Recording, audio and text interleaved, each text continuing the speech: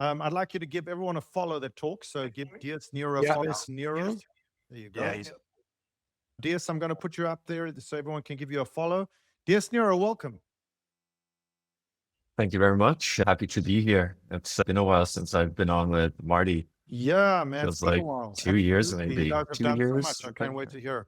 You've got a little bit more time. Yeah, all good. Why don't you just start off by explaining who you are, your history on Solana, what Kamino is, Kamino's vision, and where you are. Let us know about your product, your roadmaps, where you are on the roadmap, what's new. I've got a couple of questions which you can ask at the end, but take away. Go ahead. Sure. I'm gonna keep it short for the intro, and I'm sure we'll dive deeper into different parts there. So who am I? My name's Zeus Nero. Many people know me as Vic. I've been around Solana since the very early days. The reason was pretty simple. DeFi on Ethereum back in the days, and the original DeFi summer was too expensive. The fees were too high. The UX on Solana was just much, much better. This is, before or pretty much when I just really enjoyed how good the products were on Solana. And I kind of just stuck around there, then participated more in the ecosystem. At this point in time, I used to still work in the pension fund reinsurance business, but was already kind of thinking about making the step to actually start working in crypto. It's just my passion, my intellectual passion. Luckily, that worked out. Joined this team, the team that I'm currently with. Been with Kamino since kind of before Kamino existed. I guess at this point, you could call me a Solana OG, multi-bear market survivor. So not really phased yet, even though better price action is more fun. We've been here and over at Kamino. We've built through bear markets before. I think that's kind of a little bit of background about me. As core contributor at Kamino, I do different things, but mainly BD and operations, which means a lot of things.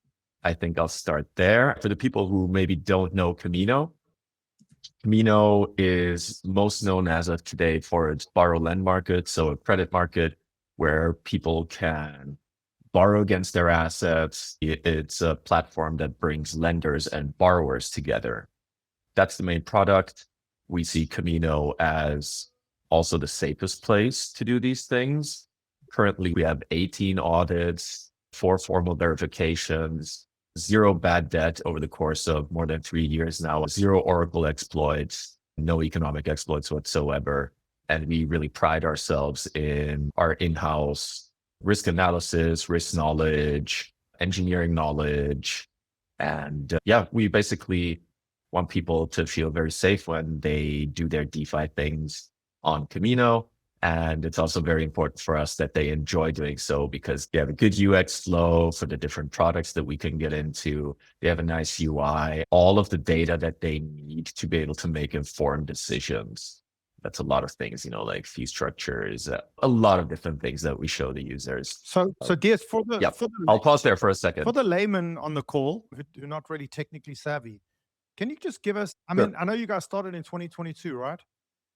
You were like I think so. Yeah. Automated liquidity manager, like for concentrated liquidity. Exactly. Right? Can you explain to the audience, like from what they would need? What is Kamino? What is the use case that you're supporting on the Solana machine? Go ahead. So basically, if I would explain it with the least words possible, then I would say we have different products that enable you to generate yield on your assets. Now, this can mean a lot of things. Like you mentioned, the liquidity vaults, that's the first product that we had. And the thought behind that was to actually make liquidity provision more easy. It was a little bit too hard to do on decentralized exchanges. People did want to earn yield. And we kind of added a couple of levels of automation, a nice UI, data, so people could make these informed decisions. We just made it easier for people to earn yield. And this was slightly after, like we were talking about real yield, right? Because before that, yield was often talked about as just only incentives. This was like back in DeFi summer. But with concentrated liquidity, it was actually possible to generate actual yield, which is like economic activity. And I'll just add a little bit on top of that, because even though that was our first product that we brought out, it was clear to us that we wanted to do lending as well. And that's kind of how Kamino Lend then was born, which then turned into the main thing that people use Kamino for, or also kind of know Kamino for as of today as the largest borrow lend market on Solana. There's a couple of products that we also built on top, but I'm sure we'll go into that later because there's amazing assets on Solana these days to which we give our users access to by our different products. Brilliant. So let's take this opportunity here on day one. So let's talk about the things, the assets that people might accumulate for their portfolio and how Kamino can address that. So I would say people would probably accumulate SOL and probably want to stake that, or talk about the yield you get staking versus the yield Kamino can offer, the risk profile, the complexity of that, et cetera, et cetera. Go ahead. Okay. So in general, in the UX flow, we try to strip away as much complexity as possible. We want to enable people to be able to drill down and go into the risk and read the disclaimers and look at the dashboards if they want to. But it's important that they don't need to do 5, 6, 7, 8 clicks to use these products. So you asked about the different assets, right? Basically, I already talked briefly about the liquidity product. We have on the borrow page, we have different markets. We have the main market where a user could say, for example, hey, I have USDC sitting in my wallet. Why does a user have USDC in their wallet? Because they want to hold dollars, or they're maybe waiting for an opportunity to buy another asset at some point, but it's there in their wallet doing nothing. So a user then comes to Kamino, either goes to the borrow page or deploys into one of the lending vaults.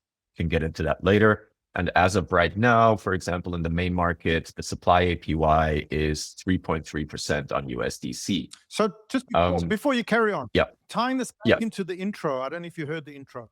So people out in the audience, if you have money just sitting in a bank earning 0% interest, you can simply convert it to USDC on Solana, put it here in this Kamino vault and earn 3%. That's the simple explanation, correct? Yes, exactly. And at some point, maybe you want to take that USDC, or, we also have other assets like PyUSD. The Centaura PyUSD vault currently earns, with additional incentives on top, which we show very transparently in the UI, currently is at 6.5%, right? There's many opportunities like this. The user just needs to know what the asset is, which asset they want to hold, and which asset they want to use to generate yield. And the same thing goes for SOL. Like if you're a long-term Solana believer, you want to hold on the long term, maybe you have 500 Solana, right? And you want to keep that for the next 2-3 years or whatever. But you need a little bit of liquidity because you don't have stable coins and you want to buy, I don't know, maybe you want to buy something in your real life, right? Or maybe you just want to buy another token on chain, or another asset like Prime, for example, which is a yield-bearing stable asset, more or less. What you can then do is take your 500 SOL and you can borrow stable coins against it, right? Of course, there's risk involved because you could get liquidated. So it's important to then think about, you need to have a market outlook. You need to manage your loan, etc. But you can get some additional liquidity by using Kamino as a borrow lend protocol, because you don't want to sell your SOL, but you need liquidity. Same goes, of course, for if you have liquid stake tokens. If there's anybody with questions in the audience, we'll do Q&A at the end of the hour. So just write them down. If you're a user new to crypto or a crypto native user and you have questions for Kamino, just write them down. But that's a really good explanation of the basics. So looking at your website, technically, this is the original website, just being advanced through the years. It's extremely fast. Unbelievable technology. Is this a React front end? I am not a front-end developer, so I'm not really sure how they do it. I only do very basic stuff. I mean, just as a developer, this front end is superior. Can you tell me a little bit? The front-end devs have been doing a great USDC job. Prime Vault, which is marked as conservative. I can see that you guys have Yes. started to categorize the risk, which is really good. Yeah. Give us a little explanation about those little categorizations. Yeah. So it's not just the categorizations. And let me start on the landing page. Maybe I'll take a step back and maybe explain why we even have the landing page, because before Kamino 2.0, we only had the borrow page. If you remember Kamino back then, we had like the main market and maybe 5, 6 other markets, right?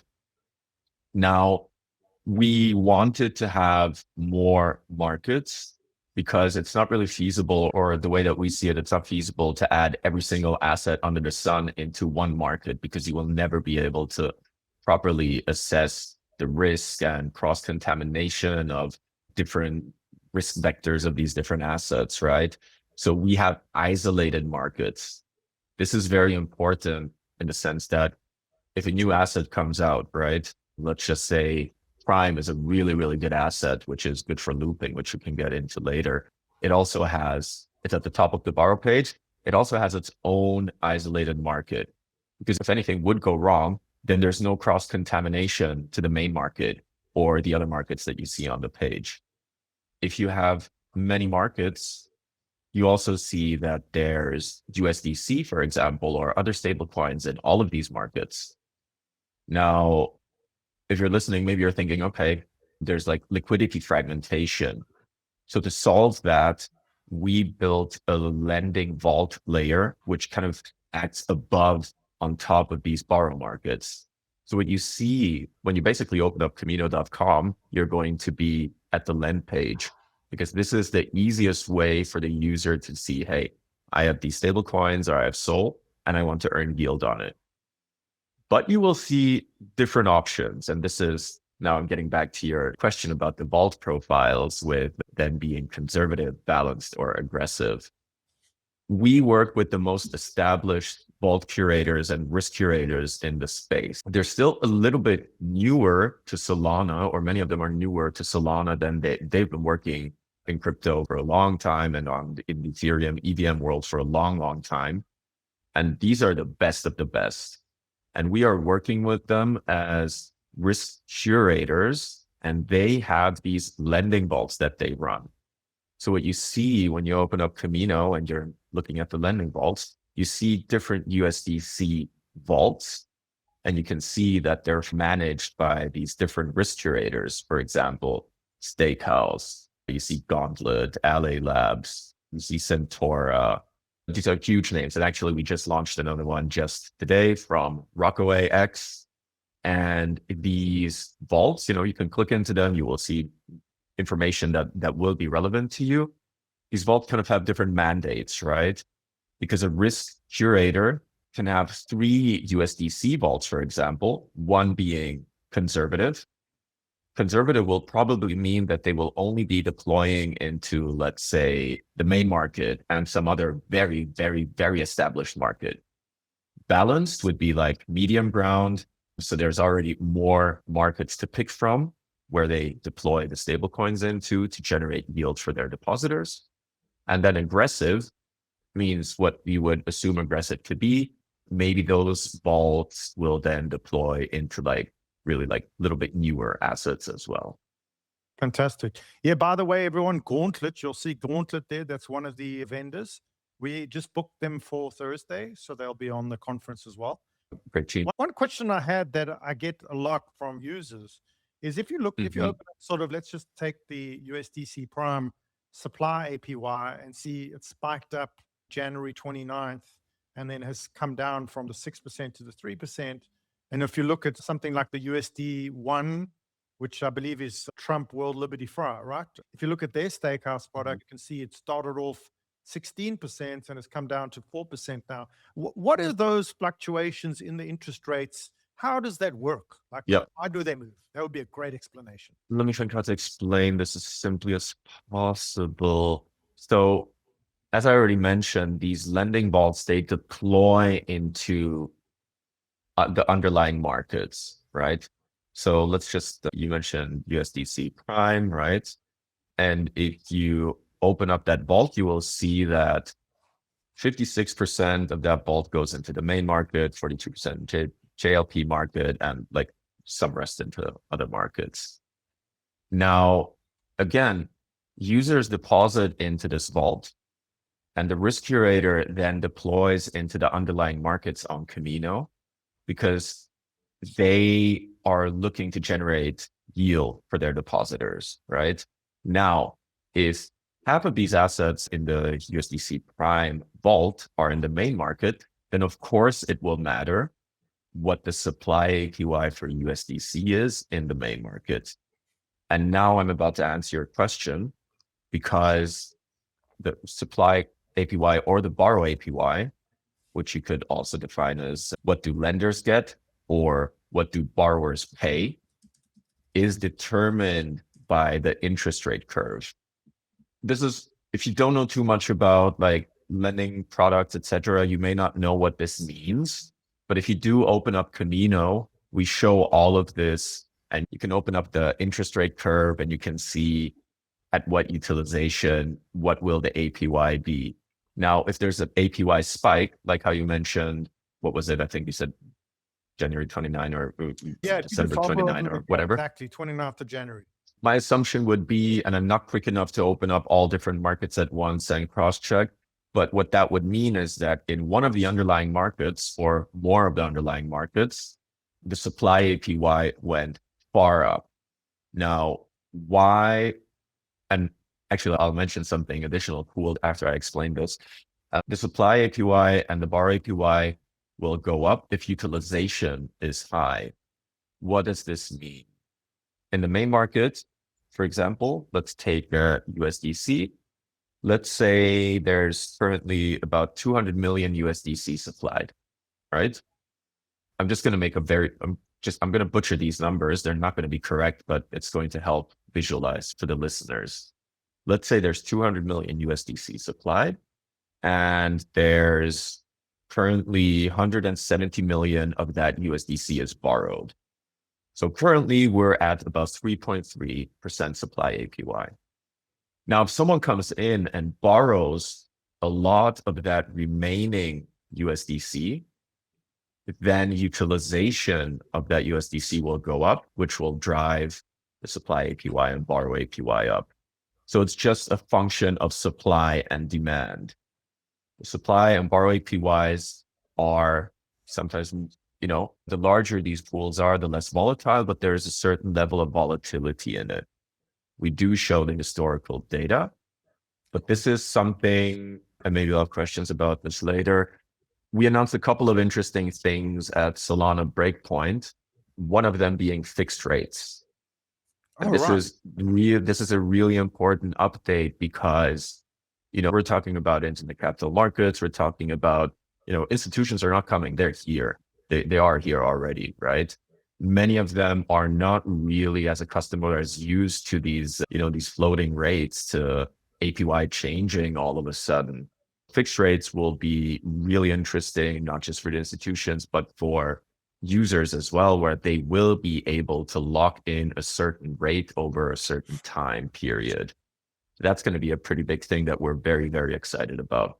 Also, many other things, which you can get into later. But yeah. Absolutely. Did that kind of explain the question? Yeah, that's fantastic. It's not that easy, because you can get really deep into this. Yeah, I think that towards the last half an hour, we'll go through the website click by click. Maybe you can explain a little brief thing on everything. I wanted to ask you, I've heard a lot of people talking about this multiplier product.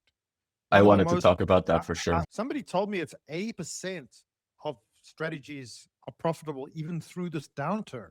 What is the secret sauce behind that? Can you tell people?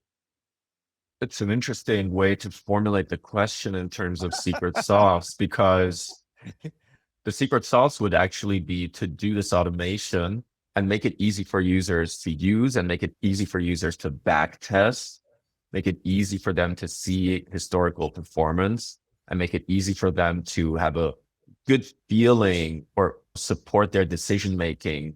Multiply is a product that was built on top of the different markets. Multiply is also built on top of these different markets. So the main thing, the one thing that people use Multiply for before all of these RWAs came and all of these new stable coins people used it to auto lever up their liquid staking SOL positions. Very simple example. You have Jito SOL, and I'm going to make up numbers right now. You have Jito SOL, which is liquid staked Solana into the Jito validator, and it earns you 7% or let's say 8%. Now, if you can borrow Solana against that at 4%, then you can loop that up to generate additional yield, right? The numbers weren't correct, but let me take an actual example. You would see historically that through these loops, users were able to generate up to, let's just say, 15% yield, sometimes higher. Sometimes it also briefly goes negative if the borrow costs are high. But over time, long term, these products are really good, especially very interesting currently to loop assets, which are yield bearing. Some people call them yield bearing stable coins. We can go into that, like Prime, ONYC, you have PST, which is like stable exposure, and you have no exposure to like things like Solana. DS, a quick question. Could you explain to the people in the audience that may never have worked in crypto, what is looping? Looping, I think in the traditional finance world, you would call it like a basis trade or a carry trade. But what it basically means is, let me give you an example. And this is a great product to use in a bear market.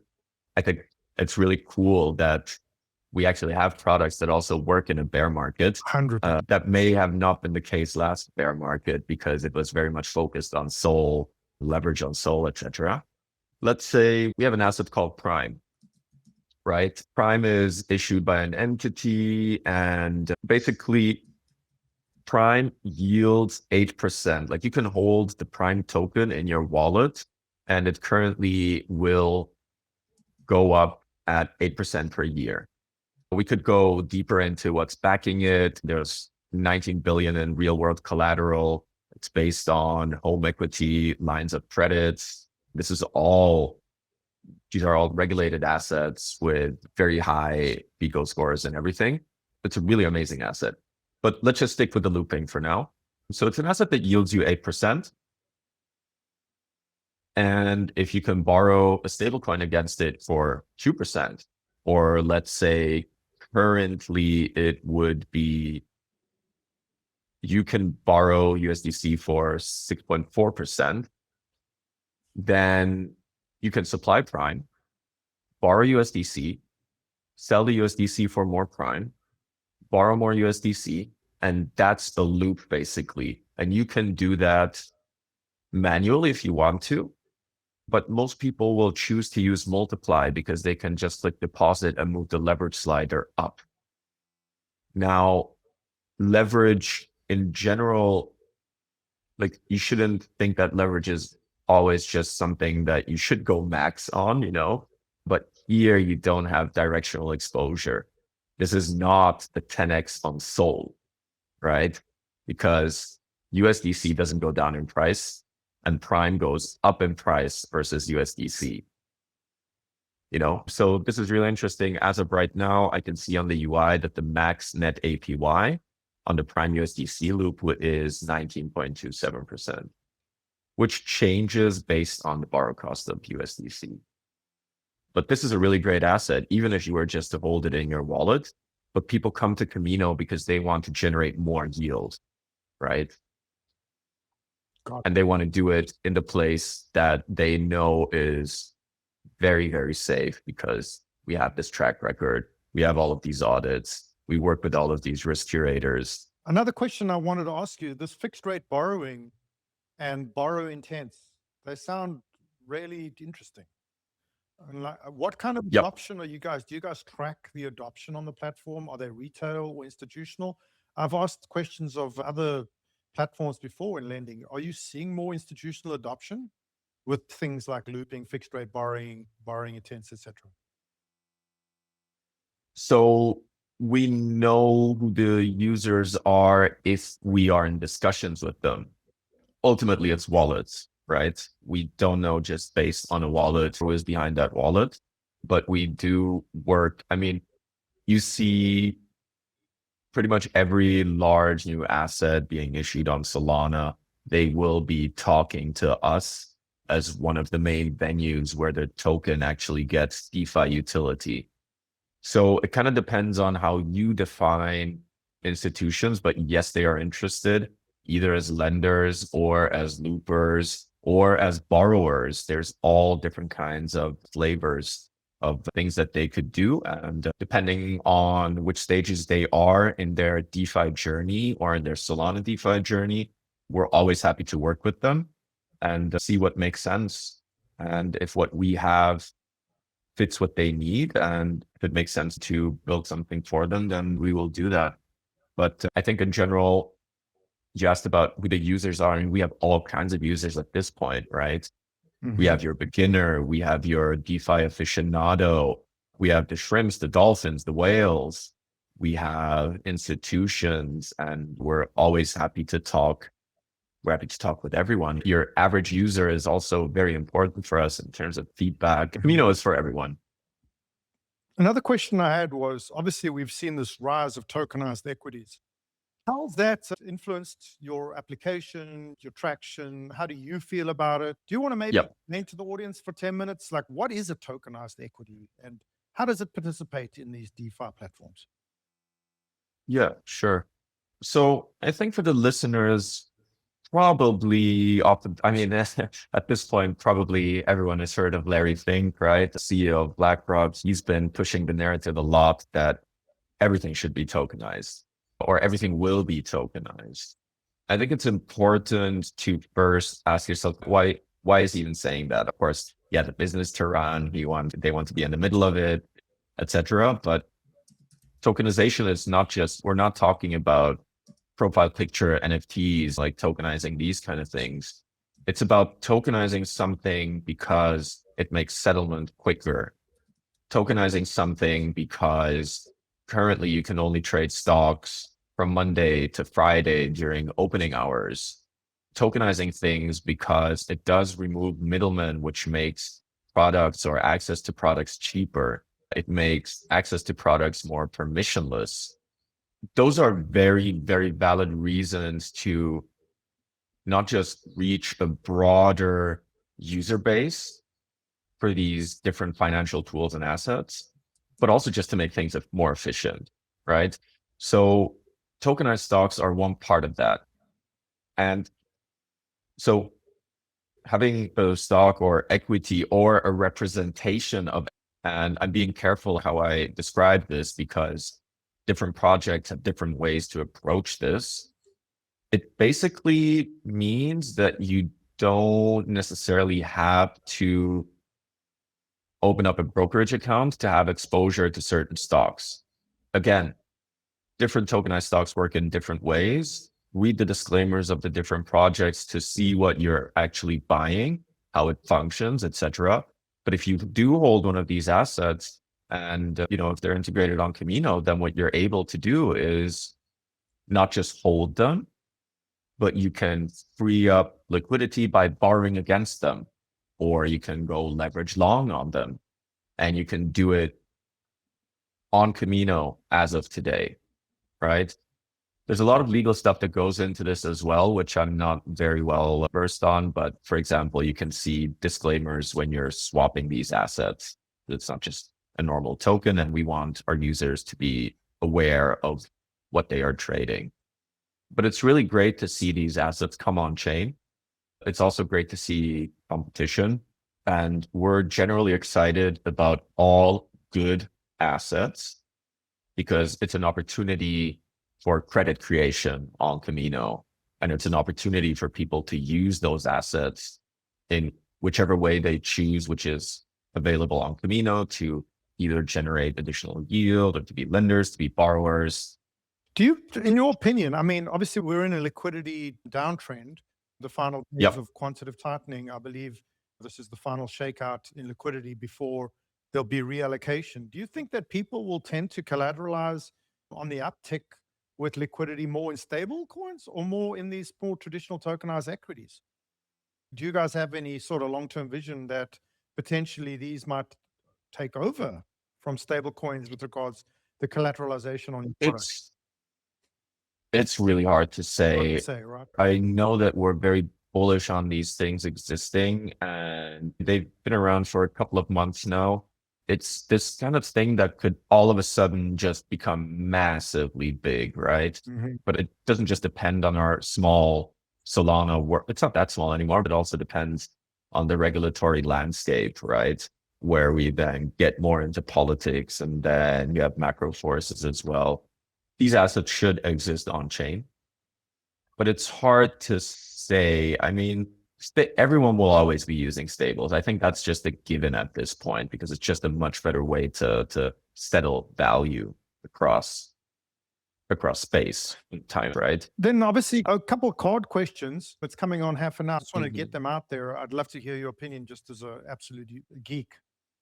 What if this Genius Act amendment type thing in Clarity does pass? I know I had Mike Cagney on here and he's got the yield generating stablecoin.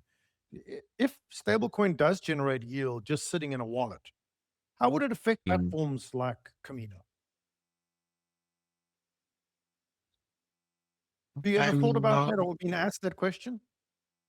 I know that people on our team are thinking about these things. I'm not a massive expert on the details of the Clarity Act, but what I do know, most relevant things for us in terms of legislation, I think, is we want to and have to play by the rules, right? We don't want to take regulatory risks, so we do need to play by the rules. And these legal frameworks are very relevant in terms of how is the role of a platform defined, these kind of things, right? But there's people on the legal team working on these things. I don't think I have a good answer for you, but my answer probably would be what you kind of described would be like USDC sitting in a wallet and earning yield, right? If USDC inherently on its own is just providing a small yield, would it just add to your existing borrowing and lending yields? It would probably aggregate, like accumulate, right? So your yields. That I actually don't know. I'll need to follow up on that. But let me just add one more sentence, because I thought you were kind of trying to allude to what if stablecoins sitting in a wallet earn yield? Will people still be using Kamino? And my answer would be, of course, yes, because there's all these different opportunities to generate even more appealing, because the yields, the Kamino yields would go up. It would probably somehow equalize in terms of the rates, but I'm not sure. I don't have a good answer to that. Okay, let's move on. I wanted to talk to you also as a software geek. Your build kits, APIs, and SDKs, does Kamino have plans to open source and publicly make available any integrations so that you can sort of become part of the infrastructure? Because I know that in Solana DeFi, that's something that it's missing. If I want to build an app and take advantage of your liquidity, is there such a thing in the pipeline? Is that something you think of? It's all permissionless. Like, you can build on top of Kamino as of today. The code has been open source since not day one, but I would say week one. Okay, good. We recently published a new documentation for the SDK and for the APIs, but it's permissionless. Anyone can build on top of Kamino if they want to. You could also create lending vaults permissionlessly. It's just not just because someone in their garage creates a lending vault, it doesn't mean that it's going to show up in the main UI. Everything is permissionless, and we do want people, projects, institutions, whatever you want to call them, to build on top of Kamino. Because Kamino is the place where yield is generated on Solana. And you can just tap into those opportunities and build on top if it makes sense for your own business. Build on top if it makes sense for you personally, if you just want to do something for yourself. API, SDK, all permissionless. Great.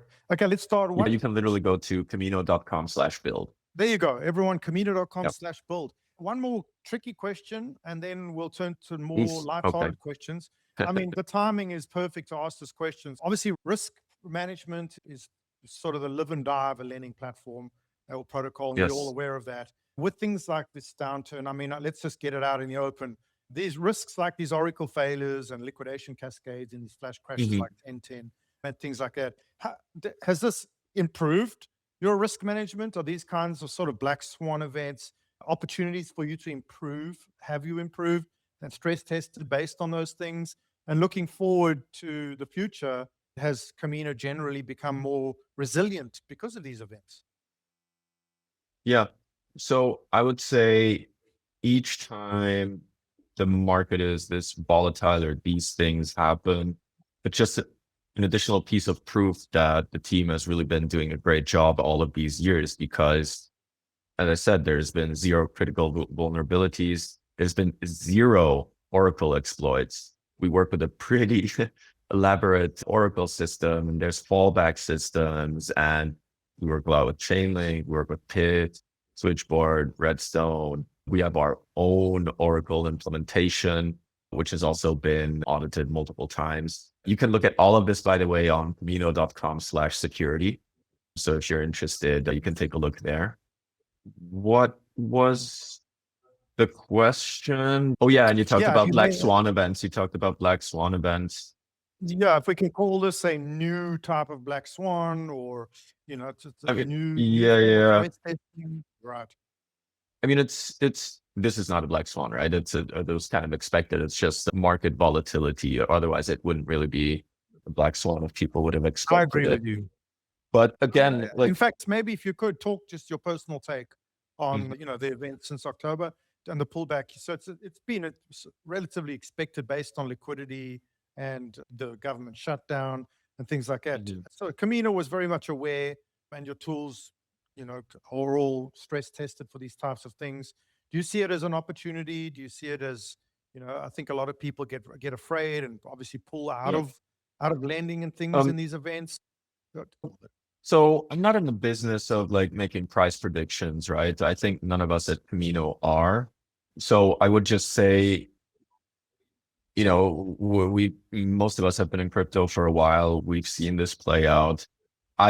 Personally, I know Bitcoin is going to find a bottom at some point, and it's going to be gut wrenching when you want to buy at that price point.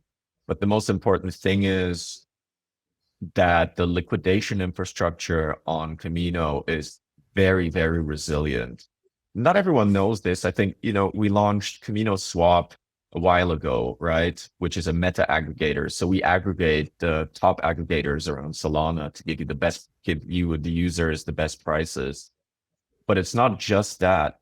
We also knew that we needed Kamino Swap to strengthen the liquidation infrastructure. So anytime liquidations happen, anyone can participate in liquidations, by the way, but there needs to be liquidators.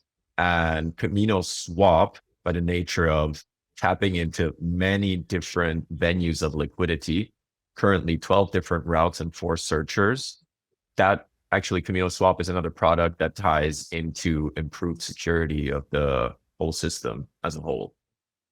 That's actually pretty interesting to know. Every single product that we have on Kamino kind of improves something else. So they're very synergistic as well. And to Got it. get back to what you said, we don't time the market when things get really volatile like they did a couple of days ago, or as they may become. It just means there's check systems in place on the risk side, on the engineering side. I'm not on that team, so I don't know the exact details of it all.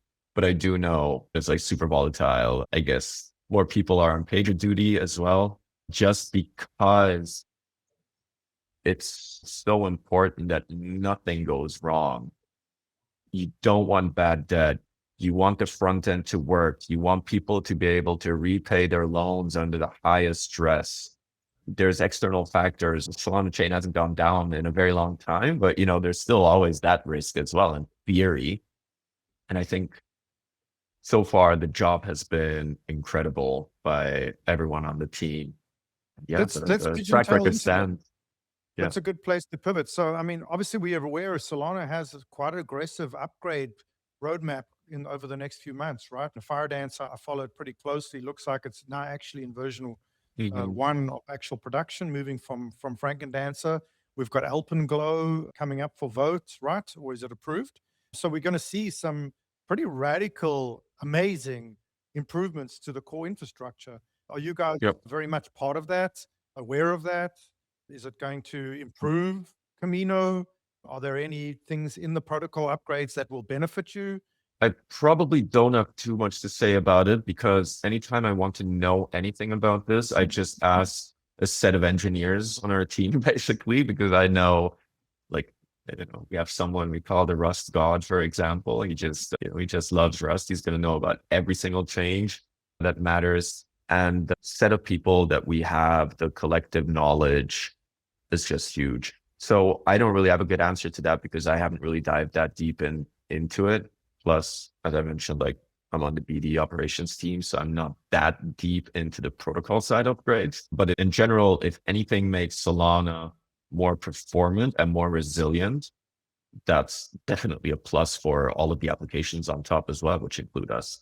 Obviously, the double validator is the biggest change, right? Having two validators, which means that the full node reset wouldn't be required. You could do redundancy. I think that's a massive difference that a lot of people don't know, and a lot of the media obviously doesn't narrate correctly. That is a major improvement that people should be aware now. Yeah, I would also say, like, I was talking about redundancy on the Oracle side as well. You just never know what could go wrong. So having some fallback mechanism is very, very useful. Correct. So there's Agave and Fire Dancer for people to be aware. Two different.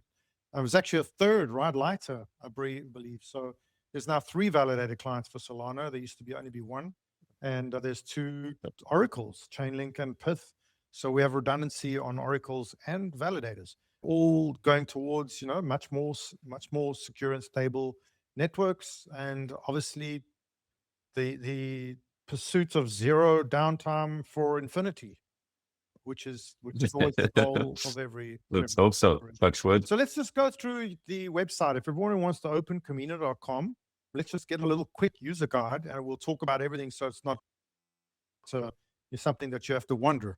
I see you guys have your own swap. So are you using, is this a sort of a third-party swap, or is this all your own internal code?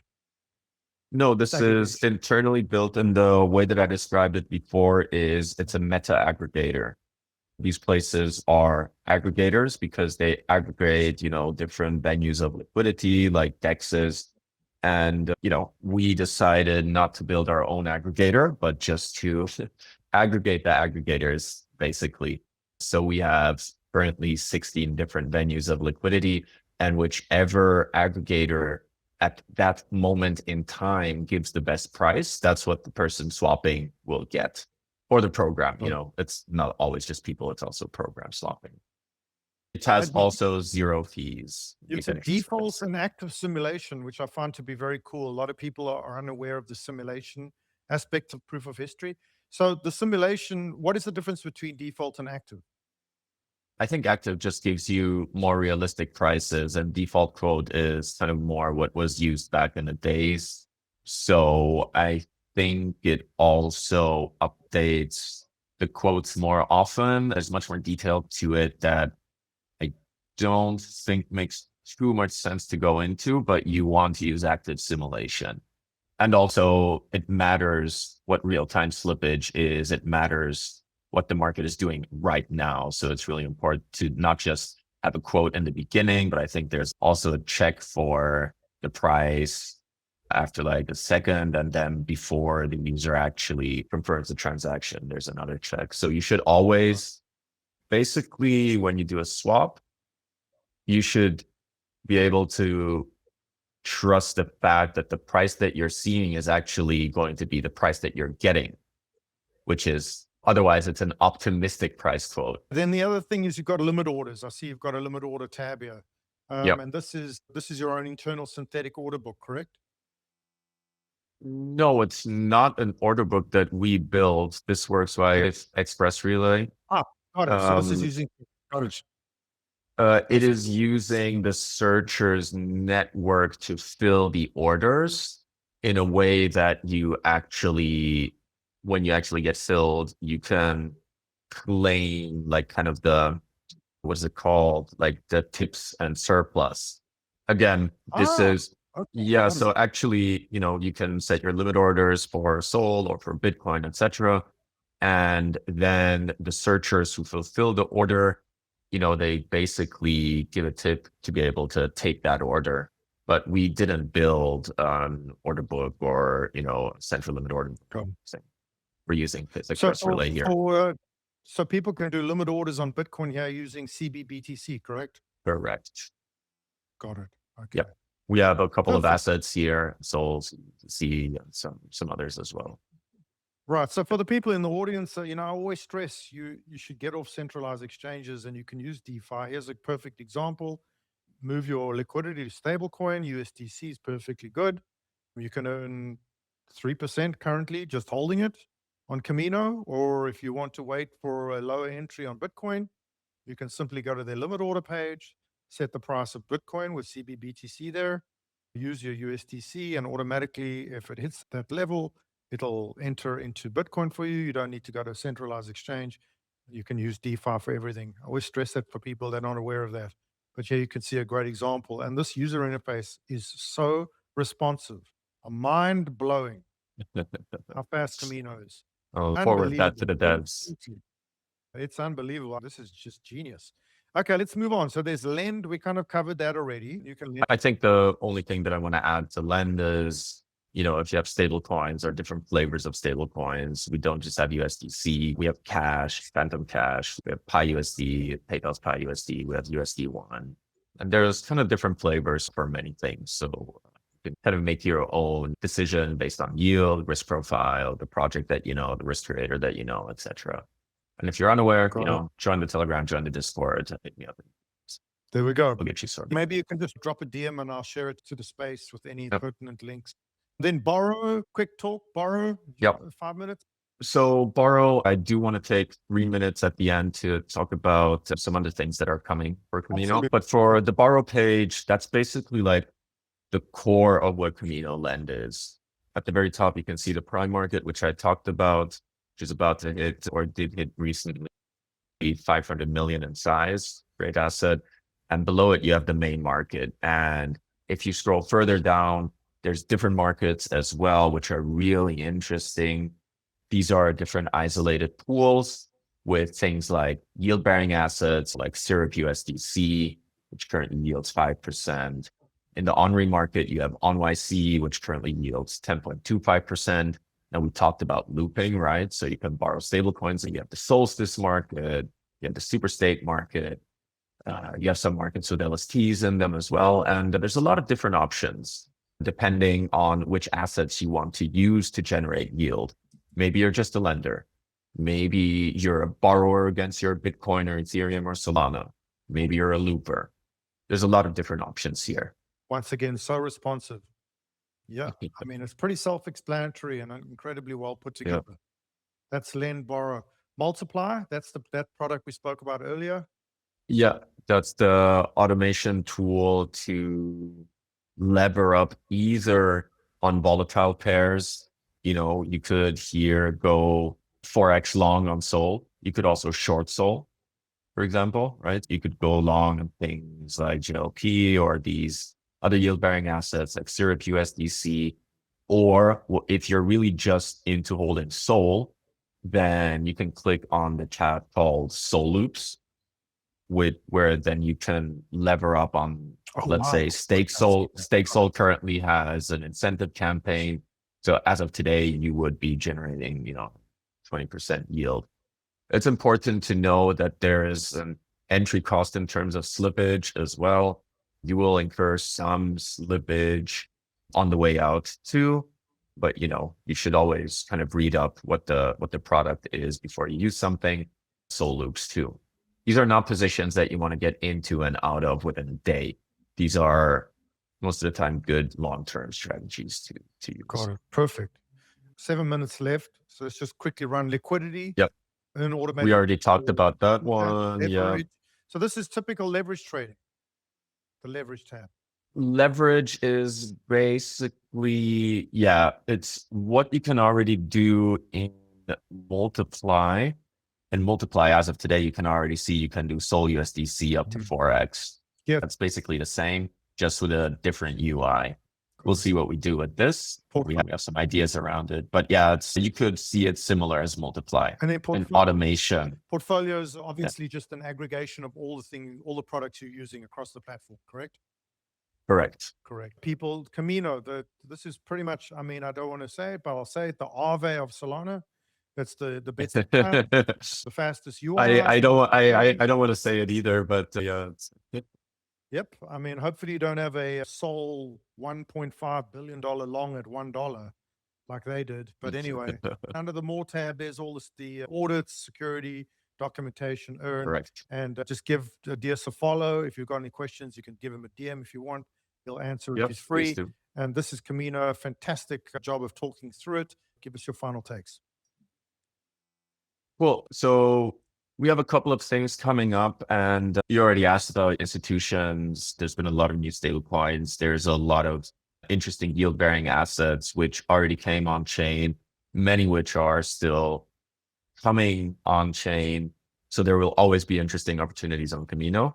But in terms of new products, we didn't just announce fixed rates at Breakpoint.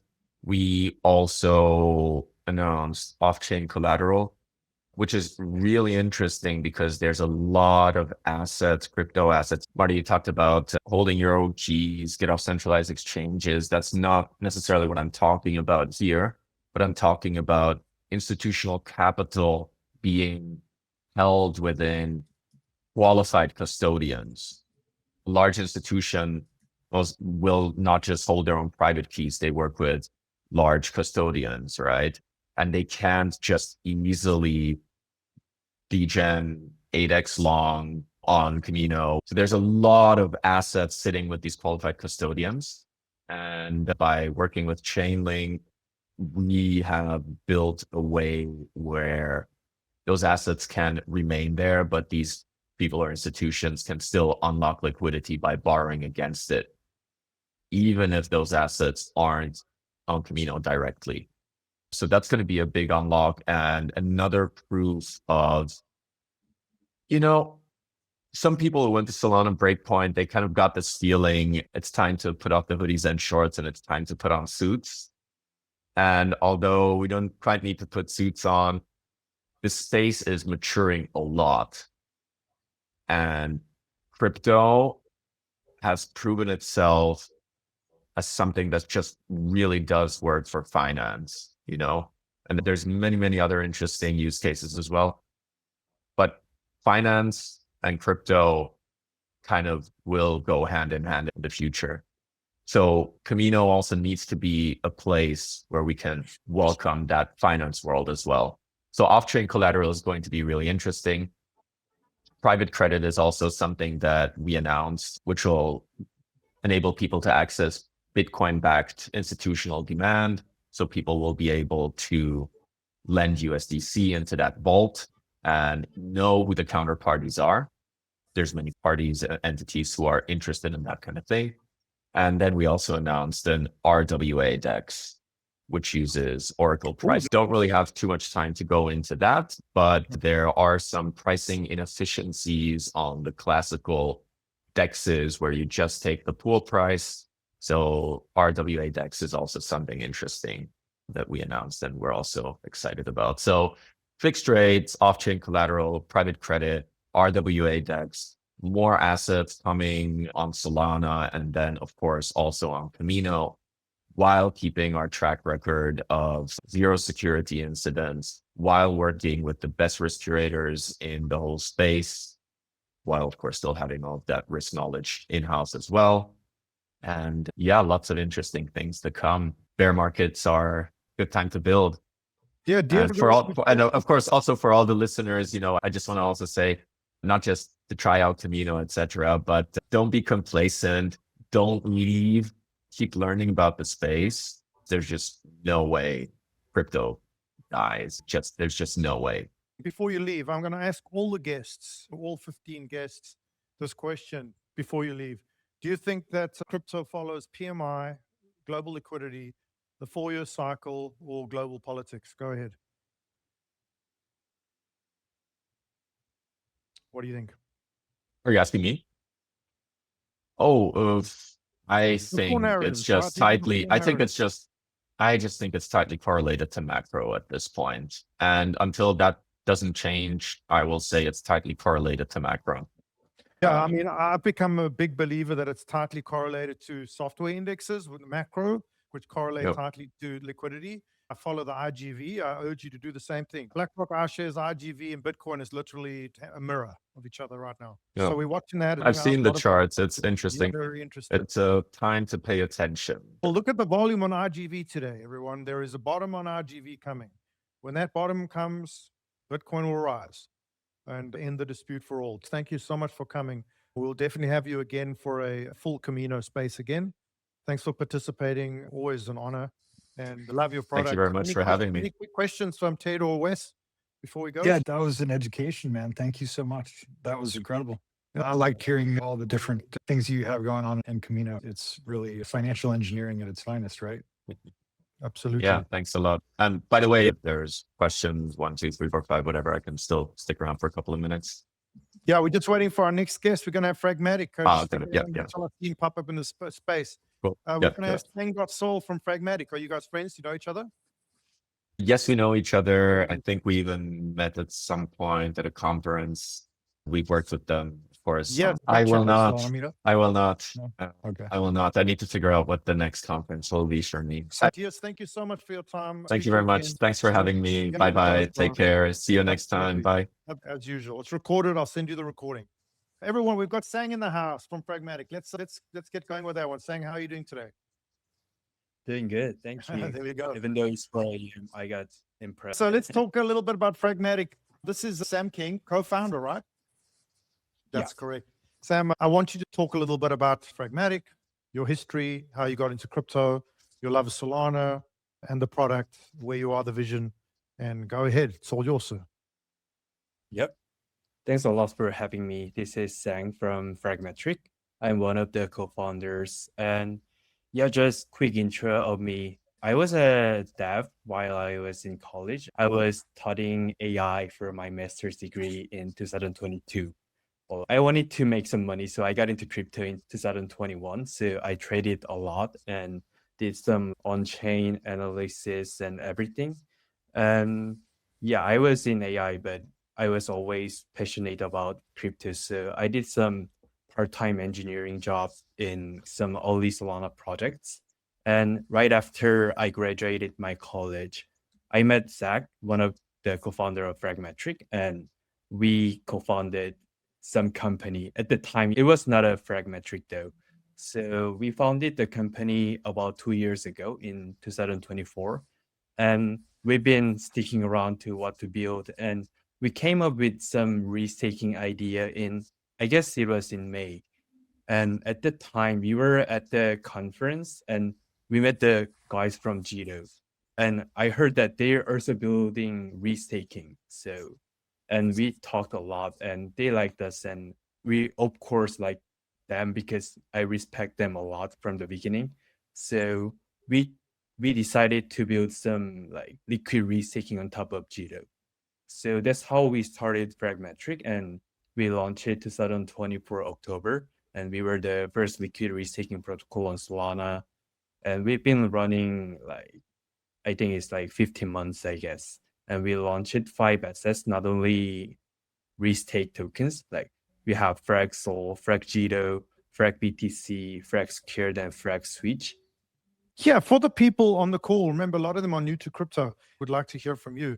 What exactly is restaking? And talk about how you extended Jito's technology. What is the benefit to the user? Why would they be interested in doing this? Things like that. Like kind of give us sort of a 101 on the technology. Yep, sounds good. Actually, I always fail to explain restaking to my dad and mom.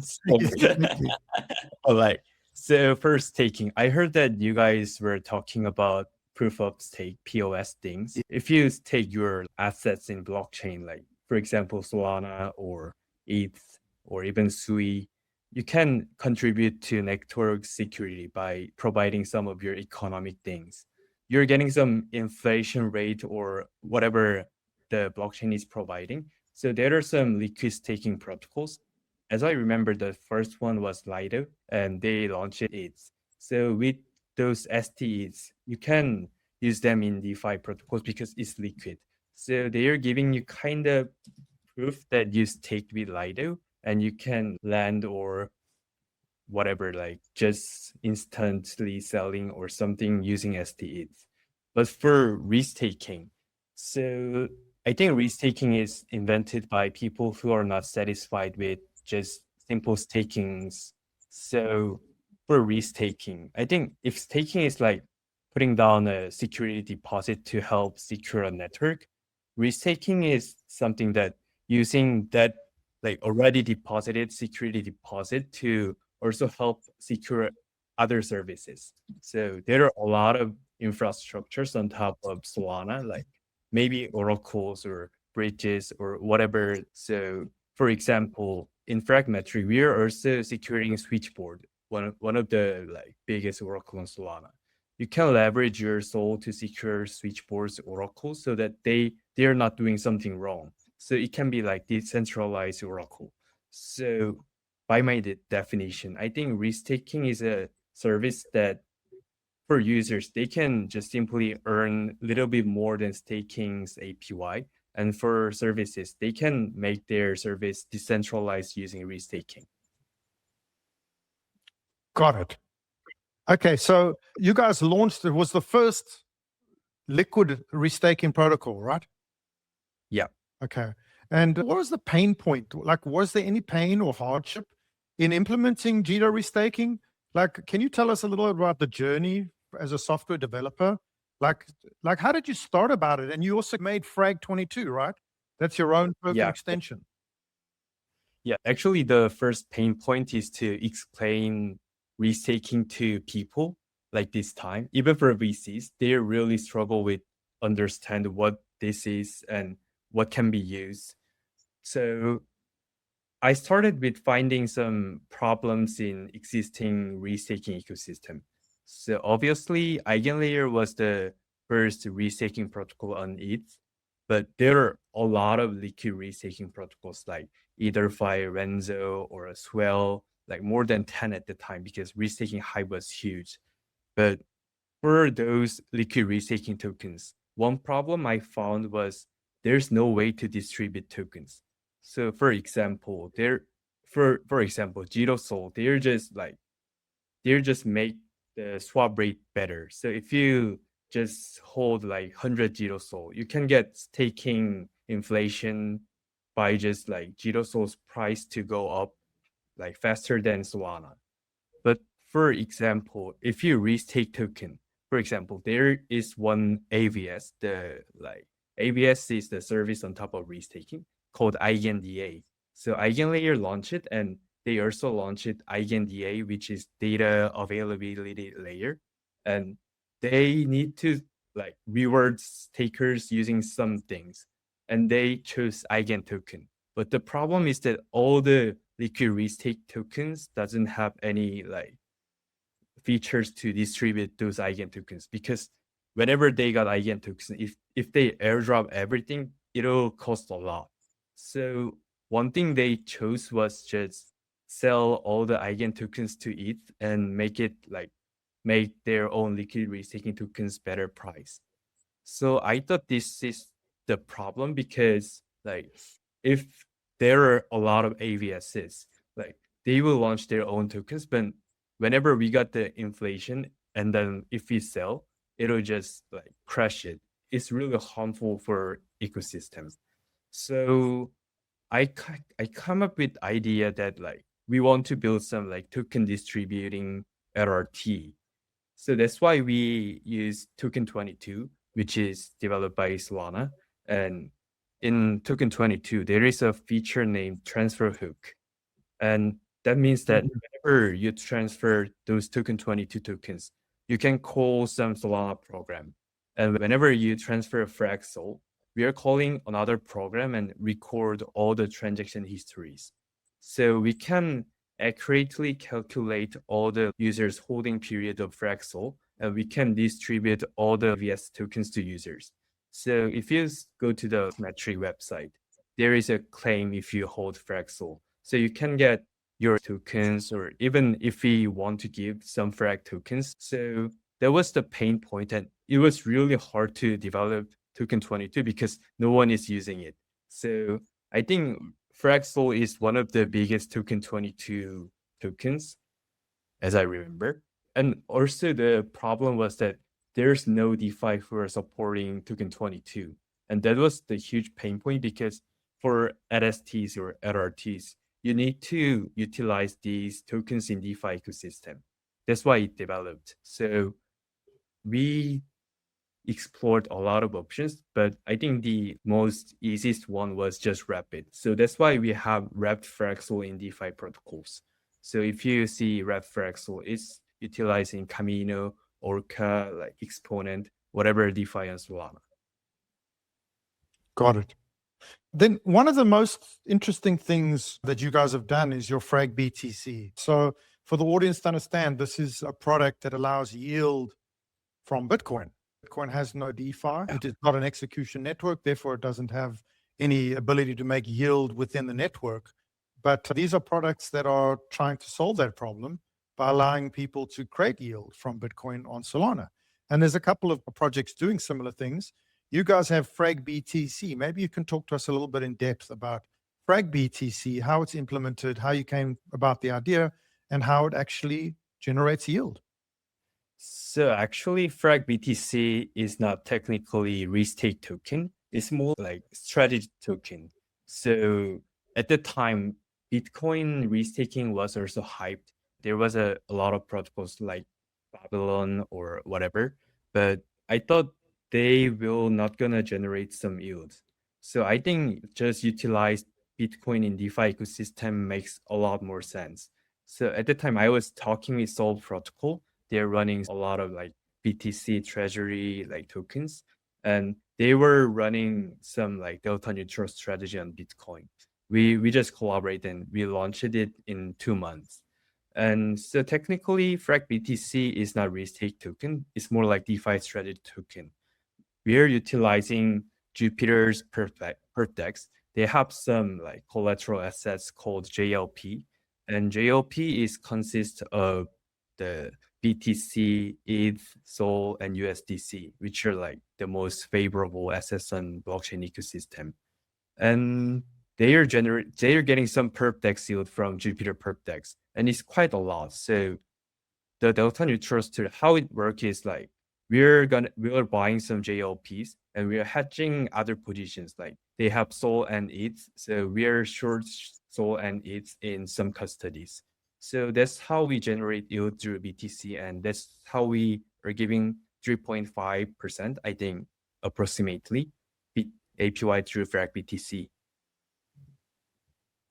Got it. Brilliant. And you do the same with Jito, right? You have Frag Jito, you have fragSOL, you have Frag Switch. What is Frag Switch?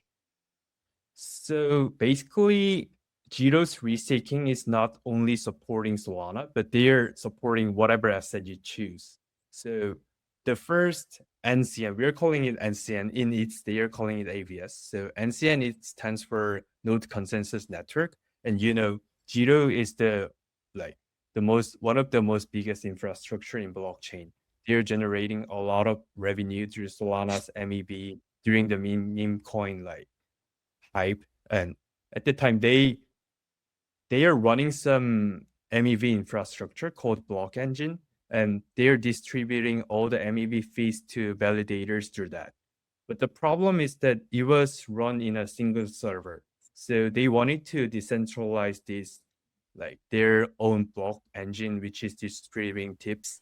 So they just decentralize it through restaking. So it's calling Jito tip router. And at this time, I think almost 10 validators are running Jito's tip router. And before they distribute all the tips, they're making a consensus that this distribution is correct. And in that way, we are getting some fees through those restaking infrastructure. So those fragSOL and Frag Jito, they are getting some fees from Jito's MEV. And so Frag Jito is restake token. So we are getting some APYs from Jito's MEV infrastructure for that. Right. Yeah. And their TVLs are pretty much the lowest. So they're the newest products, those two? So are they the newest products? Because I see their TVL is the lowest, right? Yeah, it's pretty old, but I think people just don't want to stake Jito tokens at this moment. But like I believe if they are getting bigger and bigger, people want to stake like Solana. So in your opinion, with the advent of tokenization of equity and RWA and, let's just say a large expansion in tokenization, these kinds of products, just like Jito made tremendous money with meme coins, with MEV on meme coins, do you think there'll be MEV in tokenized real world assets and tokenized assets? Yeah, so I think tokenization is just like beginning, and like after 5 years, I think there are a lot of RWAs and tokenized funds in Solana ecosystem, and there will be a lot of market makers who are trading and hatching their position in blockchain. So it means that it'll generate a lot of transactions, and it means that like Solana MEV will grow bigger and bigger. And even for now, there's just meme coins, but if those transactions are dominant, I think it means a lot for Jito's MEV because they will generate a lot of money through that. Got it. So your business plan assumes and is banking on massive tokenization. Yes, correct. And also, if we expanded like Frag BTC kind of things, maybe we already prepared Frag USD, which is delta neutral stablecoin with Gauntlet. But the problem is that it's also generating yield through JLP, but their APY is not that like favorable these days. So we're thinking of just delaying it, but maybe if time is come, there are a lot of tokenized funds. It means that they will be utilized in DeFi, and it means that like we can generate some strategy on that. So I think we can easily expand those assets. Like we can launch Frag whatever. Frag Tesla. Yeah, yeah. I'm looking for That's right. Talk a little bit about your competition. Like, who do you see as your competitors within the Solana ecosystem? Is it Solflare? yeah. Jito themselves? I mean, do you see Jito? It's the base layer, but they also have LSTs, right? So, Yeah, got it. Do you have sort of a geographic benefit? Like, what are you guys more popular in Asia, for example? yeah, I think so. Go ahead. So I'm based in Korea, and Korea is really interesting market because people are crazy about trading. And like even for DFDV, there a lot of trading volume is like happening in Korea. And if you see a Bit and Bithumb, those are Korean exchanges, and sometimes like they're just like taking 30% of total crypto volume. And it's amazing because we don't even have perps. So I think Koreans are crazy about crypto, and there are so many degens who are doing lots of DeFi farming things. And yeah, the great thing is that our new president, he's pushing a lot for the crypto, and he wants all the funds to be tokenized, and he wants to launch KRW stablecoin or whatever. So I think there will be a lot of opportunity in Korea these days. I think that's why we announced the DFDV Korea with DFDV guys. So I think there are huge opportunity about crypto in Korea. And in Asia, there are a lot of like retails and funds. So Yeah, I just saw that actually running through the news that South Korea's financial agencies have started to create regulation, announce ETFs, like they're making big steps, right? yeah, correct. There are a lot of like huge institutions like BlackRock in Korea. Those guys are building their own blockchain, and all the like top companies in Korea, they're building their own blockchain. I don't know why, but they're just crazy about it. They've always been heavily into Solana as well. I remember a lot of the Solana trading was in Korea. I've seen a lot of MOUs these days with really big Korean institutions and Solana Foundation. Quick question. How does the restaking on Solana differ from Ethereum staking, like Eigenlager, etc.? Can you talk on that a little bit? So I think the basic tech is similar, but I think the most differentiating thing is that Eigenlayer is launching with EigenDA, but the problem is that EigenDA is not generating that much yield, maybe $1 per day. So I think that's why they fail to expanding eigenlayer ecosystem at first. But the great thing is that Jito built their own restaking and they decentralized their block engine using restaking and launched the T router.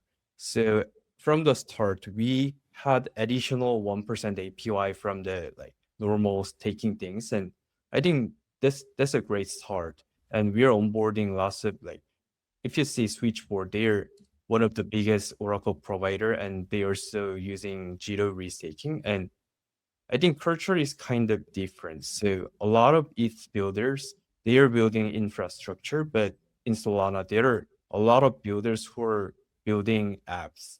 And it's great that whenever they want to decentralize those apps or their infrastructure, there is a restaking on Solana so that they can utilize it if they have some validators or they have some revenues. We're open to collaborate with them. And I also chatted with some guy recently, and they are building some decentralized RPC using restaking. And I think that's great because if you see if you actually use Helios or Pignode, they're amazing, but it's not really so we always have backup RPC for our calls. So I think those decentralized RPCs, which is run by a lot of validators, it'll be really amazing. Got it. Quick question. How does restaking impact the actual Solana validator economics and decentralization? Can you answer that? I mean, I've heard about node consensus networks and the vault receipt tokens, VRTs. I'm not sure if the audience has ever heard of those. Can you talk a little about that? Yes. So I think for validator economics, it's not changing a lot these days, but if restaking grows, they should run some a lot of nodes in parallel. So they need to run Solana, they need to run Switchboard at the same time to generate better yields. So, and if we got a lot of stake, obviously we are distributing those stake to our validator partners. So maybe it can cause centralization, but we're trying to scoring those validators and we're open to any validators to launch out their own things on Fragmetric. So I think maybe restaking grows really rapidly. It can cause some centralization, but after that, I think everything will be decentralized again as they onboard it. Let's jump over to institutional, like we spoke in the previous one. How can institutions leverage restaking? We just seen some SEC security applications for Jito ETFs, right? Yeah. Is that something that you see is on the uptick? And how is Korea approaching that? Are there Korean ETF applications for Solana restaking?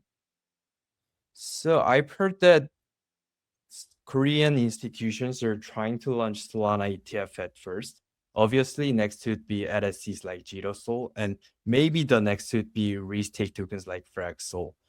I think everyone is saying that last year and this year would be crypto institutions year. So I think we're really favorable to institutions because there are some program we built. It's called normalized token pool, and it's so if you go to Fragmetric, you can stake Solana to fragSOL, but you can also stake JitoSol or whatever LSTs in our platform.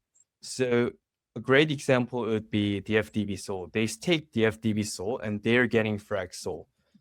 So it's enabled by our normalized token pool, and we're staking those DFDV Sol to normalized token pool, and we're minting the normalized token. We're calling it NSOL in the behind, and we're putting this NSOL to restaking platform. So that's how we want to onboard institutions because they can get fragSOL and getting some additional restaking yields, and they can also utilize these in DeFi's like Exponent or wherever. But the great thing is that they don't lose any stake from validators. So they can just keep their stake in their validators and they can utilize their LSTs in restaking and they can utilize it again in DeFi protocols. So I think that's how we want to appeal to the institutions. So for example, DFDV put DFDV Sol to Frag and Rockaway X put fragSOL in Frag and staking facilities put SF Sol in us. So I think it's really great thing that we can just win and win. Absolutely. Okay, let me just move on here. Now let's go to the liquidity. A big question I get is, can restaked SOL remain liquid or is it locked? How does this affect adoption? Like, can you talk about the liquidity of restaked SOL? So actually, that's what we are doing. That's why we are calling ourselves liquidity staking protocols. And you can just easily get fragSOL from our webpage, and you can go to DeFi tab and explore some other options that you can take. So I think great example would be Exponent. They're running some pretty interesting DeFi protocols, and they have some YT PT platform. So if you choose PT fragSOL, you're just getting fixed yields from them. But if you choose YT fragSOL, you're buying like potential yield of fragSOL. Like our hype was so amazing that there are so many people who are buying YT. It means that they're just buying fragSOL's potential APYs and our airdrop, like potential airdrop and other some like incentives. So PT fragSOL went up to like 20% at the time, which means it's really appealing to a lot of funds. So I think that's how we accumulated a lot of TVL at the time, around like 350 million. So yeah, I think this is kind of magic in the restaking and staking economy. Brilliant answer. What happens to Solana restaking as adoption scales? Does it increase security? Does it improve security? Or does it create centralization risk? So my thesis was that for this kind of decentralized blockchain, we also need some decentralized infrastructure on top of that. And we have a lot of infrastructures on top, like oracles and bridges. So if oracle and bridge is centralized, it means that it's not really a like blockchain thing. So that's why I was into restaking ecosystem, and this why I really like Switchboard guys. So they decentralize their own oracle using restaking, which means that we don't have to trust them. It's like trustless oracle. So I think, in my opinion, it's just increasing security itself, because Solana blockchain is not only secured by Solana, it's secured by oracles on top of them, like bridges on top of them. And what about developer adoption? You guys are building amazing protocols. Do you have like pragmatic infrastructure in which others can make use of your protocol? And what other kind of use cases are you seeing emerge? So our job was making it liquid. So we did a lot of like things like token distribution, as I mentioned, using Frag22, token 22, and normalized token pool so that we can adopt all the liquid state tokens.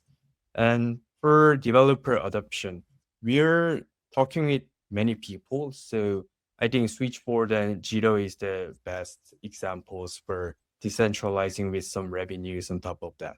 And there are some deep pin guys, like maybe decentralized VPN called Ping Network. They're also utilizing restaking infrastructure to distribute their fees to all the like physical infrastructure holders. And I think interesting thing would be the decentralized incentive-based RPC, so that a lot of validators can run their own RPC and they can just get some data feeds based on their score.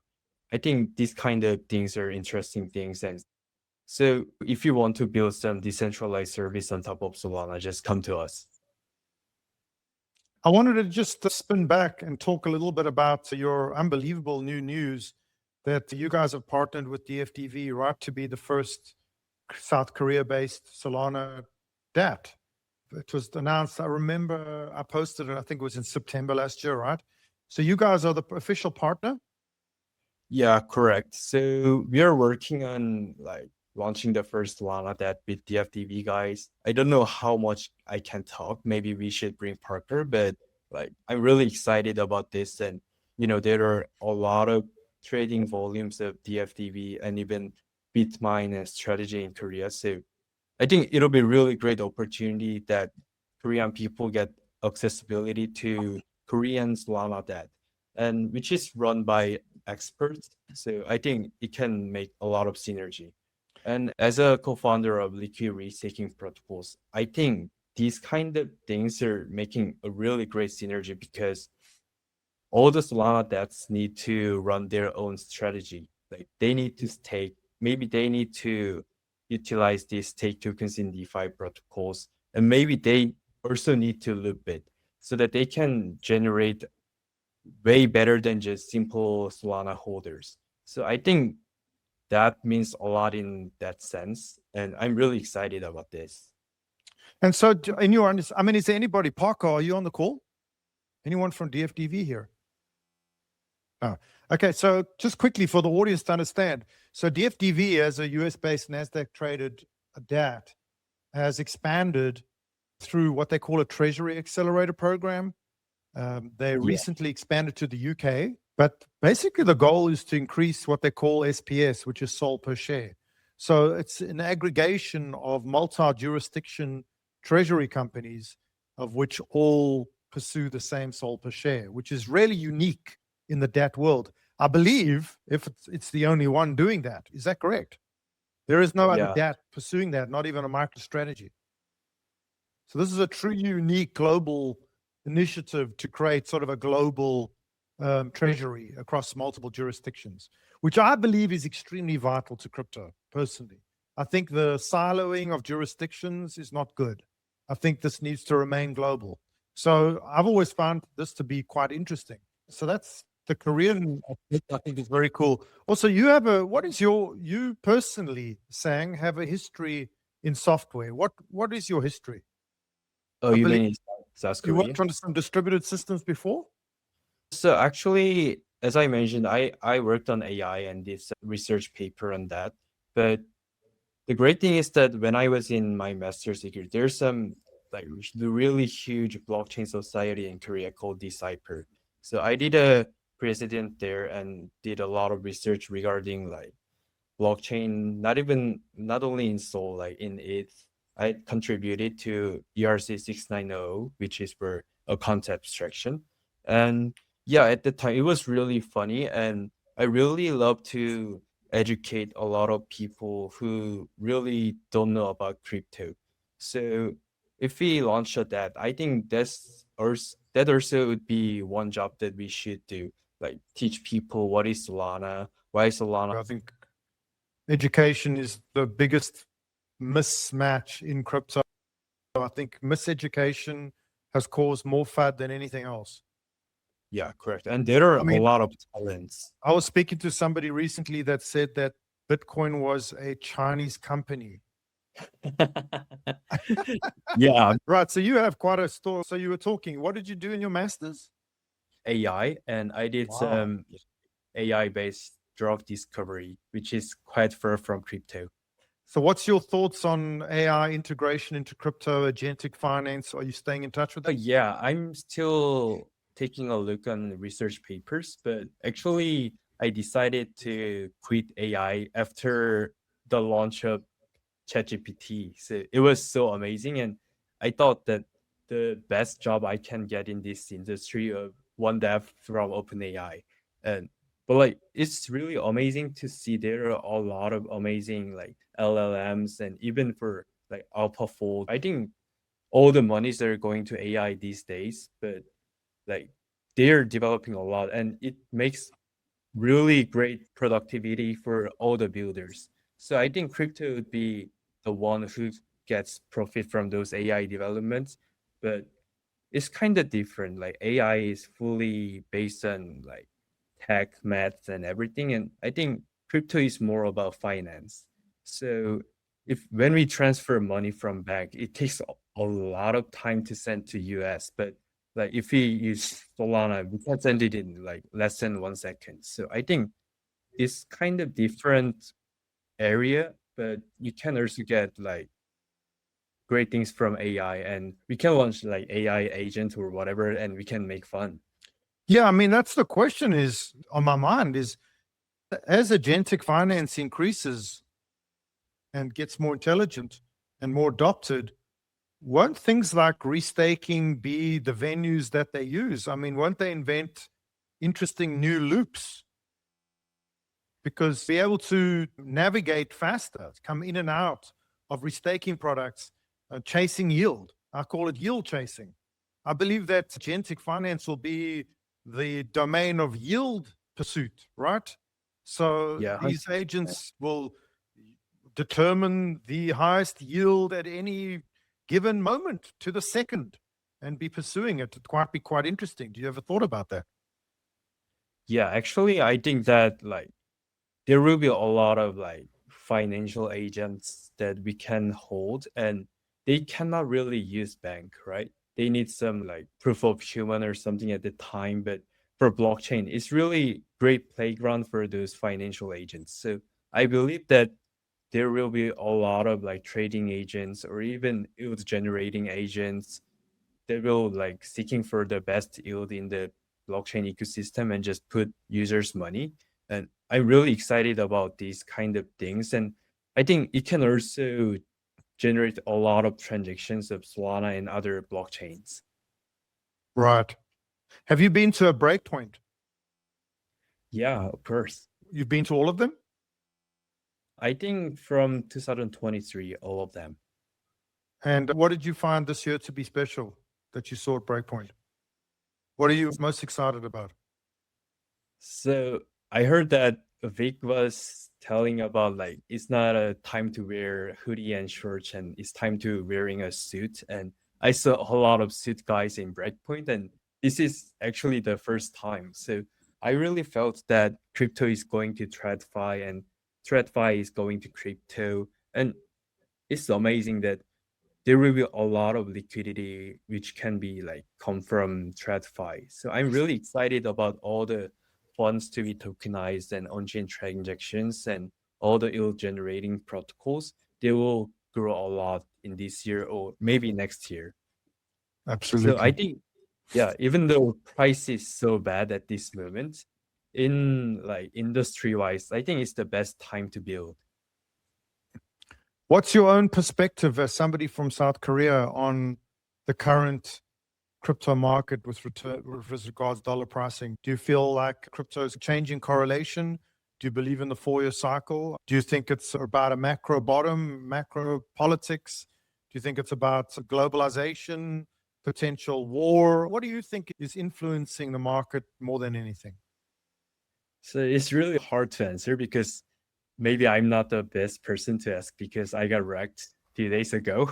Yeah, but it's okay because I still believe in crypto, and it's really great time that all the funds are coming to crypto, and it's exciting to see that. And I still believe that like all the tradings will be happen on chain. And what is the current situation in Korea? Like, what is the Korea geopolitics right now and economy? Is Korea like the US sort of coming out of COVID into recession and is at the bottom and you know into an expansion mode, or is Korea, have they been in expansion mode? How do you feel? What is the word on the street in Korea? What is the economy like? So actually I personally think that Korean economy is not that good, but interesting thing is that Korean stocks are ripping at this moment. So Same as the US. Samsung is the biggest company in Korea, and they got like 400% in 2 months. So it's really amazing to see. And maybe that's why crypto is not getting so much attention, because all the Koreans went to the Korean stock market to trade. They're not buying Bitcoin these days. Right. I watch global liquidity very closely. I watch the South Korean M2. It's around 3.09 trillion. Well, just to give you a sense, it's a trillion bigger than Taiwan. It's 4 times bigger than India. It's half the size of Japan, which is incredibly big. It's 3 times the size of Russia. But China is currently almost touching 50 trillion. China is just going crazy. They are expanding so fast. What is the relationship with Korea and China? It's really hard. I think China is more close with North Korea, I guess. Thankfully, I'm from South side. But like we're as a just one person in Korea, I think we're more close with US, and like because we've been partners for a long time, and Samsung and all the semiconductor companies are providing a lot of memory, RAM, and HBM to AI companies in US, and that's actually the reason why Korean stocks are ripping. Interesting. So do the Chinese invest in Korean stocks? Maybe. Okay, let's go to your website so the audience can get familiar with it. Everyone, if you want to look at Fragmetric, it's fragmetric.xyz, and it'll take you to app.fragmetric.xyz. And on the page, let's just step through everything. So the homepage, you can see the menu. So Restake is pretty much the default page. Maybe you just want to step us through. So this is all the products, and I see you have 5 products right now, correct? Yeah, And more correct. to come. And so you connect any Solana wallet, and then you can restake Solana, Jito, BTC, and I'm assuming, what is that, ZBTC? Oh yeah, it's DBTC. Okay. Frag, what's Frag squared? So you can restake your own Frag token. Yes, correct. Got it. Do you want to talk a little bit about Frag? Like, what is the tokenomics? What is the purpose, etc., for anybody interested? So it's basically a really simple governance token at start, but great thing is that we are using 100% our protocol fees from 3 months ago for the buyback. So it's really weird to see, but we are doing all the buybacks on Friday. So whenever Friday comes, it's going up like 5-6%. Wow. Yeah, see, it has by far the highest, other than Switch, it has by far the highest APY. Yeah, Switchboard is one of our closest partner, and they built the decentralized Oracle on top of Jito Restaking. So for fragSOL, Solana is also used as a collateral for Switchboard Oracle, and Switch token is obviously also for Switchboard Oracle. So we're sending 50% revenue to fragSOL and fragSwitch. If you're interested, we're going to have Andrew Thurman from Jito at 9:87 Pacific. So late, the last slot today before we end. Let's think, any other questions? Let's open up to the audience. We've got a couple of parts of the website left. So there's unstake, that's obviously to remove the stake. That's pretty self-explanatory. Then Yes. rewards. What are the rewards? Just give us a quick talk on the rewards. So it's basically just simple dashboard that if you stake with us, like you can see how many yields are generated and how many Switch tokens, how many Solana, how many Jito, how many BTC. It's simple user dashboard at this moment. So F point is the incentives that we are giving to our stakers so that potential like future airdrop things. And reveal was we launched our own NFT a while ago, and it was the NFT reveal page. Topu, what is Topu? It's the NFT's name, Okay, my gotcha. PFP. Then a DeFi tab. What is the DeFi tab? Navigate DeFi universe. Is this just like a dashboard to all the DeFi platforms? What is DeFi? Correct. So we've integrated fragSOL and fragJito and fragBTC with a lot of DeFi protocols. So we put all the information here, and we are showing the top strategies that you can generate some better yields. And there are a lot of yield trading platforms and even looping like Loopscale, NX Finance, and even lending, liquidity, and simple all the DeFi protocols. Got it. Perfect. Okay, let's go on. And wrap your tokens to tap into universe. What is the wrapping? Yeah, correct. That was the pain point that I mentioned. So we launched it through Token 22 stack, and it was really hard to be integrated with all the DeFi protocols. So we chose to wrap the fragSOL and using wrapped fragSOL to be used in DeFi protocols. So after you wrap the fragSOL, you will get wrapped fragSOL, and you can utilize this wrapped fragSOL in DeFi protocols. Got it. And then frag squared, stake your frag. We've covered that, right? You've got 202 million frag circulating supply. And there we go.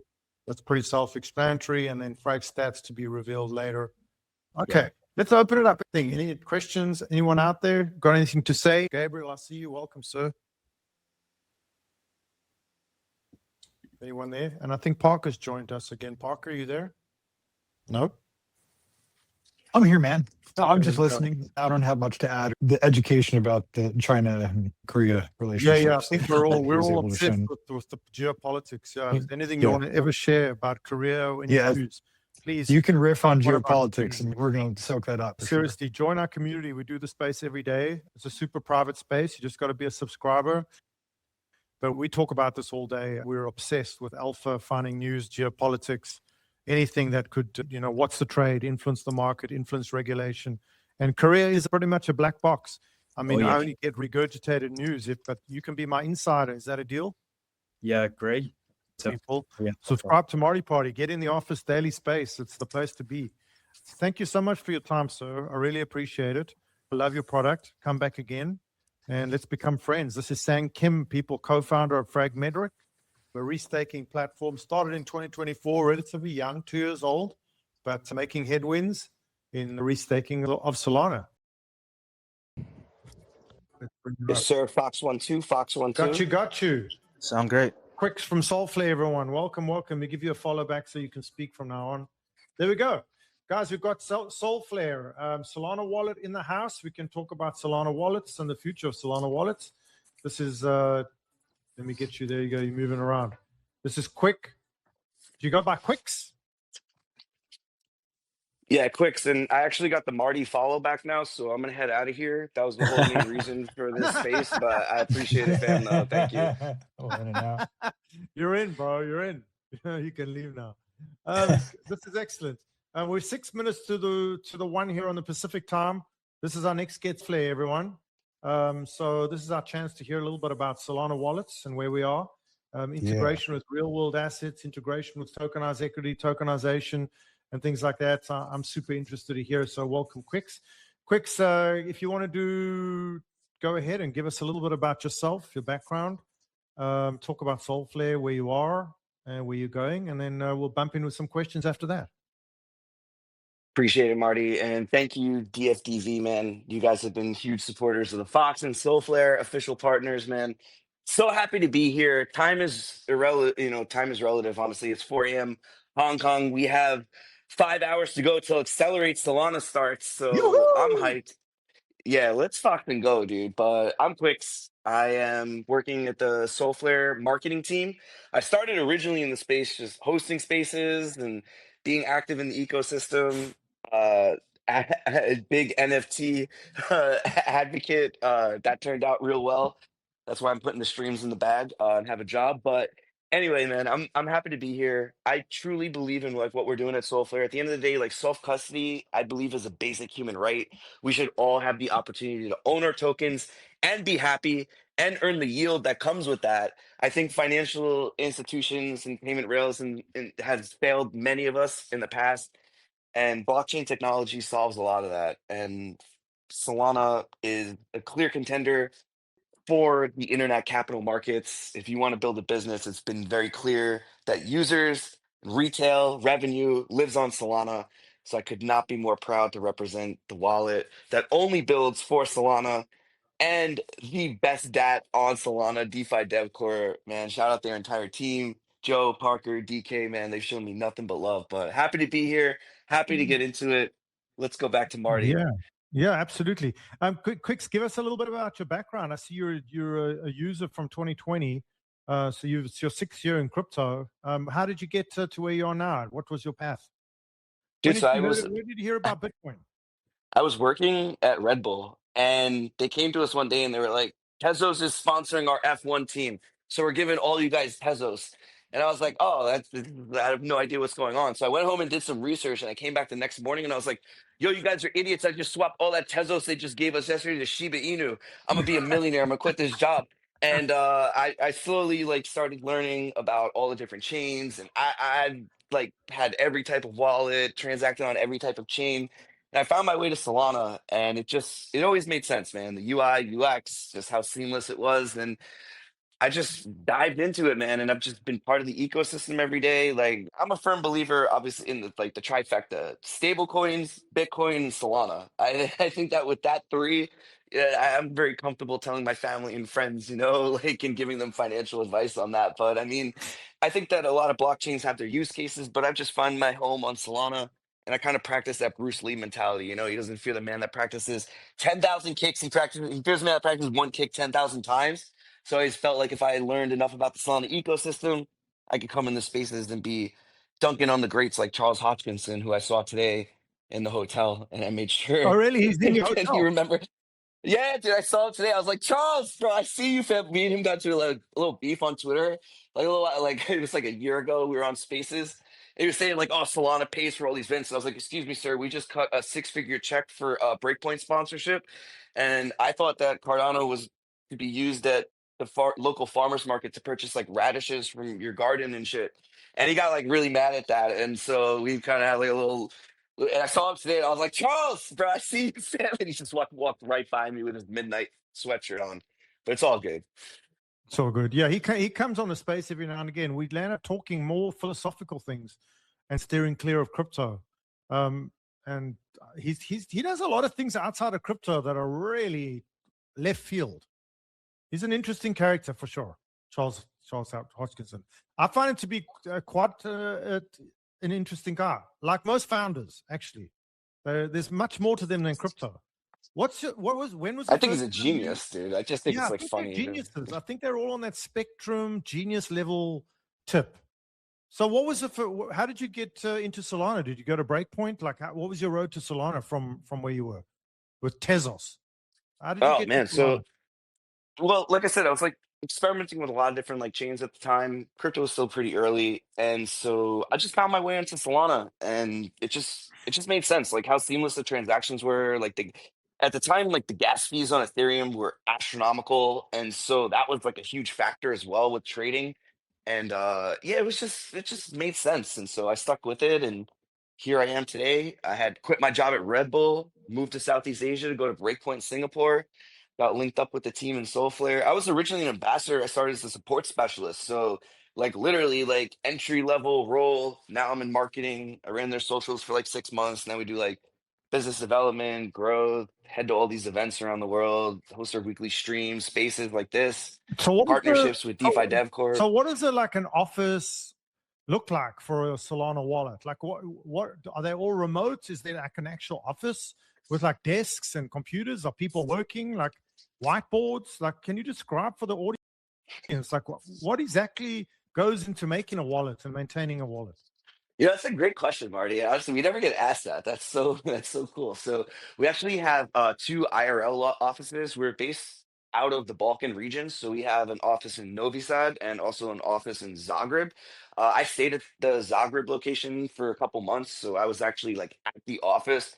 It's awesome. I mean, like we offer remote work. We have employees are literally around the world because we offer 24/7 support. So like we literally have employees around the world, but at the same time, it's just like having that like vibe at like the IRL location, showing up in the office. Like we did have a whiteboard, but we everyone was like on their computers, and we pulled up like PowerPoint presentations on the screen if we need to present something. But I think that like a lot more success would happen from companies that work IRL together, and that's why we've had such like huge improvements in our features and product over the past year since our like offices have opened up.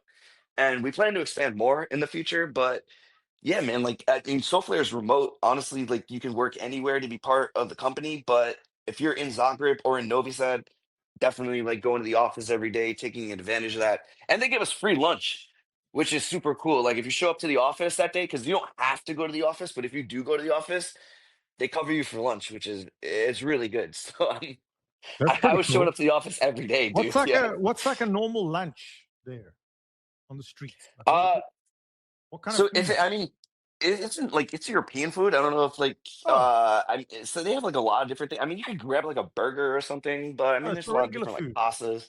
Yeah, they're big on like the meats and stuff, Hang dude. on, Yeah, it's all like weren't European you the food. guy at Breakpoint that did that like community awards? That's right. I am that fox. Oh, I'm That's talking to the me. man himself. That's right. No autographs, please. Oh, damn. I- Okay. Do you I'm want I'm to tell the I'm just a audience? regular Solana user like you. So, what is the community awards? Like, what exactly is it? I don't think people are even aware. Tell us about it and how it works. And there's like how many? There's categories, right? What are they? Yeah, absolutely. So there's 14 categories. It's broken down into like community and builder awards. This was the first annual one that we did actually. So there's going to be a second annual one, which means that we did a good enough job that they signed us again for next year. So, but it was really cool. It was all voted on the Solana official website for Breakpoint.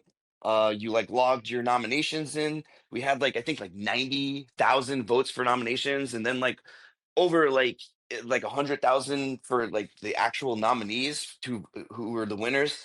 And I was the host, so I got to help out with like the content, write the script, all the jokes, dunking on all the participants and nominees. That was super fun. And shout out my co-host Bangers, who is absolute like she's I call her the Solana princess and like the queen of cringe, dude. She's amazing, dude. So and I learned so much from her about like hosting and so it was a really cool event. We're gonna do it again next year, so definitely stay tapped in for Breakpoint and with Solflare. But yeah, man, it was the first time that we did it. It was really cool. We got a good feedback, good turnout, and Where is next year's Breakpoint? it's gonna be in UK, right? London. Yeah, it's gonna be in the Okay, UK in cool. November. Interesting. That'll be fun. Maybe I'll come and meet you. Yeah, you're Okay, pretty so close. Where you're like Dutch, right? Aren't you based South African. South oh African. oh South African. Oh yeah, dude. So half English. My mother's from Nottingham. Oh, right on, man. Are you based And, down in SA? I'm based out of three continents, pretty much. My family moved to Australia.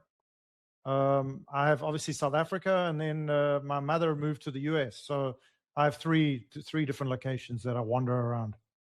Oh, that's cool, man. Which one's been your favorite so Cool. far to live at? The food is the best, I think, in Australia. The nature is the best in South Africa. And actually, there's more crypto knowledge in South Africa than anywhere else in the world, I find. And then obviously, the US is great right now just because the quality of life is extremely good. So I think it's a good blend of all. I'm really lucky and fortunate to have that upbringing and Yeah, to that's have this amazing. situation. Yeah, isn't that cool? Yeah, that's really cool. And that's really interesting, like your perspective on that. Like especially the quality of life in America. I know a lot of Americans that would contest that. Oh, I moved from I America mean, to Southeast Asia, so that's I mean, I'm a little bit biased, so yeah, I just came from Southeast Asia and actually from Australia, and it's just I just found it to be overpopulated and hectic, just extremely hectic. I just find it to be much more peaceful in the US right now, just especially where you are. I guess it depends where you are. In the US, it's just such a diverse place, but if you can find a very peaceful life in the US, you know, things like Amazon, delivery, things like that, like grocery stores, stock full of food. I've traveled around the world and like there's like 6 apples in the grocery store in some countries. Like you can't get anything delivered. It's a constant hustle. And yo, really, really quick about Amazon. So I'm at Accelerate Consensus right now. We have the Accelerate event tomorrow. And today I met the Web3 team from AWS, like Amazon, who is like focused on building and like in Web3. Number one, I asked them, I was like, aren't you guys building up your own blockchain? Like I heard like Liberty Square Squirrels were gonna launch in it, and he completely denied that. He's like, yeah, no, we're not building our blockchain, but we're bullish on Solana. And they're at the event and they actually do sponsor a lot of crypto events. They're just not as blatant and like bold about advertising because it makes up a very small percentage of their business, like well under 3%. So but it is interesting that they are showing like support and they have a dedicated team to building in Web3. So that was just super interesting that you had brought them up. I just met their team today. how do you think they'll integrate Solana? Do you think it'll be the standard stablecoin payments for the Amazon checkout kind of thing? Yeah, I mean, like I think that's going to be for not only Solana, but for any chains that offer stable coins. So we're going to see Right. payment integrations into all of these different platforms, and Yeah, you can man, basically choose. Yeah. this is a good segue. I want to hear Quix's perspective on the crypto rollout going forward over the next years. Like, so as a wallet builder, you must have a lot of information and thoughts about how stablecoin will be integrated into the economy. Like, what are your thoughts? Can you step the audience through sort of a journey as you see it and as your team sees it based on your intimate knowledge with the industry?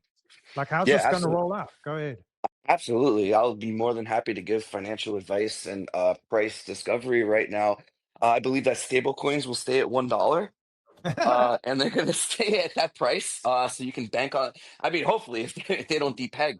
But I mean, In all honesty, like I think that stablecoins is a huge onboarding mechanism because it takes away the volatility that is such a turnoff for and adds to the negative stigma of the space that we're in, especially we can handle the price action with Solana with 10%, 20% drop, but a lot of people and normies aren't able to process and comprehend that, especially if they're not really built for the long term like we are. So I think stablecoins is a huge, huge net positive to the space. I mean, I think just like the transaction fees alone and ability to earn revenue is a huge motivation for a lot of these larger financial institutions to come in and issue these stable coins. And we've seen huge success from like entities, PayPal, for example, Pi USD. I personally use that. I think there's amazing DeFi opportunities. I send my mom Pi USD that she cashes out and off ramps into her account and stuff. And so I think that stablecoins is going to be a huge mechanism in the future. That's why we built the Solflare card that lets you No, spend tell your. us about that. Tell Oh, us dude, about that. I'm so happy about this. So right now, we're currently also giving away a Porsche 911 GT3. Every time that you swipe and you use the card, your Solflare card that's available right now in your region, if you have applied, then your every entry gets you closer to a Porsche 911 GT3. But we also are really doubling down on the idea of okay, so we just released an update that you can not only have your card, but you can manage multiple cards. So the card works is that it's attached to your wallet. You can change it to any wallets, but now you're able to get multiple cards. So let's say, for example, you have a business and you want to keep your personal cards separate from your business and expenses. You're able to have two different wallets, two different cards. You top it up with your USDC. In the future, in the next like few months, like we should be able to integrate all SPL tokens that'll just convert to whatever the purchase price is into USDC and convert it so you can pay in any SPL token. But for right now, we're using USDC and we're also integrating the earn feature that we had just released earlier this year, which lets you earn yield on your USDC, either in a high performance vault or a safety one where you can withdraw anytime. The high performance one is a 24-hour lockdown, but it gives you access to like 8, 9, 10% yields on good days. And yeah, I mean, we see this as a huge opportunity for onboarding. And we were trying as hard as we can, working with MasterCard to get this released worldwide. So right now we're available in select regions. And we also did release our Solflare Shield, which is the self-custody card that's just an NFC chip. So no screens, Bluetooth, wires. Yeah, that's been a huge popular feature as well. So how exactly do those cards work? I mean, I use a virtual card, Visa card. So there's like an intermediary bank, right? That sits between MasterCard and you can like have like a merchant account, and then you have a stablecoin wallet, and then they have a stablecoin wallet. So you have some kind of system that when the users use the card, then you do manually or automatically do the blockchain transaction. So it's an interesting question, and we do things a little bit different because we're actually a self-custody crypto card, and we Okay. actually take care of all the transaction fees on Solflare end. So the user doesn't experience any of like the Solflare transaction fees for any of the purchases that they're making for goods and services. They just experience all the 0% fees that are given, and they're able to use it directly with their Solflare wallet. It's just topped up with their USDC. So if they don't have the USDC balance, the charge doesn't go through. And that's it. There's no intermediary. There's a MasterCard as the issuer because they have issued the card, but they're not like a third party mediator of like the funds. It's just directly from your wallet to the merchant.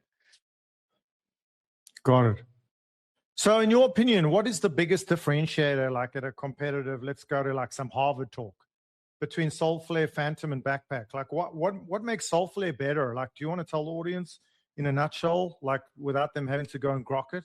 Yeah. Like why Solflare, why Phantom, why Backpack? Why not? 100%. Go ahead. Look, every chain's gonna have their use case. Every wallet and product's gonna have their use case. I know. I just spoke with Armani today, and he gave a presentation, and he's like really, focused on building the exchange. I don't think that they're too focused on the wallet, but as far as like a main competitor, Phantom and like Jupiter, at the end of the day, Solflare is strictly only built for Solana, which it limits us to in an extent, but it allows us to build vertically. So in basically every instance compared to our competitor. We're faster, we're safer, we're cheaper. And we also go above and beyond to support and uplift the Solana ecosystem. We've sponsored every single startup village for all the super teams, main anchor sponsors for Breakpoint last year, Island DAO, Mountain DAO, all the accelerates, all the apexes. I mean, like even right now, we're at the accelerate, the first event of Solana. We're already like signed up to sponsor the rest of the events throughout the year. And we're constantly doing collaborations and partnerships with projects in the ecosystem that we believe are truly trying to, help onboard and create a better Solana. And so like we believe in this. So I always tell people like if you believe in Solana, like if you use Solana, like use Solflare. Obviously, if you have to use cross-chain different types of like you're doing cross-chain trading, I understand, like there's different wallets for that, 100%. But if you're on Solana, like your primary wallet should be Solflare. Like the features, the safety that we offer, and we take safety and security like that is our top priority. We've integrated so much to protect our users, and especially the new ones that are coming into the ecosystem. Get those scam NFTs, you see these new tokens. And so we've integrated all these different features to help protect our users. I mean, at the end of the day, you're swiping, it's self-custody, so you have to like toggle and connect and swipe. But we try to do our best to make sure that we're protecting all our users with all the information and different tools that we have available.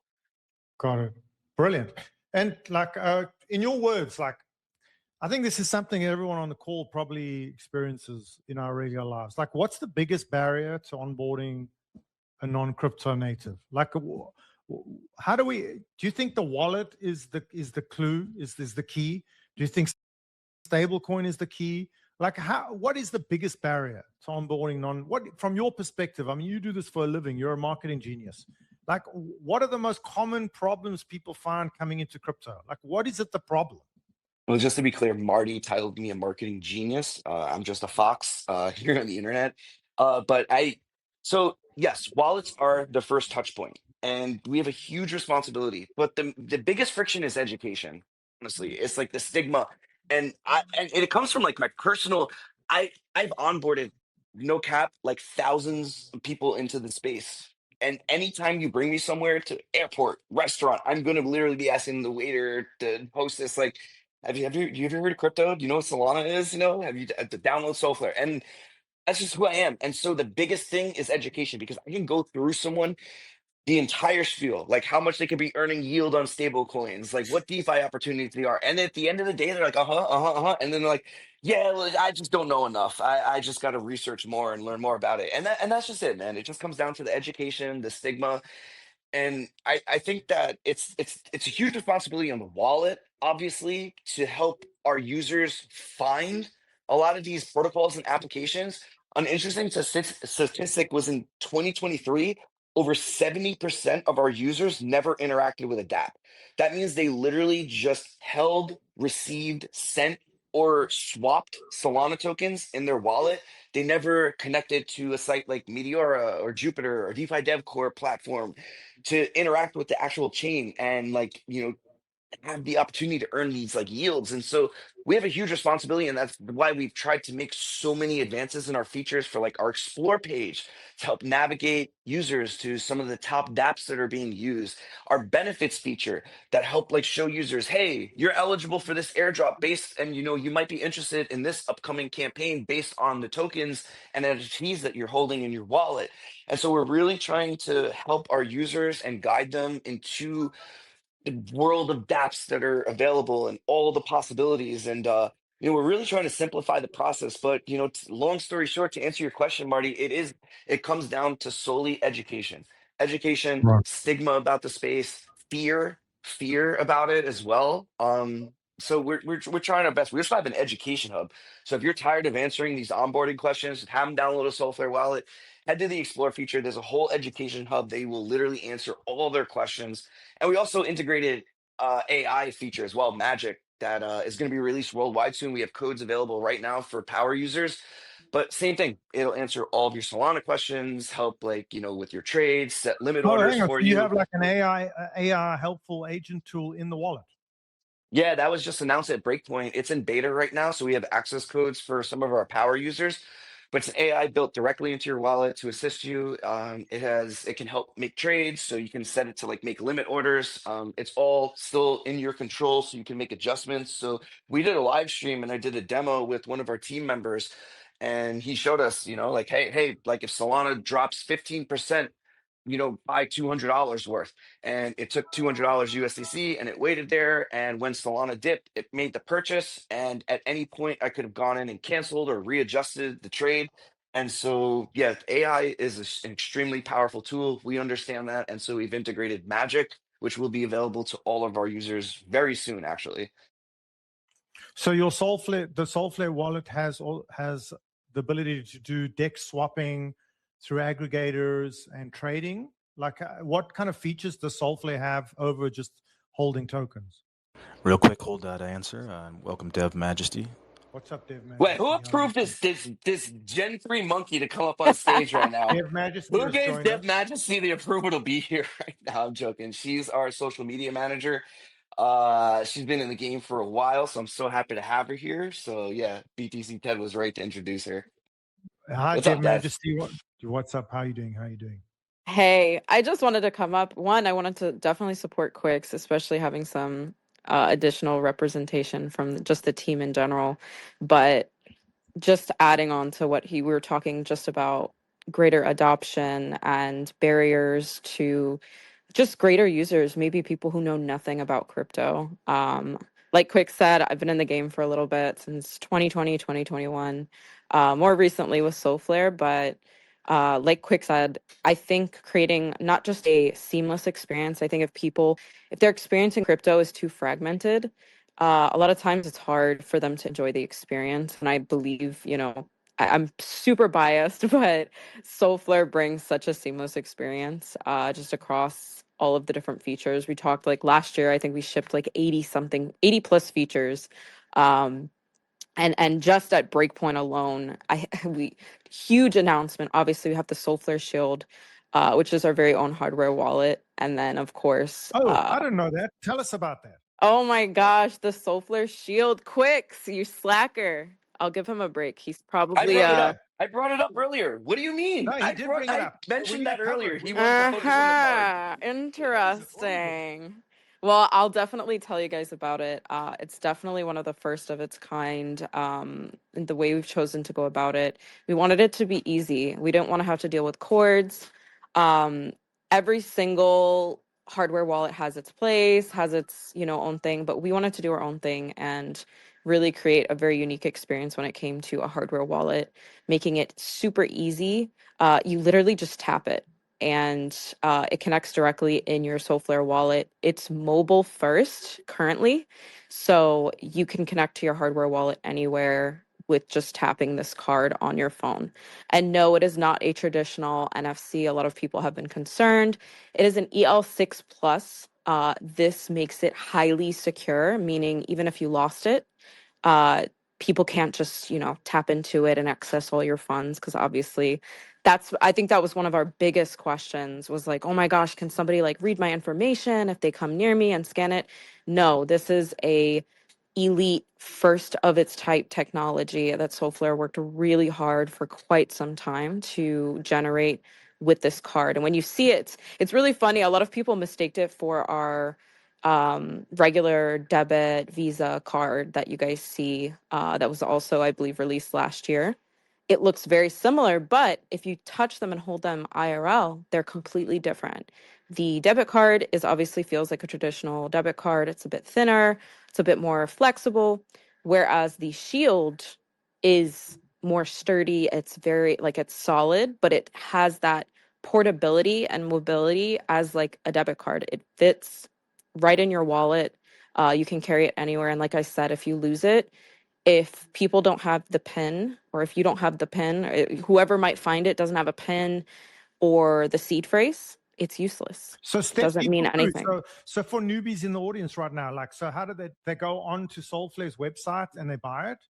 Correct. And then So it's just a card that comes with a wallet address. yep.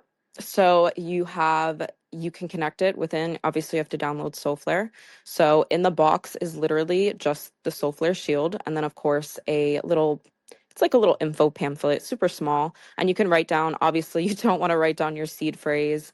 For anybody that's never had, maybe you haven't even had a wallet before and you're just a listener, it's really important. We assume that everyone knows what the heck we're talking about, but when you set up your wallet for the first time, you get a series of phrases. They're completely random. They're just random words, and you're like, these make no sense. That's on purpose. They're not supposed to make sense. But yeah, you set up you tap it. It'll prompt you to tap the card once it's in close proximity. Again, no battery, so you don't have to worry about it dying on you.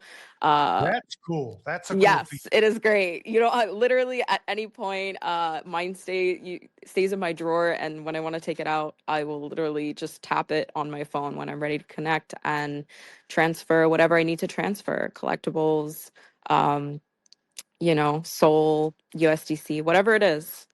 It's incredible. Like this tech, I remember when I got briefed on it. It was one of my first assignments when I started with Solflare, was to get briefed and write about it. And I'm not gonna lie, it rocked my world, because when I was reading the brief, and this was like a while ago, I was like, oh my gosh, no way, we're coming out with this. This is incredible. Like I was like, people are, when they learn about this is such a game changer. And I was excited. That So was you like the just gotta first hold week. the card, like you hold the card near the phone. Correct. So you Wow. open your Solflare wallet, obviously you have to open it. And then you will hit add cold wallet. There's like a whole, just like you would add when you're creating a new wallet within Solflare, you will add the cold wallet, because obviously it's cold storage. And then it'll have you tap your card. It's super simple, like super, super simple. It's no different than connecting like AirPods or like wireless headphones, just within your wallet.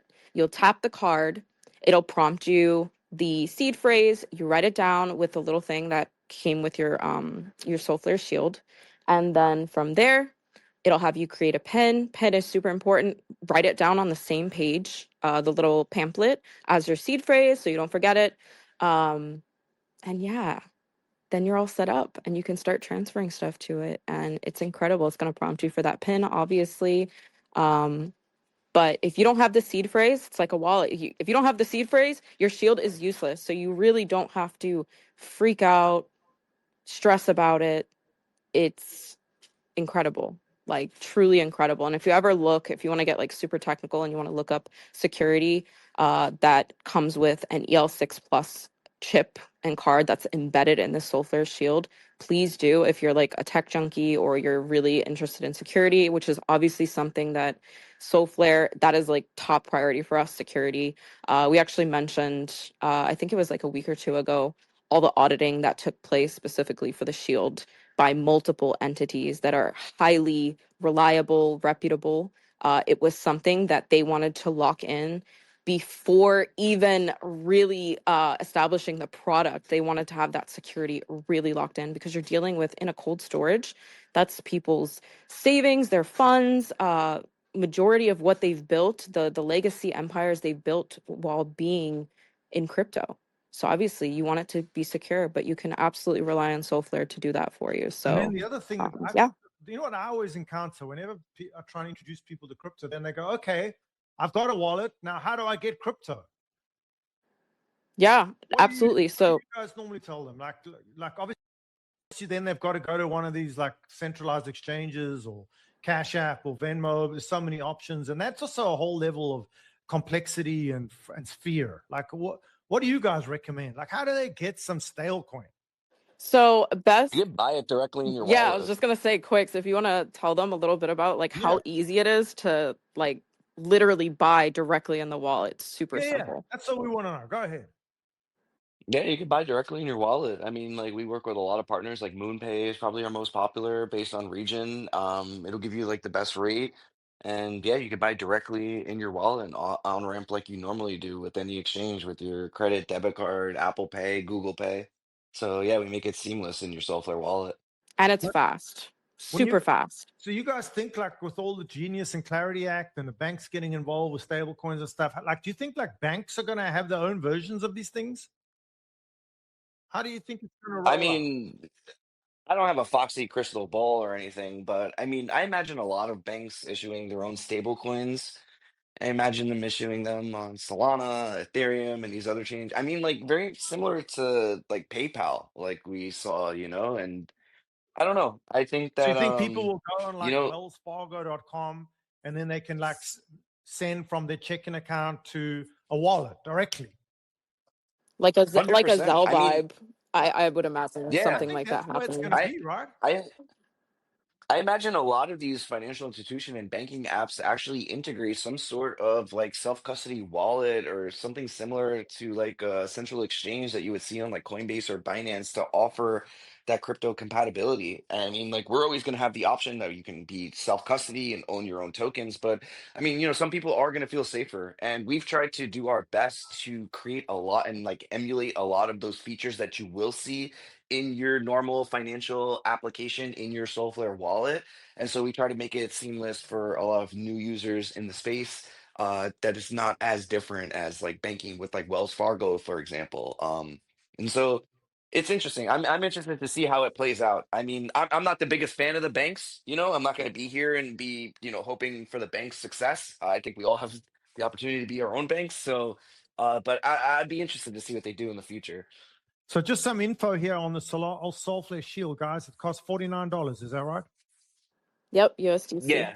That's a pretty Hey, good. let me And chime in on that. The Shield sounds really cool. So one thing about using a hardware wallet with your software wallet is if you're going to be trading quickly, you're going to be like between confirming your transaction and Yeah. confirming your hardware wallet and then back over there, right? So tell me, like this card, if I just have it NFC like touching my phone while I'm doing this, can I just immediately like swap confirm and it doesn't ask me to do any sort of hardware interaction? It's just knows that it's got the NFC and touch and it's just confirmed done.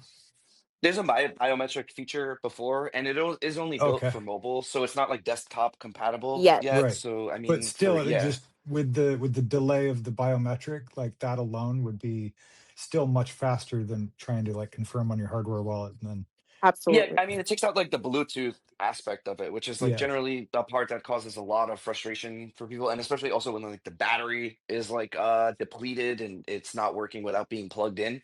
But with Yep. the card, I mean, it's good for over So you can 10 just put years the of card taps. down and then put the phone on it and then just trade without having to just automatically confirm. Yeah, that's pretty huge. I mean, if you want to keep a As- hardware wallet safety, but you want to be able to like quick trade, like you need to look for these little like tricks. And That's honestly, Yeah, cool. exactly. I wanted to mention too, and it was kind of like briefly talked about, I think like right before I came up, was Magic AI. And obviously it's beta right now, but that's going to be something that you can absolutely leverage too, as far as trading goes. Say, you swap things from your Shield to your hot wallet and you want to do some trading and get a little DGen or DCA, whatever it is that whatever floats your boat, right? Magic AI will assist you with these types of on-chain actions, which is really incredible. It's literally like having an assistant, your own personal like assistant, but it's a lot of people are like, "Oh, it's like a trading bot." I'm like, "No, it's so much more than a trading bot. It's going to literally it can give you information. It can help you perform actions within your wallet across different, apps that are integrated. It's really, really incredible. That was a concept too. Again, when I was reading the brief, I was like, wait, this is actually insane because I myself was like, oh, it's going to be, which would have been incredible regardless, having a trading bot. But like when I learned the full potential and capability of Magic AI, it kind of like blew my mind a little bit. You can actually go on YouTube if it's something that like interests you or you're a trader, or even if you're newer and you want to understand different Yeah, things. it's for like it's for any A level, to hundred be percent, honest. which I Like love. like if you're coming into the space, like it's not only for trading, like you can be just literally asking questions, like how does Exactly. staking work? But to answer your question really quick, Wes, like going back to the shield, so you do enter the biometrics, like you would make all the transactions like you normally would on your Solflare wallet. And at the end, right when it asks you to confirm, it's going to ask you to do your biometrics. You can either enter your PIN or your Face ID based on your security preferences, and then it will ask you to tap the card. It takes like literally a second. It processes the card, and then you sign the transaction like you normally would with your Solflare wallet. So it's like completely seamless. Like you had just said, for like the fast like traders on mobile right now, we're going to integrate it to desktop in the future as well. But yeah, it's definitely check it out if you haven't already and order it. Sounds like a self-custody debit card. Essentially, but you're not able to go use it at like the store, which is Right. like a big misconception because it Soon. looks like a debit card, but you can't. Yeah, well, we have the card for that, but this is just your self. This is a hardware device, so this is just for cold storage and for our And is traders that that like, want a little is bit that more in the security. UK and the EU? It's not in the US yet, right? That No, card. so the Solflare, the Shield is available for everyone worldwide. You can order Okay. it and it ships out this month. The card is available for select regions right now, but if you join the waitlist as soon as it's available for your region, which we're actively deploying in new regions every single day, every single week, and shout out our payments team, Mihalo is here and he's been working really hard, and so we'll be available pretty much worldwide by the end of this year with Apple Pay and Google Pay integrations and the physical cards you'll be able to order as well. Got it. Perfect. That's amazing. So like other questions I have is like, so if you lose that card, what do you do? Good question. So just like any other debit card, you'll be able to freeze it, order a new card, and then you can either choose to keep the same wallet applied to the new card, or you can just transfer that card to a new wallet. And like I had mentioned earlier, we created a new feature where you can have multiple cards, multiple wallets assigned to them. So yeah, it's completely still in control of the users. That's awesome. And okay, so the next question is obviously what's next? So you've got the magic AI thing. What's the next move for Solflare? Like what can you sneaky tell us? Anything else? Any Oh questions? man. You gave us Oh man, Amazon yeah. Alpha. We got the Amazon Alpha. That's extremely helpful. Anything else? Oh man, I mean, yeah, you're trying to get me in trouble right now Yeah, I because want to the get you in whole rest of trouble. the team's asleep. Yeah, I mean, well, it's 4:30 Hong Kong time. I mean, we're supposed to be at the event in 4.5 hours. I'm the only one that's up working right now. But I mean, so I don't think that they're going to listen back and get mad at me for this. But first of all, if you're at Hong Kong, come see us tomorrow at the Accelerate event. We have cards for you guys, so Solflare shields for you guys. We have a lot of merchandise for you guys. Right now, we released so many features. Like Dev, I mentioned earlier, there was like 80 features that were released over the last year. So much in like the last quarter because we had built the Solflare wallet. I mean, the wallet for the Seeker device that Solana Mobile created. So that took a lot of bandwidth for us. But upcoming, I mean, like obviously the card is a big feature, releasing that worldwide. We just released the new prediction markets with Kalshi. We have benefits. We have a few more features that are coming soon. And I guess, yeah, I mean, the only real alpha I can give you without getting in trouble is this Fox is about to start a new stream with Bangers, Solana news stream on Thursdays.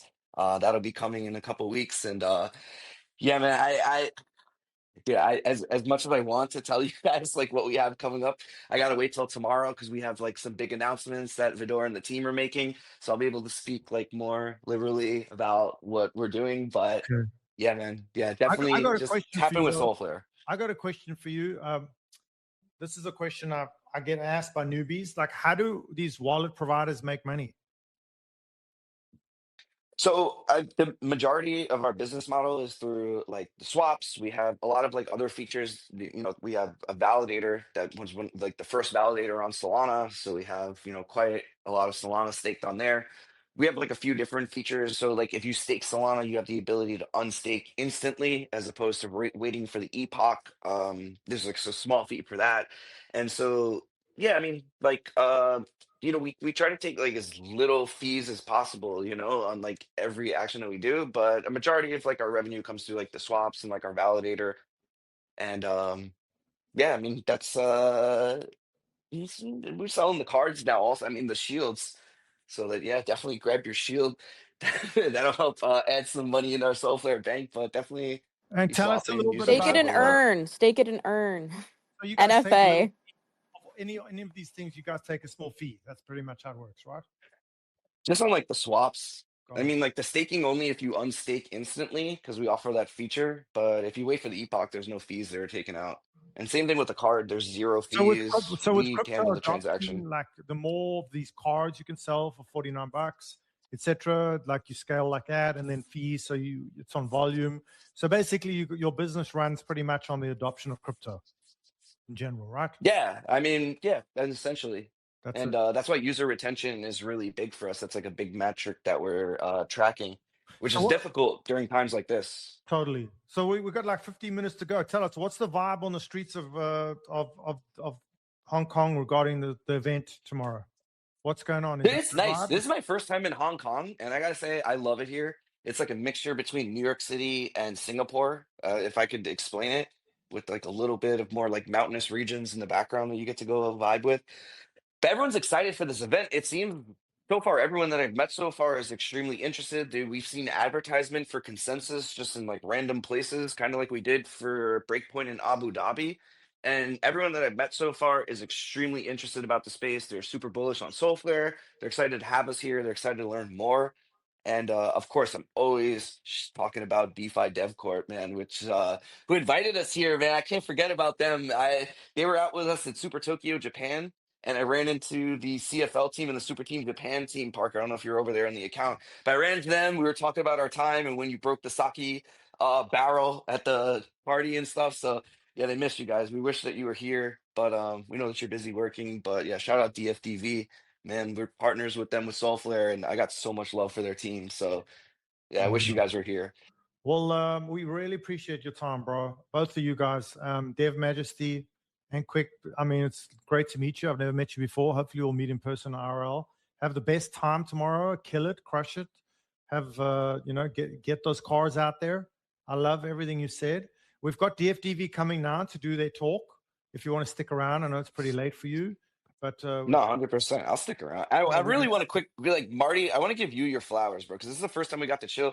I've been listening to you in spaces for years, Oh dude. no, You've been in really? the game Oh, for a cool. minute, bro. Yeah, I've known you for the ecosystem for a while, dude. You're an absolute legend, bro. So shout out you like coordinating with DFDV to run this space. Shout out on putting on the endurance and absolute like putting a masterclass on spaces right now, running this Yeah, I mean, marathon this is and a running grand these experiment. AMAs. We're doing a grand Bro, you're experiment to see crushing it, whether we dude. can do crypto conferences on Spaces, and this is a huge success, guys. I mean, think about the capacity we have here.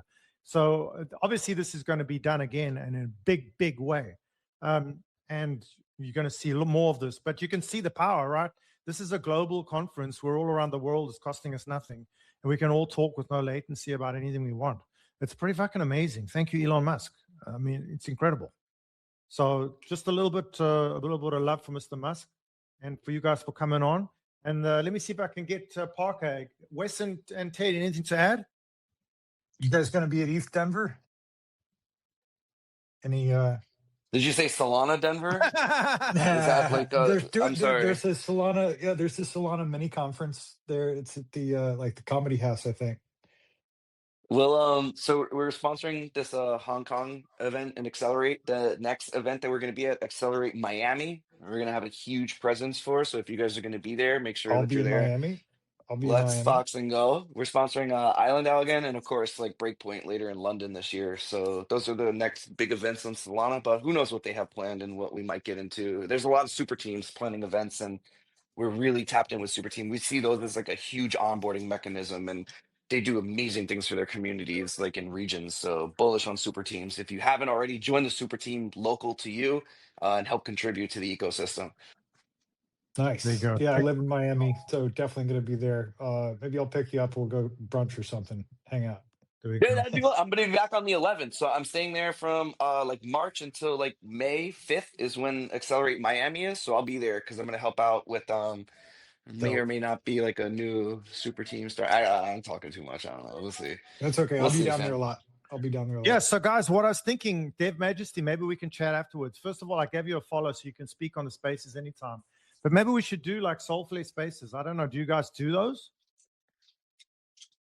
Yeah, dude. Yeah, For put more sure. work for We me. need I'm to down. accelerate Yeah. mega crypto adoption. Like, I think that you guys have got the right energy for that. Like, we need to get adoption. We need people to come in and see how easy it is. We should run like little boot camp spaces where we just teach people like how to get on crypto.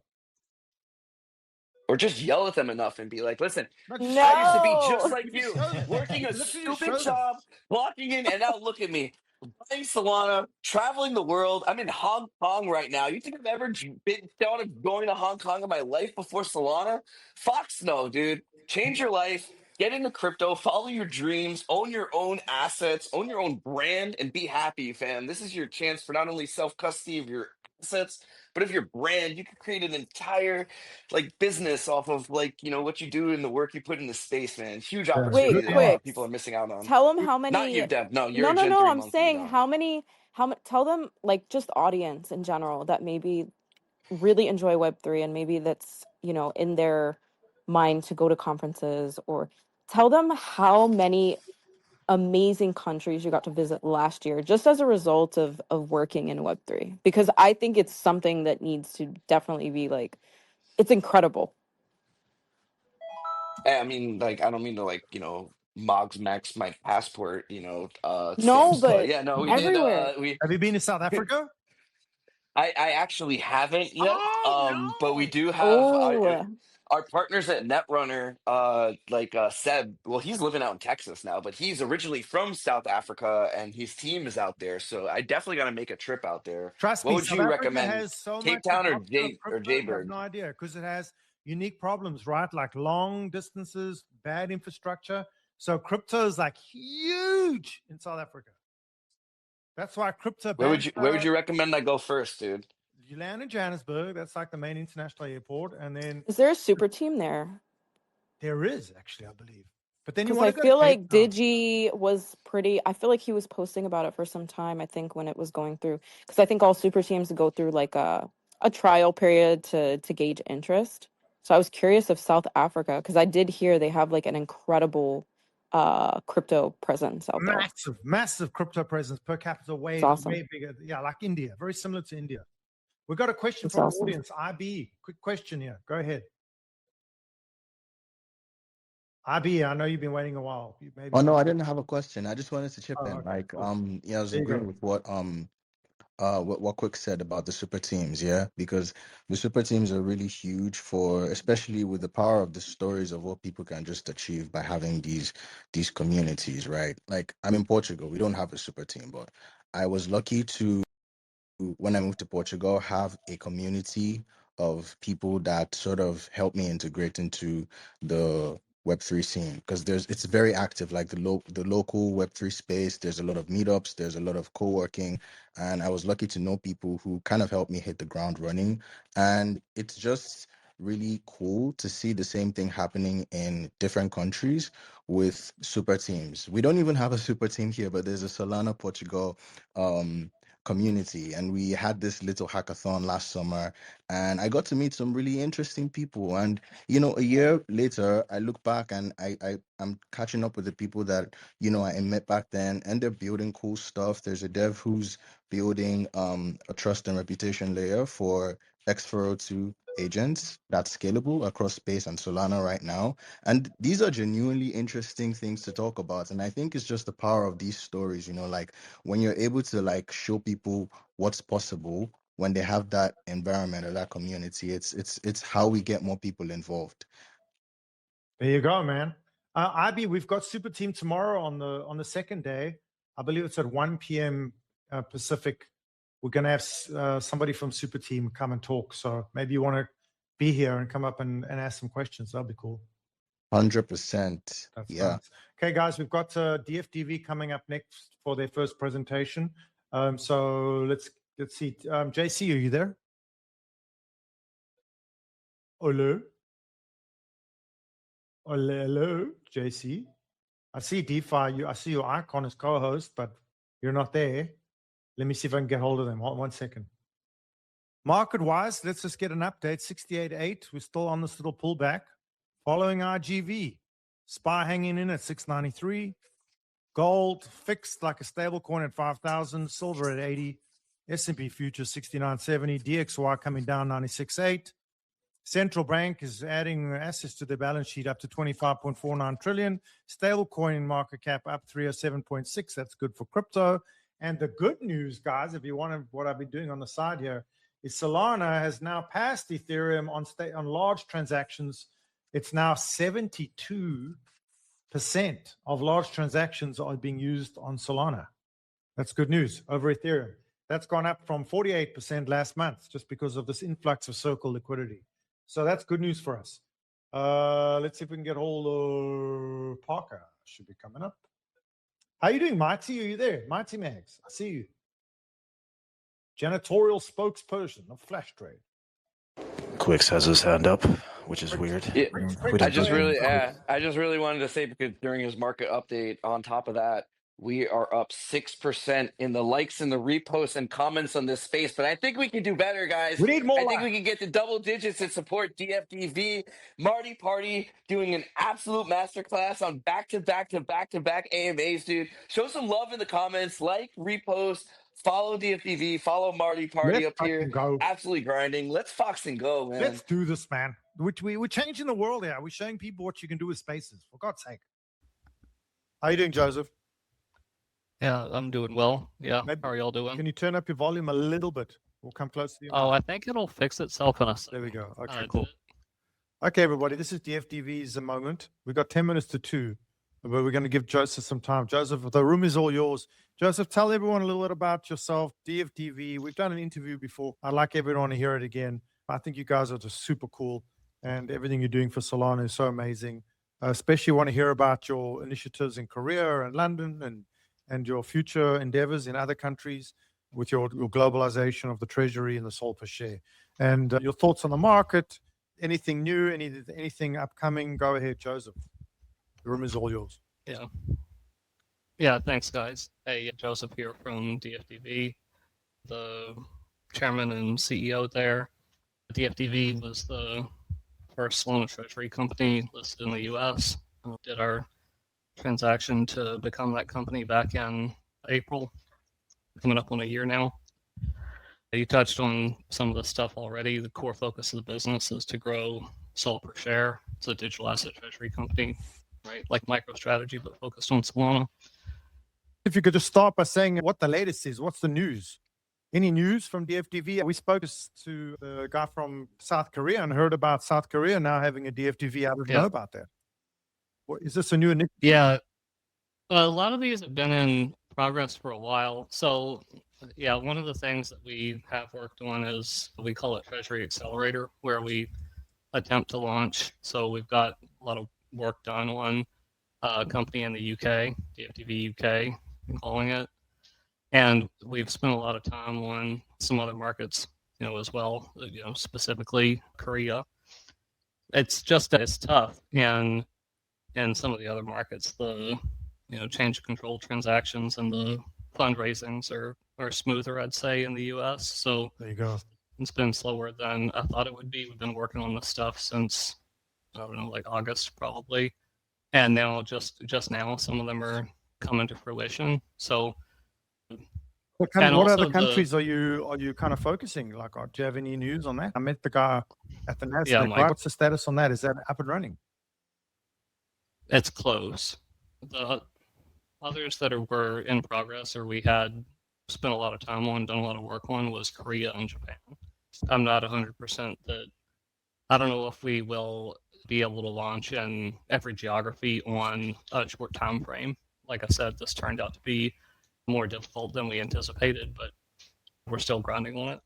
What is the difficulty? It varies by geography. In some cases, it's just like there's barriers to doing a transaction with a public company, or maybe we just have trouble finding a company that makes sense to do a transaction with, right? Like you see that with DATs in the US as well. Like there's kind of hair on some of the companies that you can do a transaction with, even in the States, right? But then some of the other issues are how the fundraising actually happens and how the business model can be successful after the transaction. So you need to be able to issue equity if the stock is trading at a premium to its net asset value. Like if the company is worth more than the underlying asset, then you can issue more equity and then grow SOL per share by buying more SOL after issuing that equity. But if there's not a mechanism to easily issue equity and sell it into the market, then you kind of have to find workarounds like we see with MetaPlanet and the moving strike warrants in Japan, for example. And then in some other cases, like maybe raising debt is particularly difficult, or there's not a mechanism to facilitate like US style convertible debt fundraising, which we've seen debts leverage as a method for financing. It's a pretty mixed bag, I'd say, on what the challenges are. And yeah, some of it's regulatory, but some of it's just kind of market structure. Okay. You want to bounce into some interview questions? Yeah, sure. Okay. So everyone, this is Joseph from DFDV. I'm going to ask him some basic questions, and so you guys can learn a little bit about DFDV.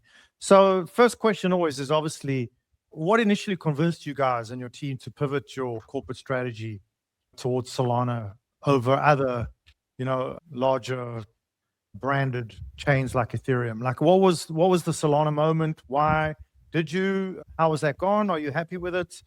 Give us some background on that. Yeah, sure. So Parker and I started talking about this back in, I think it was January, a year ago now. So then we did our change control transaction in April, like I mentioned. So when we started talking about what we might be able to do together, there were a few inputs. So there was just about to be the administration change, and we'd both worked at Kraken for a long time, one of the large exchanges. And we'd been working in crypto for many years prior, and we'd kind of been through choke point 2 in the US. And we said, well, what's likely to happen given the end of choke point 2? And one of them was, like, this is obvious in hindsight, that public markets in the US are going to open up for crypto. And then 2 is a bunch of assets that the SEC thought were securities back then are not going to be securities anymore. And Solana had been named as a security in the Coinbase complaint from the SEC. So we said, well, obviously Solana is not going to be a security when choke point 2 ends. And there's probably going to be like MicroStrategy style companies for these other assets. And Parker and I both had like personal conviction and had been participating in Solana DeFi ecosystem for years. And Parker had been running a validator for around 2 years then. So when we were putting our ideas together, one of them was, we could do a Solana DAT inside a US public company. And we had other ideas at first, but I ended up running with that one, and I think it worked out really well since DFDV was a top performing DAT stock price was in 2025, and I think it's like 3rd or 5th best performing stock in the US in 2025. I'd say no regrets there from that perspective. It's going really well. And so what is the exact, like when you started it, what is the exact structure for people in the audience who are very new to this, including myself? I'm not actually 100% sure. From the TradFi side, like what is the exact structure? How do you go about making one of these treasury companies? Like, is it the same as MicroStrategy? Is it the same as the others? Is there a specific guideline? Like, can you step us through that? Yeah. So are you asking about like how would someone go about putting together a DAT, or are you asking about like how do you make a DAT? Like, what is a DAT technically in the TradFi world? Like, what kind of an entity, what kind of vehicle? Is it like, is it a registration with the SEC? Like, what exactly is a DAT? Got it. Thank you.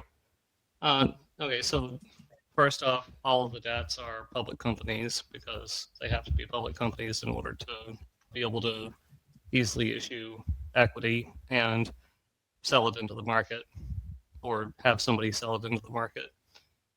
And the reason that you want that or need that for the DAT to work is the whole premise of it that kind of MicroStrategy kicked off was that these companies have the ability to grow their crypto asset per share. So if the company trades above 1 times its net asset value, then like I mentioned before, they can issue equity and then use the proceeds of that issuance to buy the underlying asset, Solana or Bitcoin or whatever. So that's kind of the core premise and the driver for why these companies have to be public. And then there's we've seen that are like foreign companies, like they're outside the US that are listed in the US. That works fine, or it appears to work fine. But most of them are US companies listed on NASDAQ or the New York Stock Exchange. And then On the kind of regulatory side here, the companies they all have to meet the same public company standards that all the other public companies have to meet. So they all have to have audited financials where the audits are done by a PCAOB registered audit firm. So this is like a pretty serious, heavy requirement. It's the auditors that audit. Was this your first time doing such a thing, Joseph? Yeah, I'd done like, public company readiness kind of stuff when I was at Kraken, or had, kind of worked around or supported that. And then I had sold businesses before where, we had to have proper records to pass on to the acquirer. But this is my first time working in a public company. There's been quite a lot of learning, I have to say. Was Kraken a public company? It wasn't, right? Kraken is private. No. Yeah, Kraken's still not public, but Kraken's been, working on preparing to go public for a long time, and they filed their S1, I don't know, some months ago now, and there's, speculation about timing for a Kraken IPO. Oh, that's good news. So Kraken IPO upcoming, maybe tokenized. Almost certainly tokenized. Really? Same, kind of like a Novograd style, like Galaxy. Yeah. I think the tokenization part will sort of be secondary. Okay. But I would be very surprised if Kraken didn't end up tokenizing its own stock. Yeah, I think it would be cool if they were like the first major exchange to tokenize. I would also be a little surprised if Coinbase or Gemini stock is not tokenized yet. I suspect it is. Yeah, I think so. I think Coinbase, Gemini definitely is, I believe. I think I read that. So I think it's Galaxy, Gemini, Coin definitely, Kraken should. Then that's about it. I don't think any of the offshore exchanges would be allowed in the US. But that would be interesting. So the next quick question is, let's keep going. So how would you define the long-term success of what you're doing now in DFDV? Is it primarily the SOL per share? Like, how do you communicate this to shareholders? Is the goal maximizing SOL per share? Is the goal maximizing shareholder returns through like SOL appreciation, etc.? Well, how do you communicate success of DFDV being the pioneer in this sort of a business vehicle, this financial vehicle? Yeah, SOL per share is the primary metric for the company. It's how the team's incentivized. If you go to dfdv.com, we actually have like a compensation section that lays out what the how the bonuses are determined. Basically, everybody's bonus based on SOL per share growth. And yeah, stock price matters, but the message is if you want leveraged long-term exposure to a growing stake of Solana, then purchasing DFDV stock is a path to get that exposure. And it's currently at 0.0743, correct? That sounds right. So like, just crystal ball me, when you started this and given your experience and given your knowledge, what do you think this is the question that everyone asks. Why should somebody buy DFDV over Fidelity Solana ETF? Well, I guess there's kind of two primary reasons for that. So one is DFDV is a leveraged exposure to Solana. So we find ways to basically take on leverage. So the public companies, another thing that the DATs can do, this isn't just DFDV, is they have access to the public financial markets. So they can raise money via debt in ways that like regular individuals or even funds often can't. So one of the ways is, for example, that DFDV has done is convertible debt financing, and we've seen MicroStrategy do this as well. And we can get, or we have gotten, the ability to borrow with a very long duration, where if SOL appreciates, then the loan is converted into equity, and that loan can be used to buy SOL today. So the outcome of that is leveraged exposure to Solana for the shareholders. And MicroStrategy has issued quite a lot of this convertible debts, one of their primary drivers for growth of Bitcoin yield for strategy. Another way is preferred stock issuance. And DFDV has filed an S1 for a preferred offering. We haven't taken it to market yet, but it's structured similar to MicroStrategy's Stretch STRC, which is a variable rate perpetual preferred stock. And I think this is kind of the future of digital asset treasury financing, because this instrument allows DATs to essentially raise money or borrow money that's not dilutive to common shareholders, and they have to pay a dividend on the cash that they borrow. But over the long run, kind of the bet is that the dividend payments will be significantly less than the price appreciation of the underlying asset. And in DFDV's case, the staking yield on the SOL would more than cover the cost of the dividends. We haven't done that yet, but we're seeing MicroStrategy has raised $300 million just a couple weeks ago in 1 week on new issuance of Stretch, and they're using all that money to buy Bitcoin. I think of the other DATs are going to follow a similar path. We've also seen Strive issue variable rate perpetual preferred SATA SAT with a similar profile as Stretch, and I think this is just the beginning. Got it. Next question. How exactly are you generating yield on Solana right now? Yeah, primarily we just stake it. Okay. So what like I said, validators are you we're staking just- with, and do you have your own validator? Yeah. So we stake to a variety of validators, but we brought Parker's validator into the business, and we stake to that validator. So that's the DFDV validator now, and that's also the validator behind DFDV Sol, which is our liquid staking token, which is a Sanctum LST on Solana, if y'all are familiar with Sanctum already. And then we also have purchased some of the Alameda bankruptcy locked SOL, and that SOL is staked to Galaxy's validator and a small variety of other validators. But there's like a set of validators that SOL can be staked to, and DFDV's validator is not in that set, so we can't stake it all to DFDV's validator. So that's a pretty recent acquisition, purchasing some of the Alameda lock SOL? Was that an original purchase? No, we bought it. Well, I guess we bought quite a bit of it between April and I want to say November. I don't remember when our last purchase of it was, but the market kind of dried up. But we were seeing discounts to spot between, say, 10 and 15%. And you can stake the SOL and it vests monthly until January 2028 when it all becomes unlocked.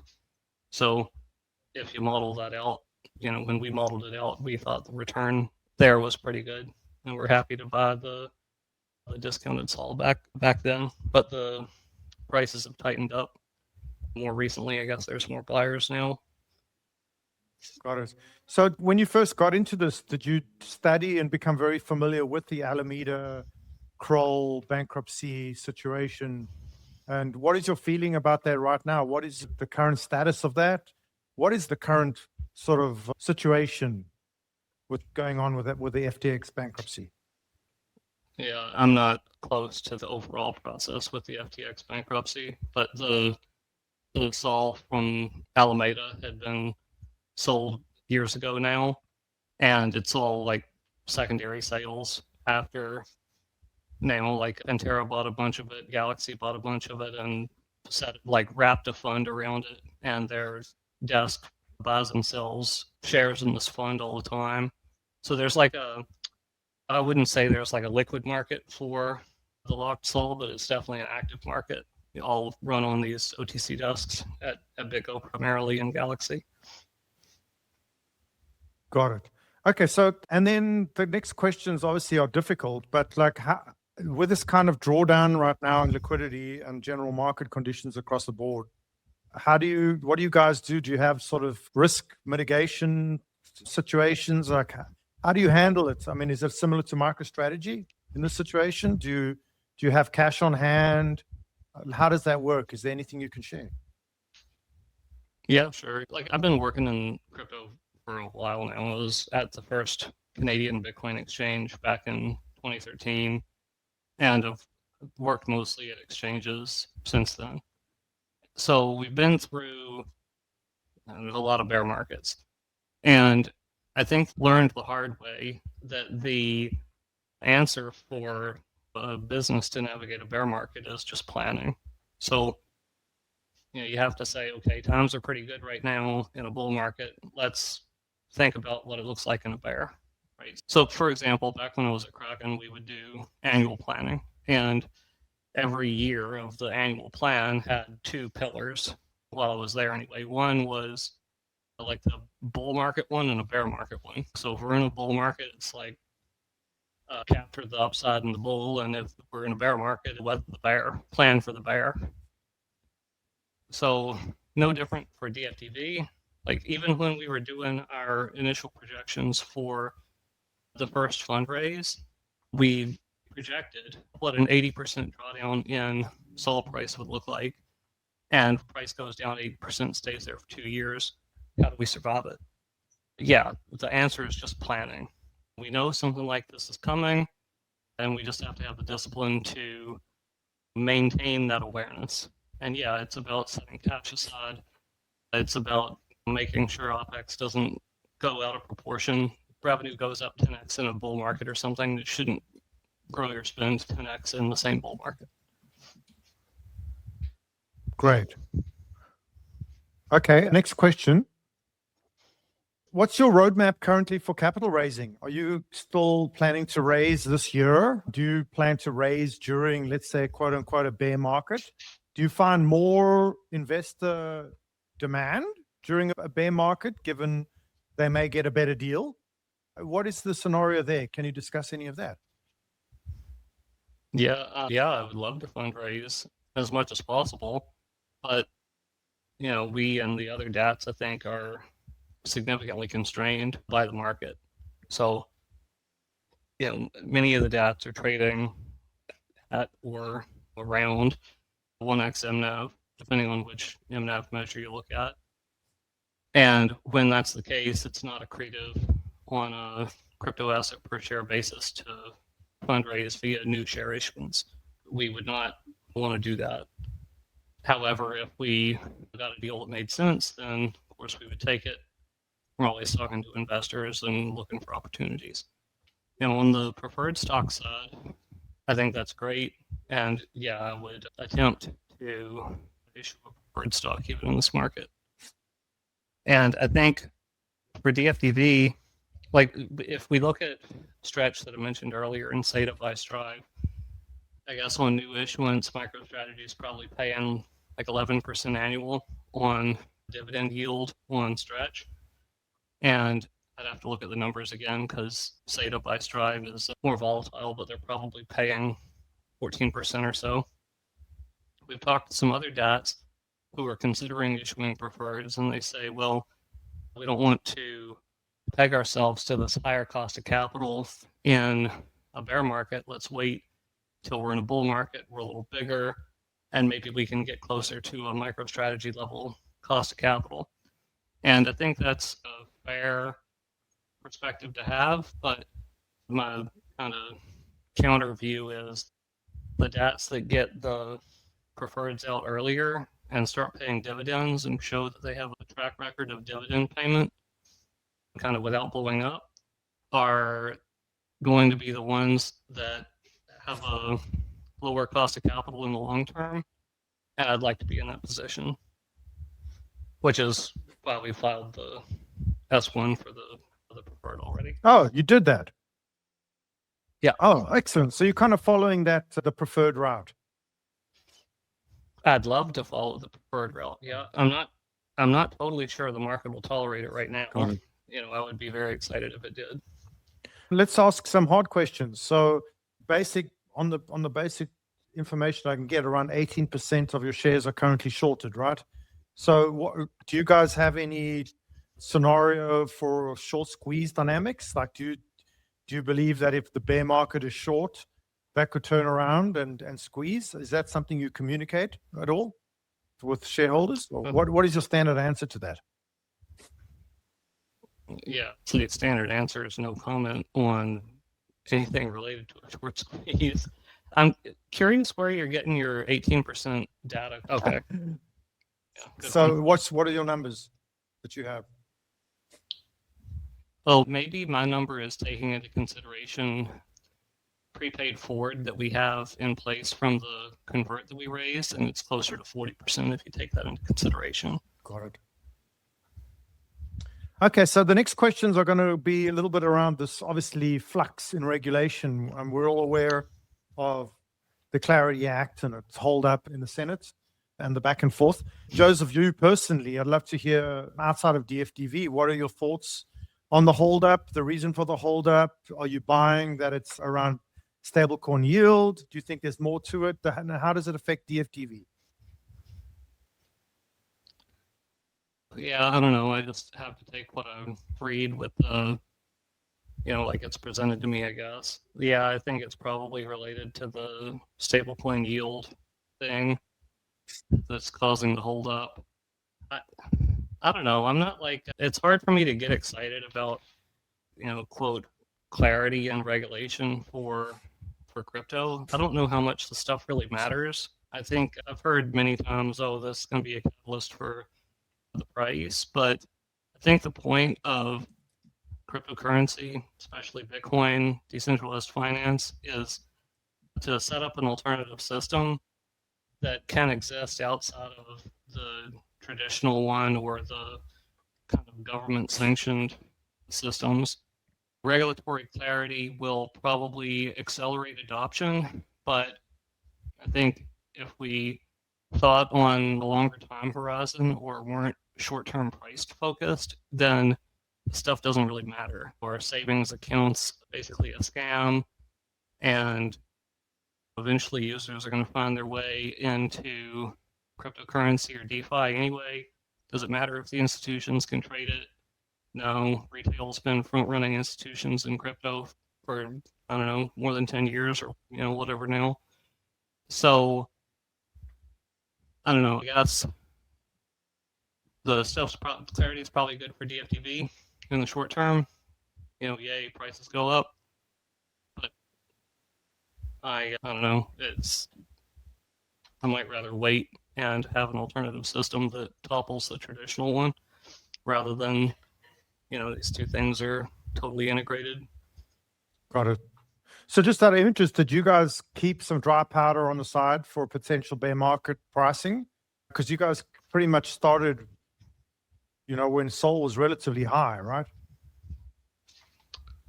I think we have some buys at around 100. About 100 is your, right? What is your average price right now?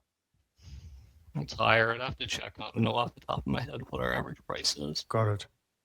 And what is your, go ahead.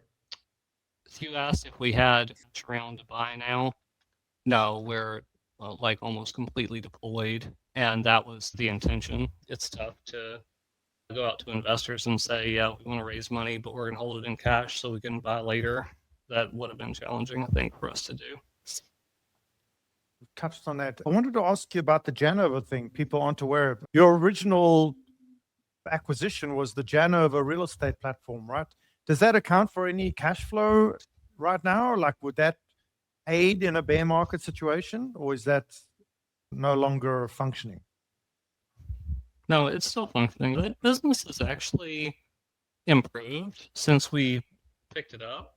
I don't think it has much to do with new management because we kept the prior management team around to run the legacy business, and it's grown, but it's a very small business. When we did the transaction, the company was valued at $6 million, and it was just not significant. So it's a little better than break even, I think, if we narrowed it down to look at just the Janover legacy real estate SaaS business and the related components, but it's a very small business. You guys have tokenized your stock, right? Is that true? DFDVX, I believe. With X stocks and Kraken, yes. What was the process for doing that? Can you share with us? How do you actually do that? What is the legal structure for that? And like, if another company wanted to do that, how would you step through it? What lessons did you learn? Would you do it again? Honestly, it wasn't that hard. The guys at Kraken and X stocks made it pretty easy for us. We heard that they were launching tokenized equities, and we went to them and said, hey, can you guys include DFDV in your first batch? We went back and forth a bit, decided that we would attempt to support marketing for X stocks, so they included us. From the company's perspective, it wasn't that difficult to get included. And I think all of the stock tokenization groups are looking for more partners or willing participants for tokenization. And I think the guys with X stocks were easy to work with. It was smooth. So given your long history in crypto and your experience, like I've asked everybody this question, I'm going to ask you.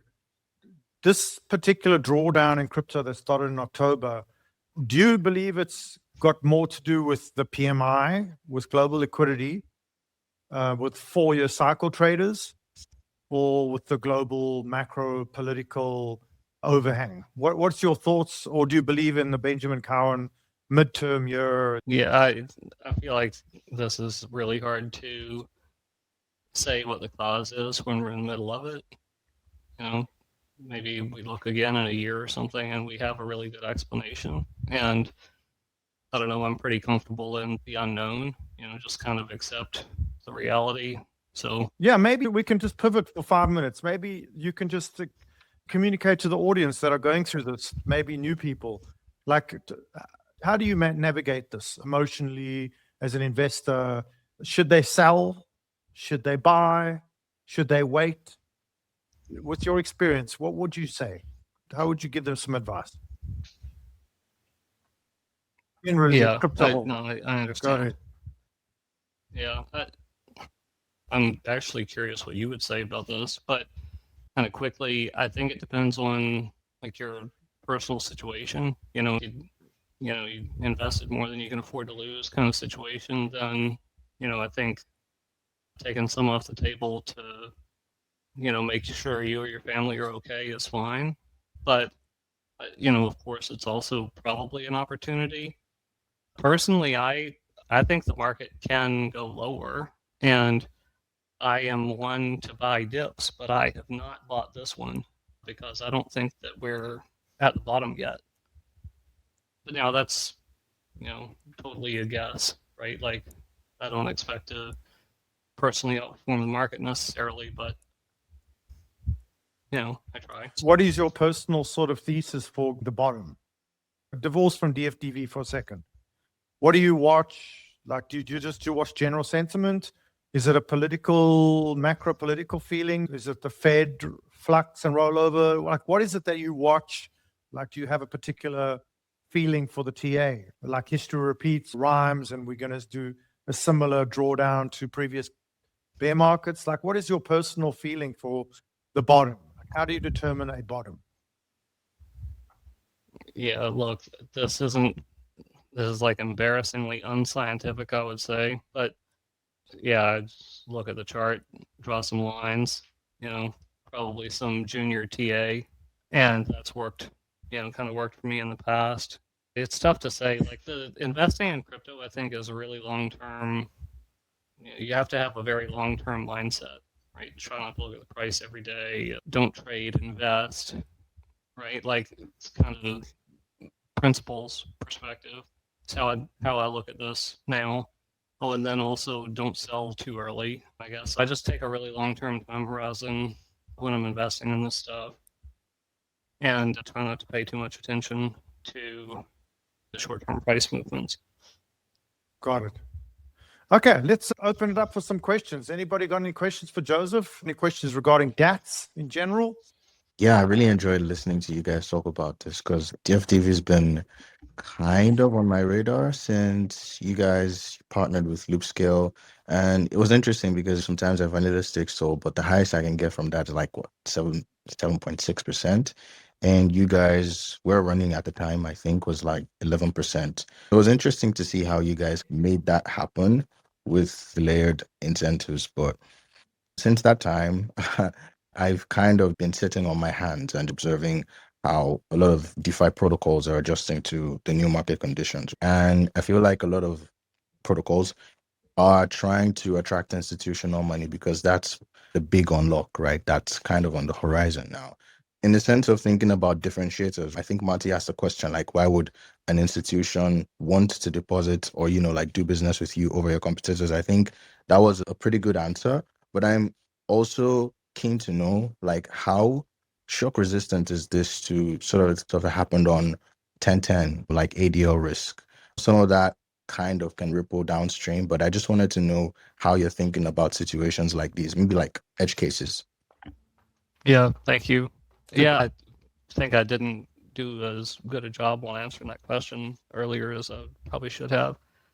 So part of my answer was about how DATs can lever up and how DFDV has leveraged, and the kind of difference in type of leverage available to a DAT that's not available to others. So one I mentioned was the convertible debt, another is the preferreds. So if you compare this to how like a crypto trader might lever up, like let's say, okay, I'll go on Hyperliquid and I take like a 3x long position or something.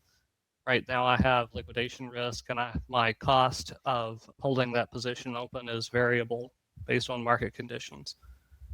I think this is a pretty bad way to go long in comparison to how a DAT can go long. As I mentioned, convertible debt is one of the ways. So the duration on these loans is 5 years or more. In DFDV's case, it's 5 years. So basically, SOL has to be higher now, or SOL has to be higher 5 years from now than it is now for the debt to convert. SOL has to be lower than it is now 5 years from now. I mean, this is not quite right, but it's pretty close.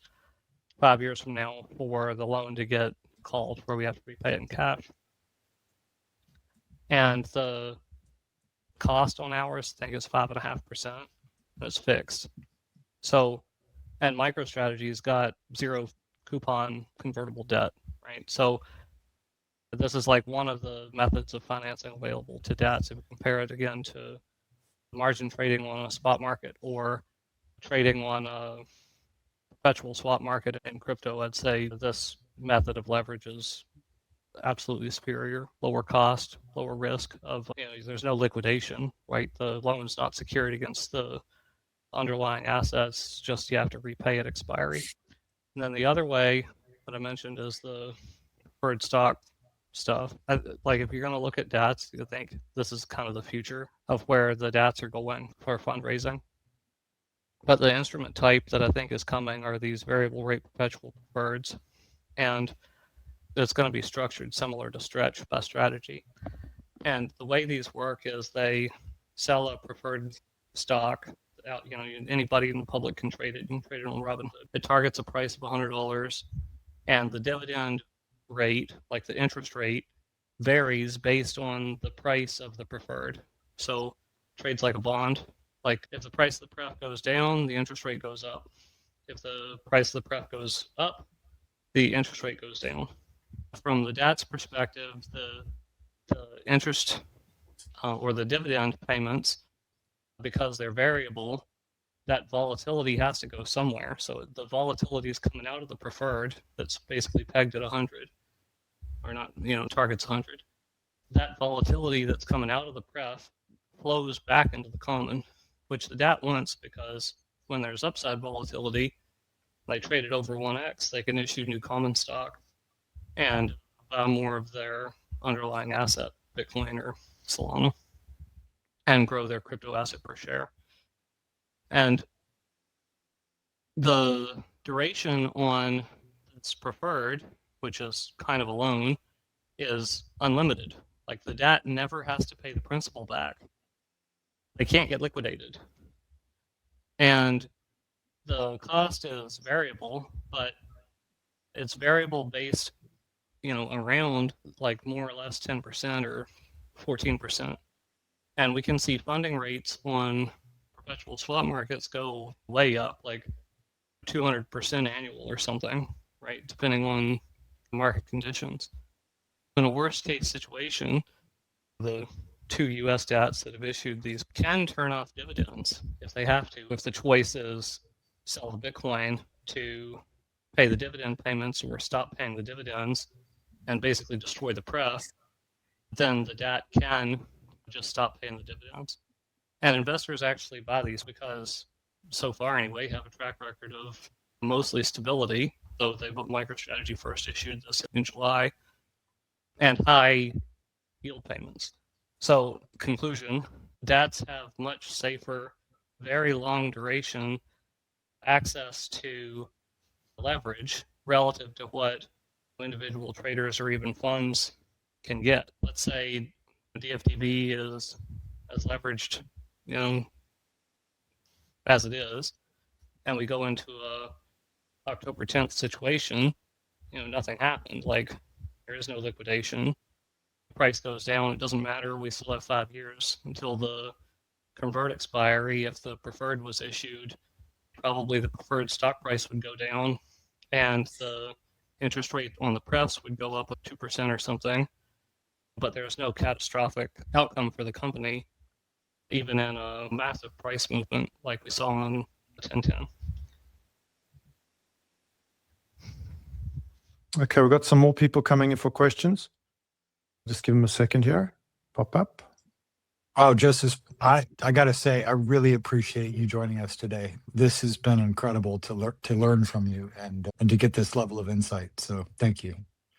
Peter's got his hand up. Let's go to Peter. Yeah. Go ahead, Peter. Dr. Peter, give us your question. Go ahead. Hello, gentlemen. Joseph, thank you so much for a wonderful presentation. We actually met on the Marty Spaces last time. Since then, the stock took a little bit of a turn. We're not going to talk about the pessimistic thing, internal optimists, all of us here.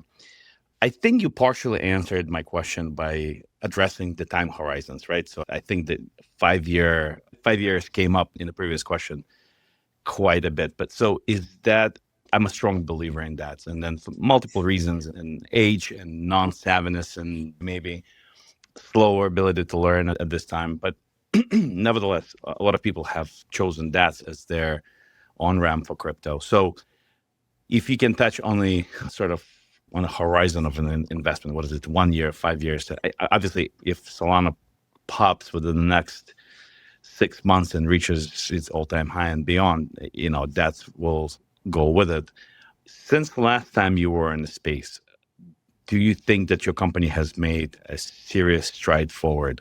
Have you improved the business model? Have you built up on what you initially based your success? And what to expect, in other words, what do you think the regular investor like myself, by the way, I'm invested in your company, what to expect going forward? Yeah, DTA, and just a little bit more on that, if you could. Well, thank you for being a shareholder. Appreciate it. Yeah, I think the investment's it's a pretty long-term one, right? Like Marty asked me about like crypto investing more broadly. How do you deal with the drawdowns? And I said it's a personal kind of individual question, I think, right? But that applies to investing in DATs as well, because the DATs are ultimately, I think their purpose is leverage exposure to the underlying asset. And hopefully like a compounding crypto asset per share investment for the DATs that are doing a good job. So when I think about DATs in my own portfolio, I think of them as substitutes for the direct crypto asset exposure. So for example, let's say I want to hold Ethereum in my portfolio. Then I might say, okay, well, which like DAT and their associated management team do I think will produce Ethereum per share growth over the long run? And then I'll make a judgment based on that. And then I think for crypto more broadly, whether it's a DAT or not, one has to have or ought to have a long-term time horizon as an investor. Now, I think the trader is different.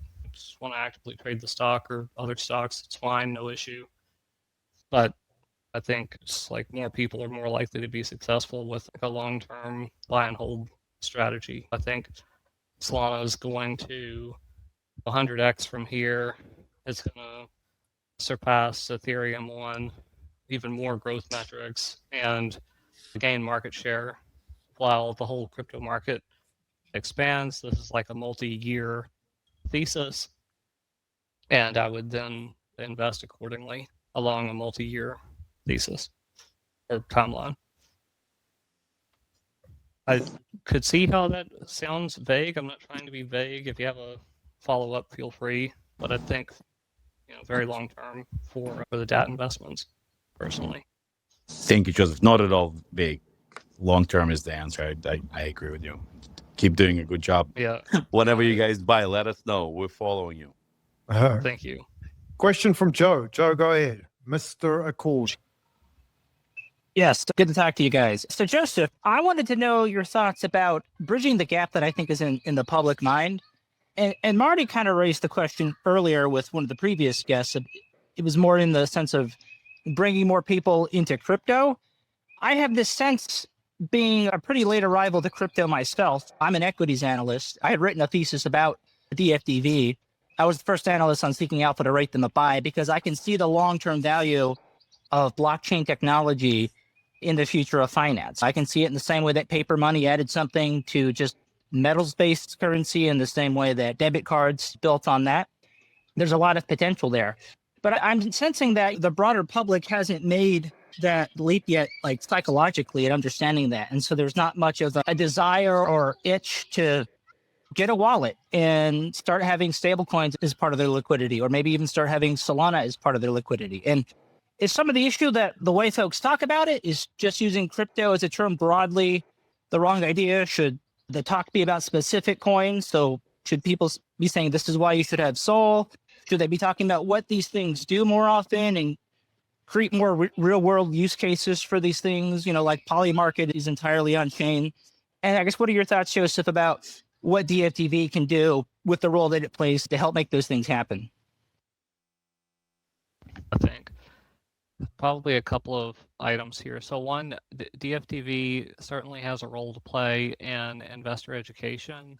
And I think we've spent a lot of time on this, especially Dan Kang on our team goes to like many of these TradFi conferences, the investment banking conferences. He was at a RAA conference a couple of weeks ago. And he's kind of spreading the good word about Solana specifically, but about crypto more broadly as well. So I think we're definitely spending time there. Are we doing enough, or could we be doing more? I'm sure we can. A big focus for us is on marketing. We think that's really important. Of course, strategy is good at this. Everybody knows who Michael Saylor is. I think the other part of your question was, do we have like a messaging problem maybe in the crypto space, and should we be focused on specific assets or on the broader technology? I'm not sure on that one. I guess it's probably easier to make the pitch on individual technologies and use cases depending on who the audience is. Yeah, I heard quite a good interview with, I think it's Joseph. Remember, we had him on the space, guys. He was with one of the ETFs and he left to do his own thing. But he was saying how during good times, the crypto message is kind of washed over because, there's other shiny objects. But crypto was originally invented from pain, from 2008, and almost requires bad times to shine. When there's financial repression, bank closures, a lack of trust in regulated markets, then it's time for crypto to shine. And that resonated with me. It feels like that's kind of true. What's the point of crypto when times are good and there's endless liquidity? I think we've gone through that a little bit, where the narration by the media of crypto has been very much choke point. The downfall of FTX, when you actually look at the chart of Bitcoin long term versus software or tech stock, it mirrors it exactly. Even through the so-called bear market of FTX, it correlates exactly with any other technology stock. So I think there's been a heavy narration in the media for the average person that crypto is a scam, crypto is bad. And I think we're still living through that. That's got to wash out. We almost need a positive messaging campaign. And I think that's part of what Coinbase has started doing. And, with their Super Bowl ad, that's what FTX was doing. FTX was running a lot of positive crypto messaging. So I think we're living through a headline-based culture. We need more positive crypto headlines. We've got Jim Cramer, shaming crypto on TV. We've got the media picks up on, terrorists are using crypto, ransoms. It's just an endless cycle of negative press.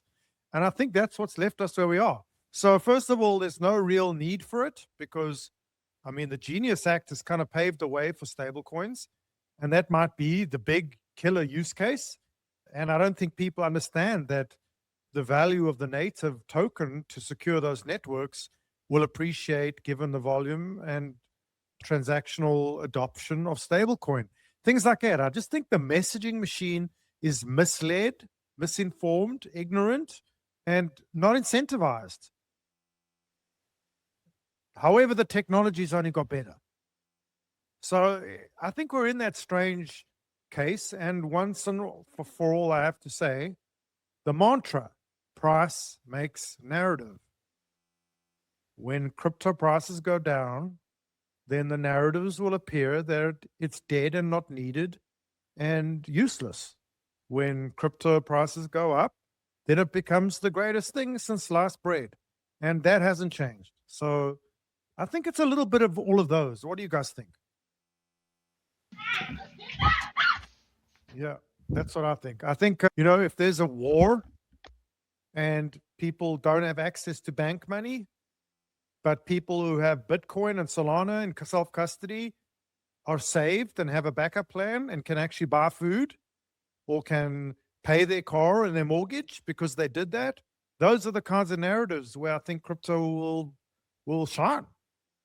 But right now, we're facing clearly, publicly for the first time, the oppression from the banking industry, who have now realized that crypto is probably the biggest threat they've ever faced to their industry. And they have a lot of power. As I say, they'll fight like dogs. And they're doing it right now in the highest offices in Washington, D.C. They're trying to shut it down. And we fought back. Crypto has fought back from this kind of adversary now 3 times. We've come back from this. And I don't think it's any different. Right now, I'm following the global macro, and liquidity has been drained from the system. And it's only getting felt right now. It's coming out of everything. It's coming out of tech stocks. And we're following tech stocks. We're being traded like a tech stock. And all hope is going to come down to whether AI has a return on investment and it saves the world. And companies start to return more value because of AI and technology. And until then, I think people will chase other shiny objects. Go ahead, Teddy. Yeah, I had something to add. You said, like price is narrative, and I think that's true to a point. It's a bit easy to overlook with stablecoins because, they're pegged to the dollar, hence their name. But if you look at the market cap of stablecoin, specifically USDT, USDC, they have been remarkably stable in this crypto route, right? They are larger than they were a year ago. They're larger than they were during the euphoria of last July. And so there's a lot of wealth that's still on chain that could be deployed back into different cryptos, but even into some of the new things that'll be tokenized as more real world assets are being tokened. And so it's not out yet, but I don't think people are noticing this either. I think that, look, anybody that believes in a 4-year cycle. You know, the Benjamin Cowan followers, which are the OG crypto people, they stabled out and they're looking to come back in, but they believe the bottom is lower. And, you know, that's probably the majority of stablecoin right now, if you look at Tether dominance. But you're right. I mean, stablecoin went up to 1/3 of a trillion. It's at 307 billion right now. It peaked out at 320 billion, and not a lot of it left.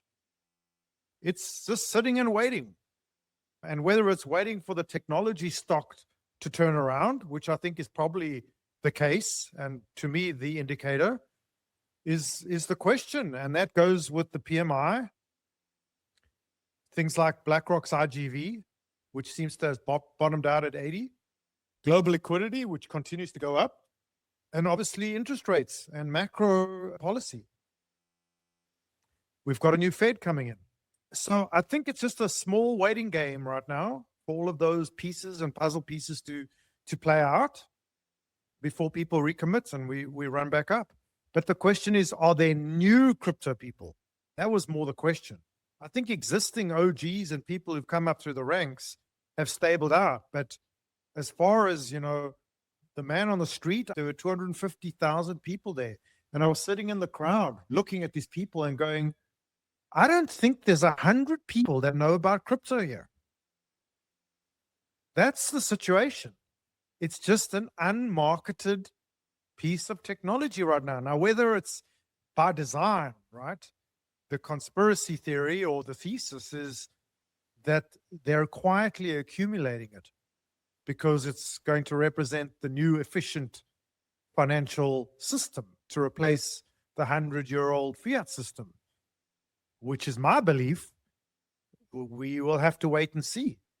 In my opinion, we're going to have to wait, I would say, probably to the midterms, at least. So a couple more months to know. But we'll have to see. But I don't see a lot of crypto advertising anymore. Not since FTX was taken down. I mean, I used to live in Miami and United Airlines Arena was named FTX Arena. Crypto was the main marketed thing. There were billboards on the highway. And that was completely removed by the government, by choke point. To the point where you literally, Google had to take down crypto ads. They've only recently, in January, allowed to have crypto ads again. So that must be a calculated strategy by somebody. So in my opinion, it's a narrative-based thing.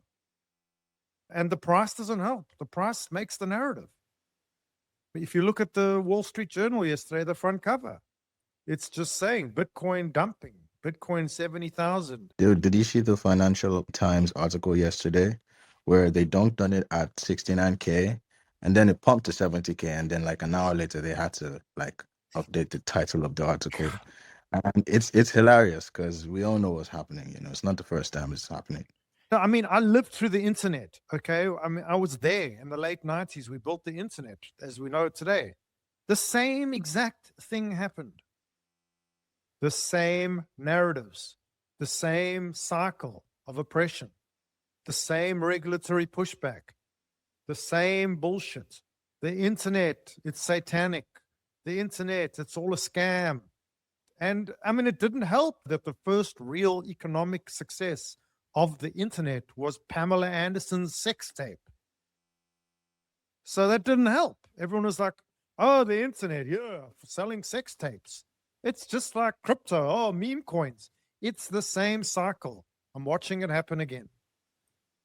Yeah, I don't know about like the internet and the internet ads, but I agree with what you said about the banks and the whole policy war going on right now in DC. I don't see a lot of people talking about this, and I think it's very relevant. Like Coinbase is pretty much the only flagship crypto brand that is constantly going to bat when they pull these regulatory shenanigans. And it's kind of obvious. Like they see that the tech itself is inevitable. Like any bet on crypto now is a bet on the infrastructure because that's what makes me the most certain in my conviction and being in this space. The infra is inevitable. Money just works better on chain. And everybody's starting to realize this, right? Like we kind of saw it at first. And now, they waited until we sort of figured out the rails. And then this really sticky use case came about, which is stable coins. And now we have about, a few new exciting, I would say like little primitives popping up around this: payments, tokenization, and agents. And all of these just come together at this nexus point, which is stable coins. And that's why they're making a play for the stablecoin rails. They sort of realize that crypto is at this point where we have this little window to nail it. We have the tech, but they have distribution. And now they don't want to give up the market share because they realize how mature this tech has become. So I understand that probably a part of me feels like they're just stonewalling. Maybe they don't even want to stop Coinbase. They don't even want to stop tokenization in the long run with the Clarity Act. Maybe they're just stalling for time and making sure like crypto misses that window while they're able to build their own infra. I'm not a conspiracy theorist, but I just feel like this friction, it's obviously like it's not organic, like the pushback, them trying to say that the bill is not reasonable. I don't know if you saw some of those talking heads on Twitter that were like, oh, crypto should settle for a more quote unquote reasonable version of the acts, where you're essentially banning a whole primitive, which is tokenization. And it makes no sense. So I understand that there's something fishy going on there, but it's like over time, over a long enough period of time, the infra itself is inevitable. It's going to be everywhere. Yeah, I mean, it's the old saying, right? So there used to be bank tellers and now there are ATMs. It's the same analogy. There was Exactly money and now there will be blockchain rails. It's inevitable. And I think the good part of this is that the fact that banks are fighting means they've accepted it. So they've realized they can't break it. They can't stop it. So they need to get involved. And this is all a negotiation of their percentage cut, in my opinion. They want to be involved. They're obviously not going to buy the top. They're not going to buy the stake at top prices. They're going to get the stake as low as they can. And, we know Morgan Stanley has applied for a Bitcoin, Ethereum, and a Solana ETF. You think these drawdowns are coincidental? No, this is how they roll. So in my opinion, this is an accumulation strategy. How long it takes, we don't know. I mean, as far as the Wyckoff says, this should be the spring, but it says theoretically, black and white, the spring will be as low as it takes to remove all leverage, to flush out all zombies, to break, they ran at the Trend Research Ethereum long, which had a liquidation level of 1,835. They managed to get it down there. These guys are savages with crypto because it's unregulated. So my biggest concern right now with the regulation process is that Clarity Act, so much rubbish was thrown into that bill that has held it up when all we really needed was clarity and anti-manipulation rules, like basic exchange manipulation rules. Like the fact that we believe the price of Bitcoin coming off an offshore Seychelles-based dominant exchange is valid is a joke. Why do you believe Binance's price is the price? Why do we believe that is based on users buying and selling on their exchange? It's not. They can do whatever they want. They extract liquidity. They're taking out the longs over and over again. They've made, in my calculations, $750 billion liquidating longs on Binance over the last years. Where's that money? Why is no one asking where is that money? Now, naysayers will say that's the way the market works, right? They liquidate the shorts to create the pump artificially, and then they liquidate the longs to create the dump, and they take the liquidity to make the next pump. It's a self-perpetuating machine. It's a derivative-based machine. And one can argue it's the same in the stock market. So it's part of the process. You're along for the ride. The lesson is don't use leverage. And like Joseph says, you've got to have a longer time horizon than you think. Me personally, I'm investing in crypto for 2030. So these drawdowns to me are only buying opportunities. I believe in the technology. And I think that's really what's going on right now. We're getting a test of conviction. Either you believe in the technology or you don't. If you're here to make dollars into more dollars, you're going to lose, in my opinion. Yep. I think it's easier to believe in the technology right now because compared to previous cycles, this is my first cycle, so I'm not by any means an OG, but I know that right now we have very obvious use cases, like things that are working. And if you have eyes to see, you see the things that are actually working, the things that can actually work in the real world. So the tech has gone beyond that, like potential to actual use cases. So it's now a matter of, I would say, asset selection. If you're betting on crypto for that longer time frame, right? Obviously, it's a buying opportunity, but it doesn't mean you should just go buy everything, right? We have way too many tokens out there today. But if you're observant enough and you're lucky enough and you're disciplined enough, you can select some really good assets. You can work out how your finances are and plan a strategy and just stick to it. It's definitely a ripe market to be in, honestly, if you know what you're doing. Here we are at Solana Breakout. I'm MartyParty. We've got Matt Hugan in the house of Bitwise. Talk to us about Bitwise, what they're doing, the context of Solana, ETFs, Clarity Act, regulatory concerns, and the general downturn in crypto. And Matt, welcome. I'm so excited to be here. Thanks for having me. Just from today's experience, talking to several guests, let's try and keep this upbeat.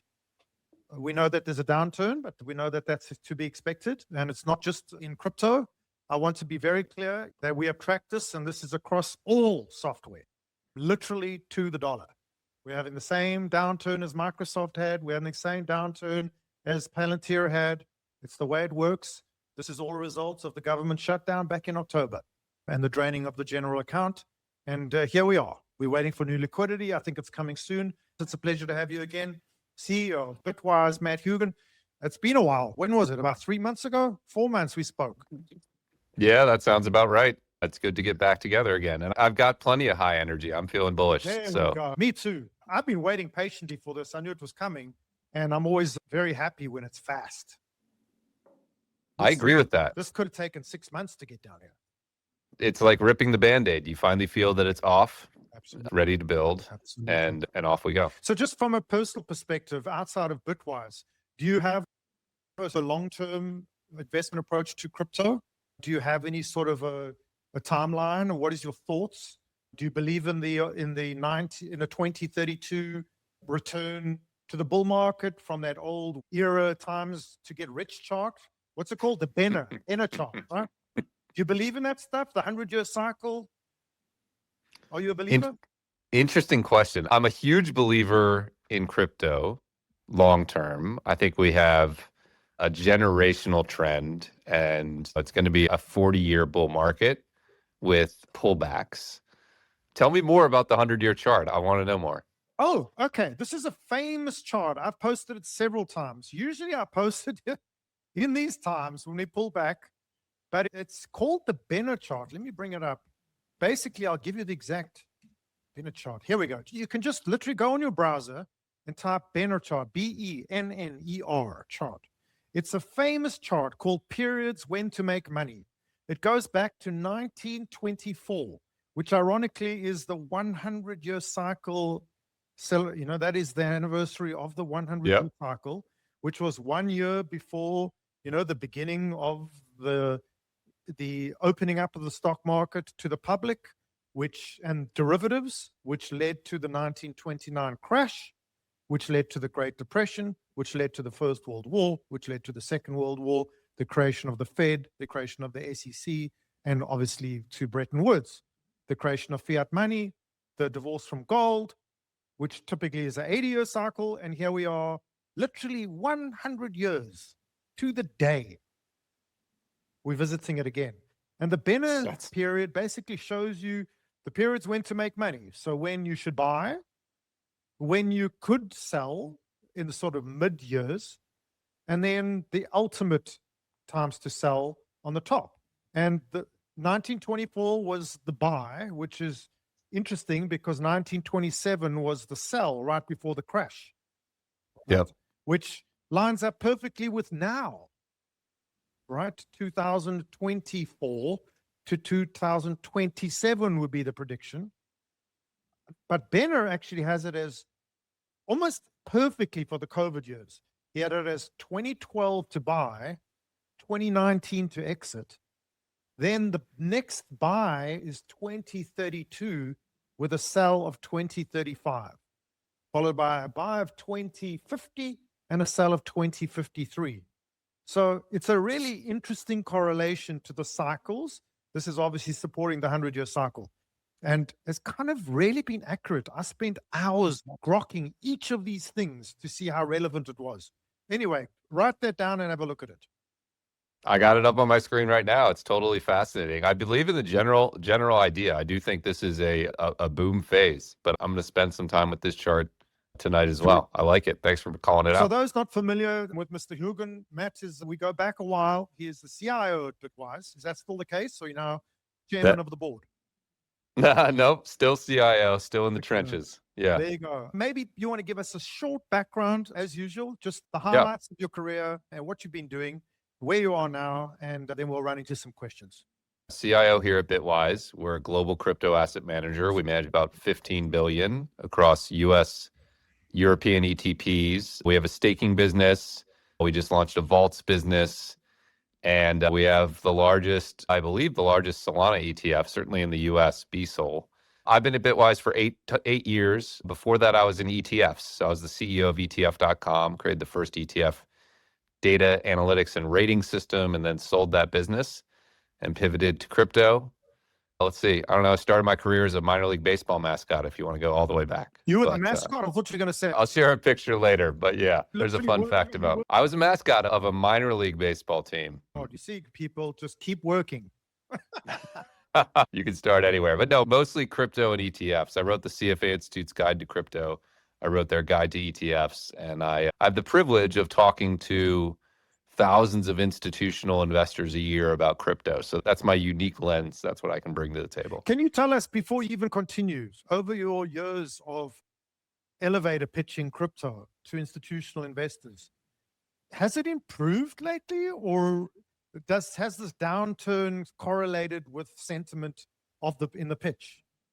So no, it's improved dramatically, and there is no bear market in institutional crypto, B. So let me touch on both of those really quickly. Yes. In the early days, 2017, 2018, we would literally go into institutions and we would like take the Wi-Fi card and the speakers out of a computer and show them how to create an air-gapped computer.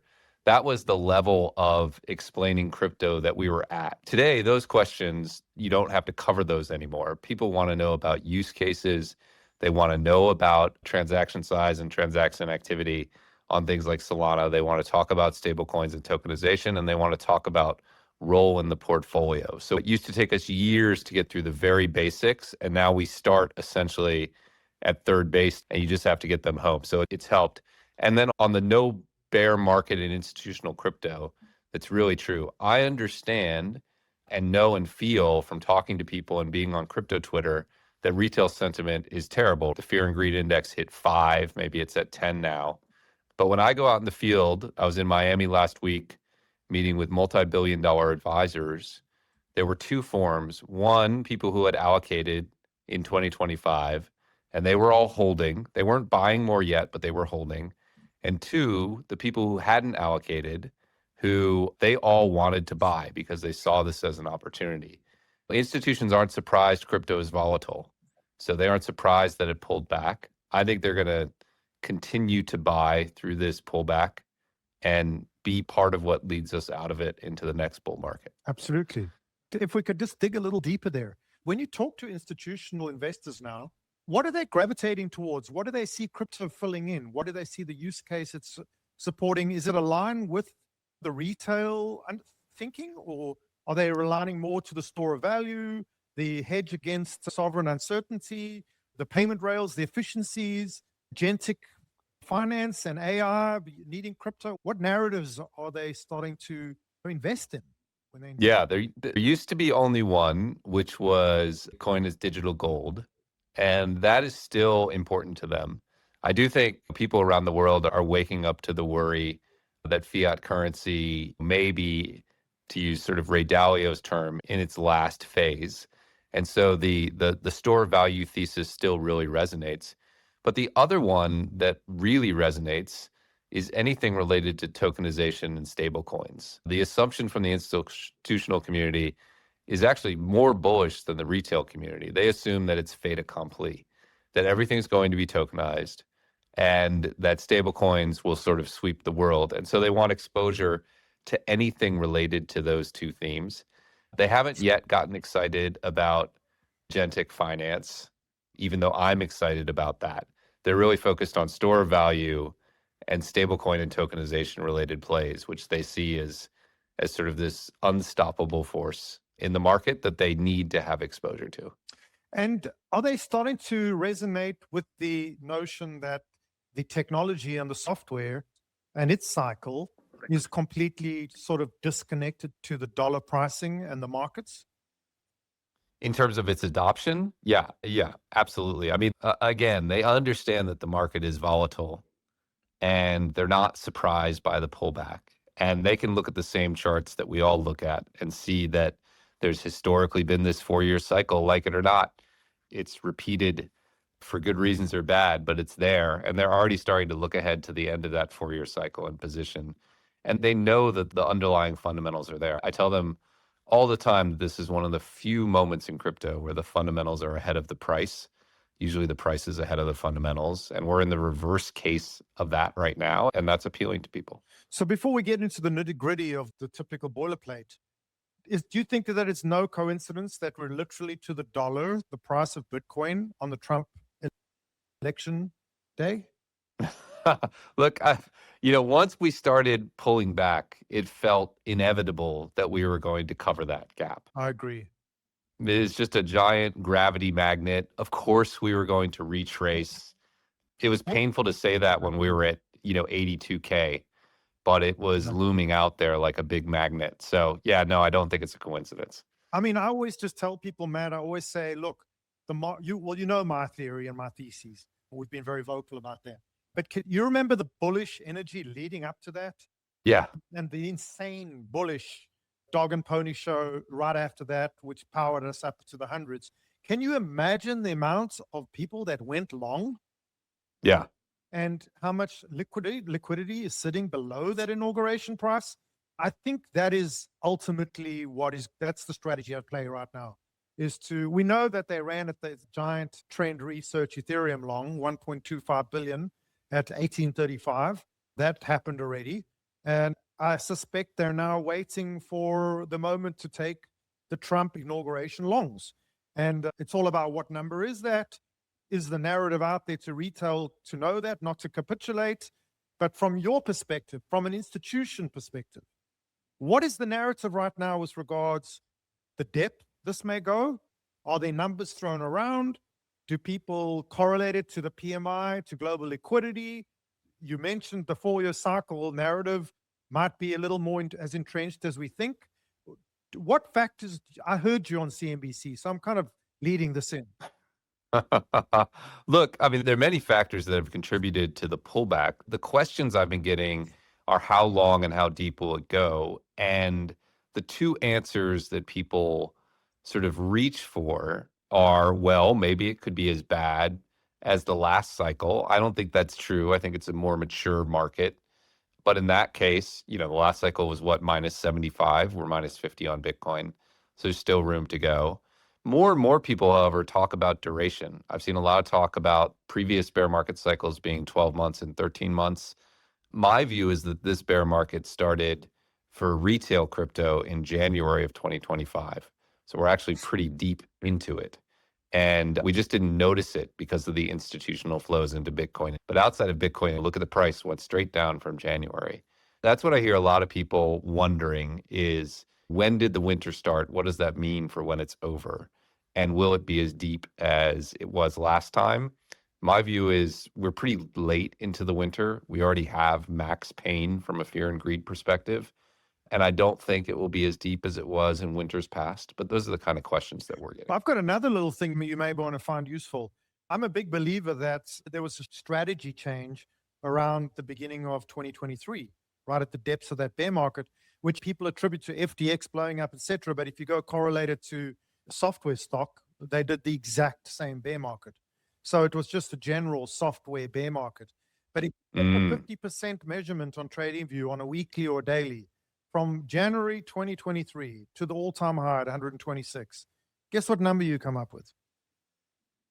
I don't know. Tell me. 68,617. What's the price right now? So you see that there are a lot of technical. I'm a big believer in the 50% pullback. I believe that's how market makers play this game. They invest X and they take out half X and continue doing that. In my opinion, there is a probability higher than a non-zero probability this might be the bottom, correlating it with the Trump inauguration price being exactly here as well. In my understanding of leverage trading, they're probably going to run at the 25Xs, maybe as low as the 10Xs from here. So to clear it out in some kind of a V-shaped recovery, which in my opinion is probably going to go potentially as low as 58. Yeah, I think that's completely reasonable. And that would be consistent with classical behavioral dynamics as well. So that, that makes sense to me. What we've been talking to people about is like, look, it's very hard for me to pick the exact bottom. But what I can tell you is that 5 years from now, when stablecoins are a $3 trillion market and tokenization is multiple trillions, and there are a billion agents using DeFi, that the prices now will look silly. And so what that means to me is some version of dollar cost averaging, if you're a long-term investor, is a reasonable approach for a lot of people. Not for everyone, but for a lot of people. I mean, look, it's all about, at this point, technology conviction.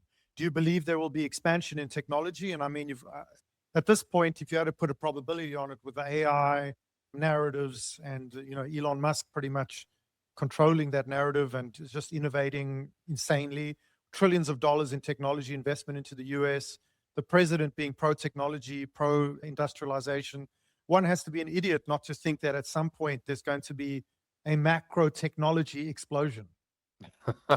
Yes, I often tell people to write the story backwards. Fast forward 5 years from now and look back. What are some of the most obvious things you can imagine from that 5-year forward vantage point? And it's what you're saying. It's a massive technology explosion. It's huge growth in agentic finance. It's every asset being tokenized, which Paul Atkins and Larry Fink are both telling you will happen. I think during these bear markets, your focus narrows and you can't see that many years ahead. But it's a nice narrative exercise to port yourself forward 5 years and look back at what was obvious. I think a lot of these things will look obvious then. And also, actually, if you're a chart watcher daily, like I unfortunately am, you're in the weeds thinking, oh my God, what's going on? But actually, if you look at it, we're not that low. I agree. We're actually not low at all. We're substantially higher than I would have expected given living through 2017, 2019, 2020, when there's full capitulation. Given that, let's pigtail into another conversation I'd like to have with you. I mentioned to you before this, I posed you this question. What is the price of Bitcoin and how do we derive the price of Bitcoin? Long term? No, on a day-to-day basis. Given the fact that we have 600 exchanges in 127 jurisdictions trading the same commodity with no regulation. Yeah, it's a real challenge. Yeah, the price is not uniform across the world, for sure. Do you ever have institutions ask you that question? We spent a long time early in the development of Bitcoin ETFs designing pricing methodologies that tried to average and remove extreme outliers from various points. But you raise a great question. We used to get a lot of questions about that. We get fewer now. I think a lot of people just look at IBIT, but for sure, it's a good question. So when you say most people look at IBIT, they sort of look at the price of IBIT shares to reverse engineer the price of Bitcoin. Yeah, I think a lot of people in my world, in the traditional finance world, is insane. Definitely. I mean, raise your hand. Anyone in the space has ever heard that? No, I love that. I started switching to gold, Bitcoin Gold. I love that. Yeah, I think what we're indicating to you, the audience, is you need to understand that there are several ways to value these assets, not just dollars. And I think there is an absolute fixation to valuing things in dollars, when the dollar is probably the most manipulated of all base currencies. So, pick something else. Look at it. I mean, at least it's a regulated stock. I couldn't agree more. And, and actually that's something we talk to investors all the time about. They're 100% exposed to dollars, right? Most of their portfolio is entirely dollars. And there is a whole different world out there. Absolutely. Let's quickly talk about the last couple of months and what we've seen. What are your thoughts around the surge in gold and silver? Do you feel like there was a sort of sovereign repricing to 5,000 on gold? Do you think that it was an unshackling of the shorting? Do you think it was genuine buying on exchange, physical gold by China? What's your thoughts? Yeah, look, I think it started as a self-sovereignty trade by central banks way back in 2022. And if you look at even the reported data, which is underreported because China doesn't contribute, but even the reported data shows that central bank purchases went up 150% in 2022 when the US seized Ukraine's treasury assets. And then they've been elevated ever since. And when you layer on China on top of that, I think that's a major driver. And eventually supply just dried up and you started to get the parabolic price. I do think at the very tail end of gold's move, it became a momentum trade and people layered on top of that. So I think of it as a fundamentally driven trade driven by central banks' desire for self-sovereign money with a momentum trade layered on top. But I think that momentum sort of left for a minute. And, if you pan out and look at like a 1-year chart, the move doesn't look crazy. It looks pretty contained. It only got crazy for a couple weeks when it spurted up to 55. I think that momentum more or less got squeezed out. So mostly I think it's fundamental buying by central banks. And do you think that the effects of this gold and silver move on inflation are lagging and we'll see it coming in the forthcoming months and years, given that every electronic device has gold and silver in it? Or do you think that it was priced in? Or do you think it doesn't actually affect inflation as much as we think? Well, I think silver will have a real effect on inflation. I think gold will mostly wash out. A lot of the jewelry demand for gold is actually just demand for physical gold and the monetary purchases of that. But on silver, I think it will have a trickle through inflationary effect. More big picture, I think it speaks to the fact that the fiat era is coming to somewhat of an end, at least a different form. Most of us have only lived in an era dominated by fiat, but that's a blip in history, right? That was 1971 till today or till last year when central banks started having more gold than fiat. It could be that we were living in the anomaly and we're coming back to the norm, which is, a dominant global hard money regime. I think that's where we're going. So I think it does speak to the long-term weakness in fiat. I mean, I was born in 1970, so I've literally lived through the entire fiat experiment. Yeah, and nothing else. That's all we know, right? Nothing else. So is your feeling right now, before we get into Solana, is your feeling that if you don't own assets right now, you're in trouble? Yes. Yeah. Yes. I definitely think so. And do you think that crypto is an opportunity for the regular person to acquire assets? I think it's a massive opportunity. I think it's an asymmetric opportunity. It's, all the alpha in the world is sort of behavioral alpha. And there's a huge amount of behavioral alpha in crypto because people won't evaluate it rationally. There's so much emotion attached to it. And I think it's dramatically underappreciated by the world. So yeah, I think it's still the fastest horse in the race. It's still the asset that you, I think, need to own going forward, at least to a degree. Absolutely. Okay, so let's jump into the next round of questions. We've done 25 minutes of sort of macro. Yeah. Which is great. I can keep going hours with you. Let's talk a little bit about stablecoin for a second.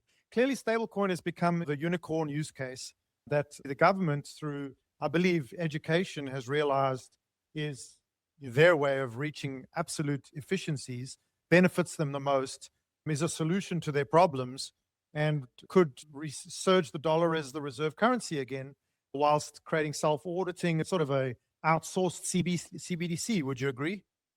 Absolutely. Yeah, I think it's now seen as our last best hope for extending dollar dominance into the world. It's sort of like a gift from the tech gods that's given the US its last chance at this. And the US is determined to make use of it. I was in Davos a few weeks ago, met with a bunch of European bankers, and they're terrified of crypto dollarization through stable coins. And they're working to sort of jumpstart the euro stablecoin market. So yeah, I think it's absolutely a killer use case. I think here in the US, it has strong bipartisan support. And I don't think we've even seen the beginnings of the boom in stablecoins, is my guess. So just a quick blast. Give us your Matt Hugan impression. Why are banks so afraid of stablecoin? Well, because their business model is fundamentally flawed, is the answer. The reason most people bank is they need somewhere to put their money and pay bills. It's not to give money to a fractionalized reserve system that then lends it out. It's a stable deposit base. The challenge of stablecoins is it's easy to see how widespread stablecoins would displace traditional banking accounts and displace payments and sort of crimp the bank's core operating model. Regulatorily, from the US perspective, they need a significant deposit base in order to operate because of the post GFC reserve requirements. And if stablecoins challenge that even a little, it puts the bank at risk. So the core answer is their business model is bad, and stablecoins expose that. And they've been fighting this for a while, right? Before they were fighting stablecoins, they were fighting narrow banks, which were just trying to do effectively what stablecoins did. And the dam is finally breaking, and they're afraid. So do you believe that the banks were behind the choke point initiatives? I think there's truth to that for sure. I don't think it was exclusively the banks. I think there was negative animus in parts of the Biden administration towards all things crypto. So it was also political, but yeah, I think there's a protectionary element from the banks as well. So let's move from banking and their vulnerabilities to tokenization. Is it Bitwise's belief that, like Larry Fink says, everything will be tokenized? Yes. Okay. Yes.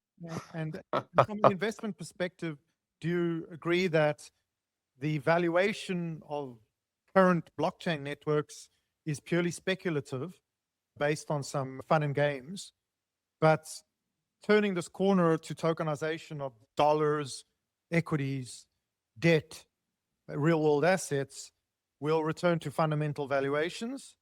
If so, have you guys started working on models? And if your models of valuation are in place, do you see the value of assets tokenized on a chain and the transactional volume transacted in tokenized assets being responsible for their valuation?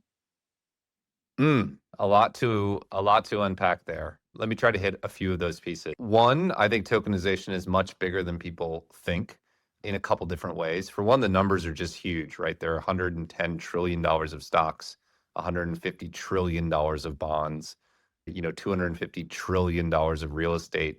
Those numbers are enormous. There's $20 billion of real world assets on chain right now. So we're talking about, 10,000x style growth.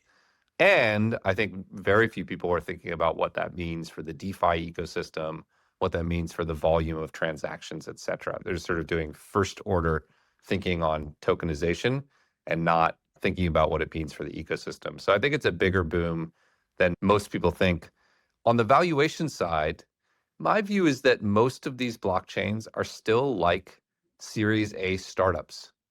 And it's silly to think of something like Solana even at, $50-60 billion as a Series A startup. But the reason I think that is because the market they are going after is so incredibly large. We're used to startups going after markets like social media, and blockchains are going after markets like money and finance, which are really, really big markets. What that means is that revenue is important as an indicator of real economic value. And blockchain GDP is important as an indicator of success. But actually, what you want to see is the same thing you want to see in early stage startups, which is an acceleration of those indicators. So it's actually better to have a smaller number growing faster than it is to have a larger number growing slower. I think valuations probably reflect that. The reason people have a hard time linking revenue to valuation is because a startup with relatively large revenue that's growing slowly will be valued very cheap, and a startup with relatively small revenue that's growing quickly will be valued higher. And I think if you do that kind of analysis, you start to see some trend in the data that is worth studying. That's a brilliant answer. Okay, next one. Just by the way, these are my questions straight off the top of my head. These are not prepared. I consider you a buddy, so we're just chatting. If that's the case, and let's say you just rattled off some numbers, it sounded like you're talking about at least $500 trillion of value. If that's the case, and these are proof of stake networks, in other words, whoever owns the majority of the stake has the majority of the voting power. In other words, the network security is directly related to the stake. Yep. And if that's the case, then acquisition of the stake becomes highly important, right? Hugely. Right. So if the US and Europe and institutions and real estate firms are tokenizing their valuable assets legally on chain, then the value of that stake to secure that should appreciate, shouldn't it? Definitely. Yes, absolutely will. So when people say to me all day, every day, Marty, why do I care if Circle issued 500 million USDC on Solana? It's 1-to-1. I can't invest in that. And I say, no, you need to invest in the stake that secures that. Yeah. Yeah. Does that resonate with you? Of course it resonates with me. Yeah, that's that. Go ahead. Yeah. No, that's what I was talking about sort of blockchain GDP. And there's been some great work by other researchers. It's not my idea, but yeah, absolutely. As the economic value secured by the network increases, of course, the contributors to that value will reap the reward of providing that security.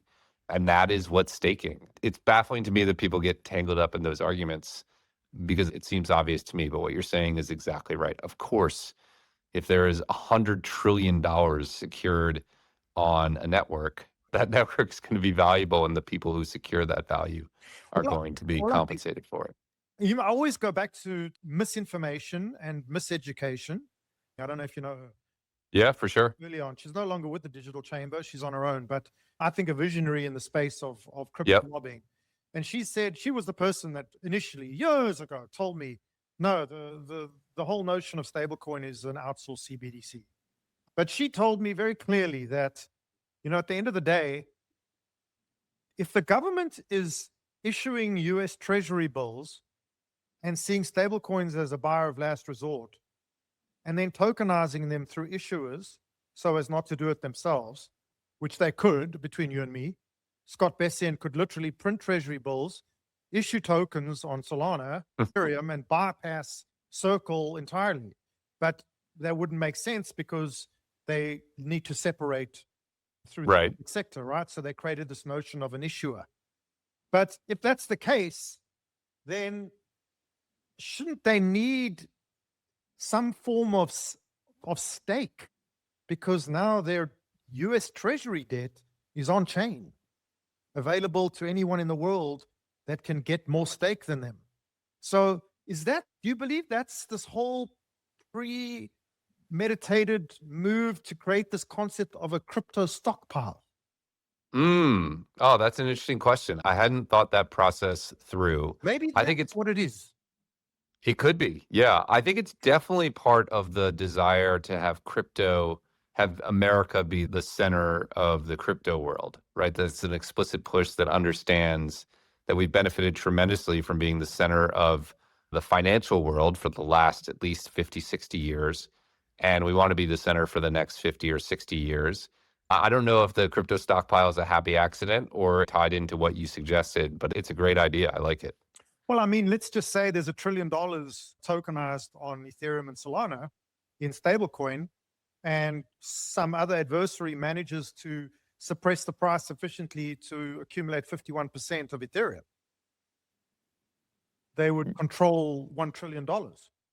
I agree. It will be in our interest for it to be widely diversified, and certainly to have some stake, to use the word that's just right there for us. I almost feel like in the network security almost at this point.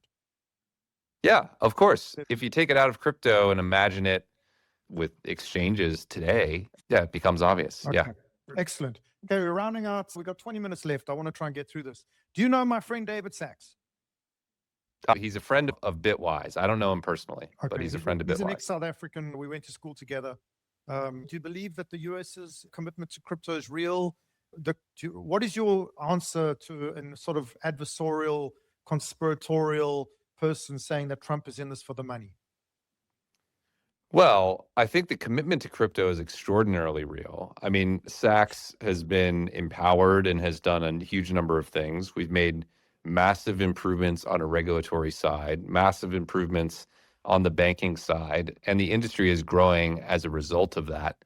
And I think that commitment stems from a desire for America to win, desire to be the crypto center of the world, certainly from some political calculus. I don't think it's like idealistic purely, but I do think, you know, that the Trump administration has a natural affinity for crypto that extends back to, you know, being debanked and all of those things. That's not to say that there aren't concerns about enrichment and things that should be investigated. I think that's true across the political aisle, right? Nancy Pelosi is the most successful 100. stock trader of all time. And I think that should be illegal, right? So I'm all for cracking down across all elements of politicians benefiting from their position.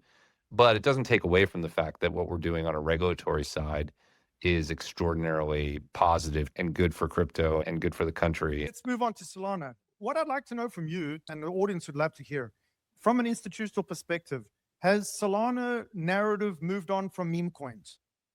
Yes, absolutely. Meme coins actually never come up, believe it or not. It's actually funny you asked that. I hadn't processed that in my head until you crystallized it. But I haven't heard meme coins in a institutional discussion of Solana in 9 months. So yes, I think we've moved on from that narrative. It's a challenger asset on stablecoins and tokenization. I always tell people now that meme coins were simply a liveness test. As a software engineer and architect, it's the absolute most perfect liveness test of all time, in my opinion. 100%. It's something with no inherent value, create perceived value, test volume and scalability, fine-tune your network, and basically create the plumbing on which now real tokens with actual boards and business models can take place. I mean, you couldn't do that liveness test with real stock. I couldn't agree more. I actually sometimes tell people that we're fortunate that crypto developed on the timeline it did. Imagine if the world was tokenized and we were all using stable coins and blockchains performed like they did during the first NFT boom, when a transaction could spike to $200. It would have been over. No one would have ever touched it again. I mean, stable coins wouldn't even be a topic. If it's running on Bitcoin, they wouldn't even be Impossible. I mean, these are such interesting topics. I wish we could do something on CNBC. Right? Yeah. No, absolutely. But now we've had, as you said, a liveness test. Now we have penny, sub-penny transactions at scale, and we've proved it out. I think meme coins were an incredible gift in terms of fine-tuning that. And yeah, people have moved on. They know it's now up for bigger things, which is great. Okay, moving on. I don't want to bring up the whole Ethereum versus Solana thing. I think it's boring. I'm going to pose the question in a different way. Do you think, like everything in engineering, we shouldn't have a single point of failure? So we need redundancy. So if we're tokenizing everything and we're depending on one chain, wouldn't that create a single point of failure? Wouldn't it be more important to create at least two versions of the token? Yeah, I absolutely agree. Okay. Particularly Ethereum and Solana are playing that role? 100%, 100%, and particularly at a relatively early stage in the technology. I think both steel sharpens steel, and you need that redundancy and fallback. I couldn't agree more. I think it's crazy to imagine any other outcome, to be honest. Quick questions from the audience that I'm just going to ask you. Why did 2025 see historic ETF inflows but price declines? I want the Matt Hugan answer. Why did 2025 see historic ETF inflows but price declines? Go ahead. Yeah, because existing holders sold. I hate to be a reductionist, a supply demand guy, but yeah, ETFs bought Bitcoin, ETH, Solana, and other assets, but existing holders, I think, sold to get ahead of the 4-year cycle. I think the story is actually that simple from my perspective. Do you think that ETFs like yours and digital asset treasury companies, DATs, like DFDV, have created a new floor for Solana? Yeah, absolutely. And they brought in a new kind of counter-cyclical buyer. And I think they'll dampen volatility over the time because these buyers operate on a different time scale and with a different cadence than previous investors. So yeah, it's created a floor, and it will dampen volatility over time. Excellent. When you talk to institutional clients now, what is their Solana, Bitcoin, Ethereum allocation versus a year ago? Is it changed? In terms of the relative positioning between those three, yeah. Those three. Yeah, it was Bitcoin only a year ago, basically. This is from Matt Hugan. This is what I've been telling him. So a year ago, it was 100% Bitcoin. That's correct. And Yes. now what would you think it is? Now maybe it's 70-30 or 60-40 between Bitcoin and other assets, getting down to 50-50. To put it in a different context, when we have conversations, we now have a store of value conversation and a stablecoin and tokenization conversation. We have two equal narratives, and that's what people want to hear. You know, I'm going to these major conferences to give keynote addresses. Last year it was about Bitcoin, so maybe the 100% was my fault. This year it's about stablecoins and tokenization. That's where the narrative is shifting.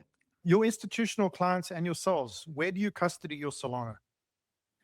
The BSOL custody is at Coinbase Custody.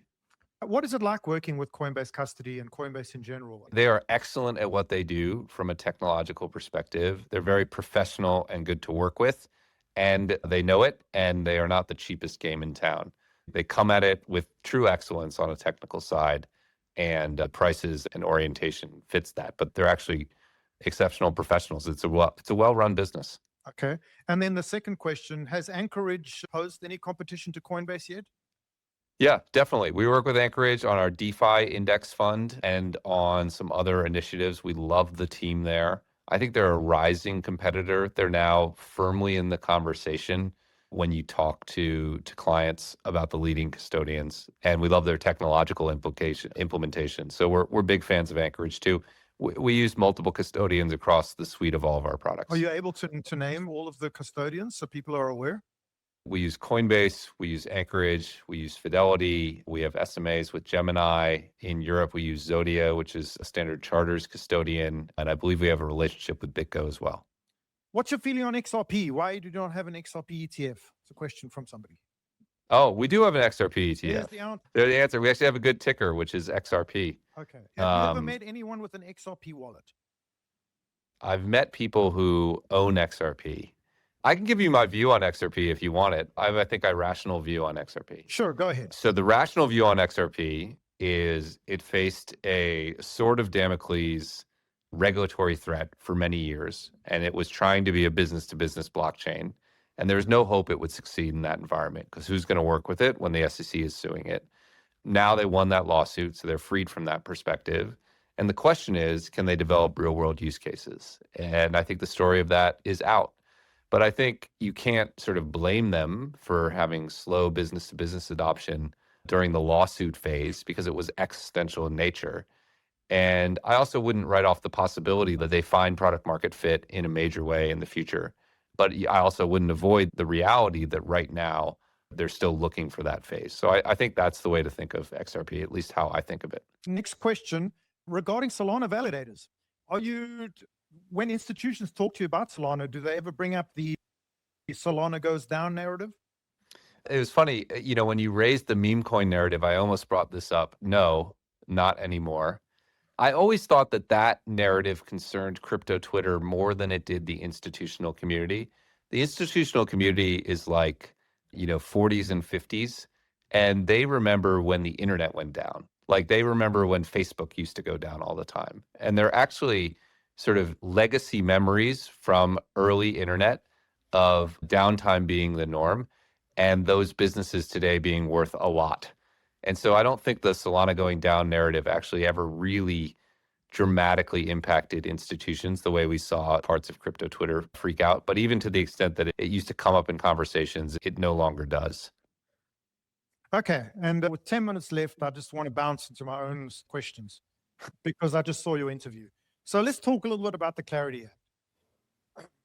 I'd like to hear your opinion, firstly, on the Clarity Act, how you see a more common sense version of it, whether you think it's accurate, whether you've read the latest draft, whether your institutional clients are aware of it, care about it, and whether, just like everything, they pile too much into it, causing it to deadlock instead of leaving it in its pure form, which was to simply differentiate classification of crypto assets. Can you answer those questions? Yes. Yeah. So to take the last question first, absolutely. It's frustrating that it became this omnibus bill covering everything from stablecoin interest to there was like credit card fees layered into it. I cannot believe that's in there. It's completely ridiculous. It'd be hard to imagine, except for that Congress always does the most complicated thing. I think what we needed was a very simple bill about clarifying what is a security and what is not a security and how they're regulated at a fundamental level. And then we could add more regulation as time went by. It's disappointing to me that it bloated in this way. My view of the debate around it is there's some non-negotiables that you need to have in any bill. The stuff around security status is actually good. It sort of aligns with the Judge Torres view of how to define what is a security and what is not a security. I think that stuff is great and should be non-negotiable. That was where the bill started. Basic DeFi protections of developers. Developers can't have unlimited liability for the code that they write. That stuff has to be in there and has to be non-negotiable. But I think, beyond that, you get to like good enough and we'll fight the other fights later.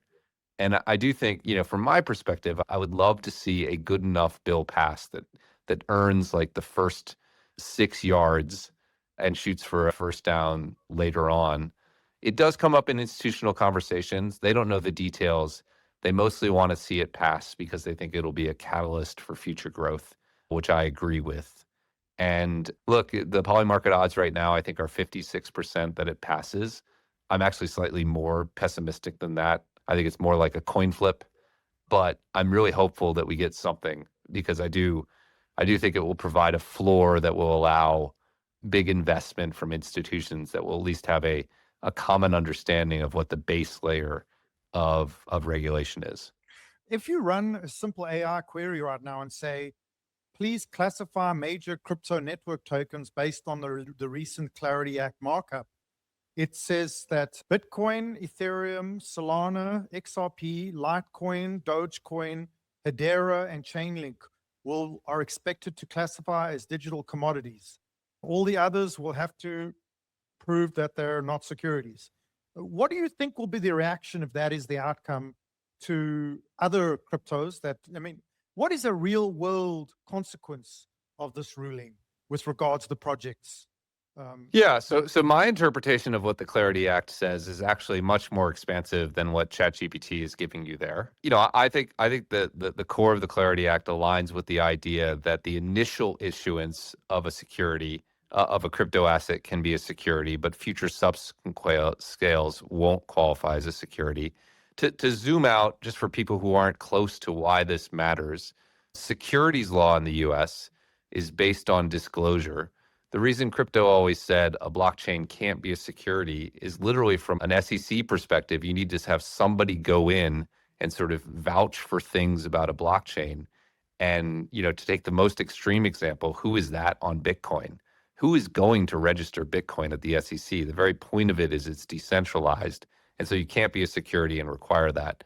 I think the direction of travel that the Clarity Act is trying to get to is most crypto projects start as securities because it's a few people around a table coding and coming up with an idea. And for sure, they control the outcome of that. And if they sell tokens directly to someone, that is a security sale.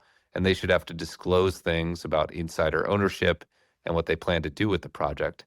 But once it's reasonably decentralized and they no longer control the core keys, secondary sales of that asset that power that blockchain shouldn't be securities. And I think that's a reasonable interpretation. So actually my view of what the Clarity Act is saying is currently it's relatively expansive. It includes those 10 assets, which all qualify under generic listing standards for ETFs. But it also includes a lot more assets in the secondary market. And it's a pretty good foundation for separating the two. So from my understanding, the current Clarity Act says if it's an existing ETF and has already passed through approval, it's immediately a commodity. If it's sufficiently decentralized or is traded on a regulated futures market like Coinbase, then it's a commodity. And just for the audience's sake, what does it actually mean if it's not a commodity and doesn't fall into that? What is the process? Would they have to then prove, or would it require legal fees? Is it a black mark? What is it, a death sentence? It's a harsh sentence. It requires legal fees, and it requires the blockchain to not be decentralized. It sort of requires someone to be in charge of it. You can't have a security that someone is not in charge of. And that's where you get the real challenge. I think the idea, though, again, is you could start as a security and become a commodity through decentralization. If one of the core benefits of blockchains is that they're not controlled by any one party solely, you can't do that if you're a security. It's just sort of oil and water. And there are restrictions on how it trades, and there are restrictions on who can own it and how it can be owned. So it's a pretty bad mark if you're permanently a security. It's not that bad a mark if you're temporarily a security, but you're en route to being a commodity. I think all blockchains make that transition. And that's where the sufficiently decentralized question comes in. You know, what does that term mean? Okay, 4 minutes left. I'm just going to zoom in here quickly. I'm on bitwiseinvestments.com for the audience. Such a well laid out website, by the way. Really love Thank it. you. So you've got your Bitwise 10 crypto index ETF. How is that performing versus the individual asset ETFs?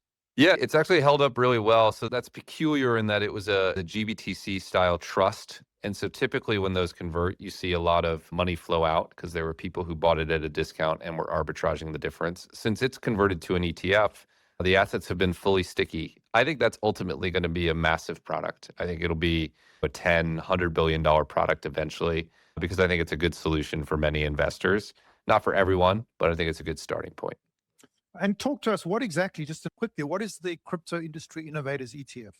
Sure. That holds publicly traded stocks that are pure plays in crypto, so that have 75% of their revenue from blockchain or crypto activities. So that's like Bitcoin miners, it's Coinbase, it's Circle. And then it has a small allocation to companies like Robinhood, which are bigger institutions, but it's sort of the infrastructure. And then the Web3 ETF, what's the difference between that and sort of the 10 crypto ETF? Yeah, the way to think of that is more companies that are using blockchain and crypto to be more efficient. So Figure is a good example of that, although that's in both. But you also have companies that are further down the chain of experimenting on blockchain. You have Mike Cagney in both? I believe we do. We do. He's such a goat to me. He is. I mean, you know, he has yields. It's an interest-bearing stablecoin, and he got it registered through the SEC. Yeah, it's unbelievable. Now they're fighting about it in the Senate. He's already got it. I know.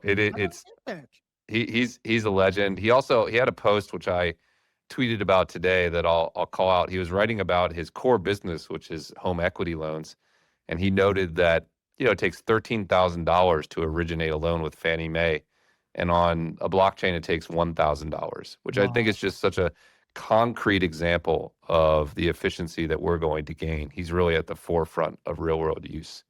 He's a legend. Matt, we got 1 minute left, so I'm just going to end this. First of all, any questions? Raise your hands quickly for Matt. Nah, we'll respect the time. What a legend. This is a good combo.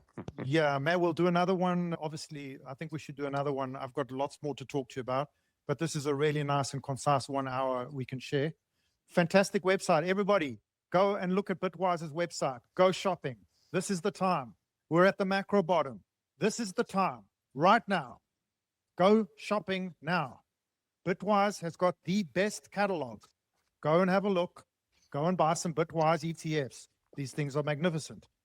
Mr. Hoogan, thank you so much for your time. Some of the best answers to some of the most complex questions. I'll send you the recording. Come back anytime. This was a lot of fun. The best questions and the best audience. Thanks, everyone. Thanks so much for coming, Matt. That was Matt Hoogan, CIO of Bitwise. Go check him out. Follow him. Adios, my friend. Bam. Hey guys, good afternoon. There we go. How are you, my friend? I'm good. Well done. You're following up Matt Hoogan. You're a hero. Thanks, man. And thanks for having us today. No problem. Yeah, it's super fun to have you. Yeah, since we spoke last time, you've made so much progress in your development. I'm really proud of you.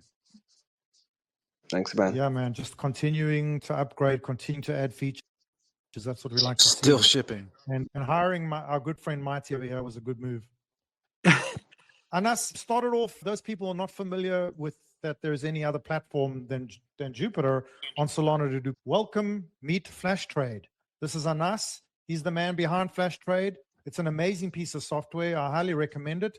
And go ahead, introduce yourself, let people know about Flash Trade, and we'll jump in with some questions. For sure. Yeah, my name is Anas. I'm one of the co-founders at Flash Trade. Flash Trade is one of Solana's pool-to-peer exchange where you can basically trade with up to 500x leverage. Bitcoin, Solana, Ethereum, and we are the only platform where you can trade forex, metals, commodities, and equities on leverage on Solana with cheapest fees and basically no transaction costs. And there is no slippage as well, so we are very happy about the offering, and it has actually grown quite well since the beginning of this year as well as Q4. And we're seeing a lot more volumes and TVL that is coming from equity trading and forex trading, and we are the only perps exchange right now who is providing Chinese yuan to trade with up to 500x leverage as well. Lord. So seeing very interesting participants that are going out of crypto who are using our exchange, but they just want to trade these assets, and we are offering them. That's fantastic. So tell us a little bit about the road since we last spoke. Last we saw you had only a few offerings. So give the users a little bit of an idea of the full suite of assets that they can trade on Flash Trade, so they're aware that For sure. it's not just crypto. Go ahead. For sure, yeah. Basically, since I've been in crypto trading for long as well, and I really wanted to, even when I used to trade myself, I really, had this idea of having more assets at my, disposal. And that's what we focused on Flash as well. And thanks to the pool-to-peer model that we don't have the fragmented liquidity across order books. Like when you're trading through an order book exchange, you need to have a different order book for every offering, be it crude oil or be it Chinese yuan or Japanese yen.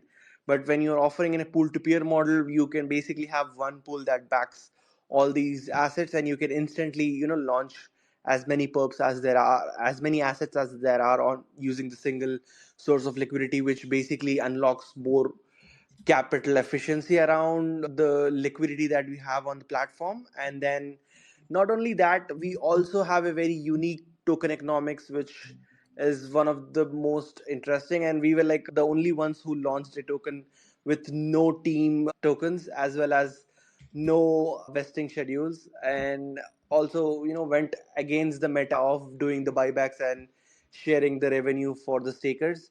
So that has also picked up a lot. Like even now, if you check, like around 73% of our tokens are staked, the supply. And yeah, I think there is this very interesting feedback loop that is happening where a lot of traders who want to save more money are actually buying the token because they know they'll get back some more fee rebates, as well as their trading volumes generate more revenue for themselves and the exchange, and things grow on themselves. And apart from that, as we discussed before, we are the only platform on Solana that has all the major forex currencies such as British pound, Japanese yen, Chinese yuan, and euro.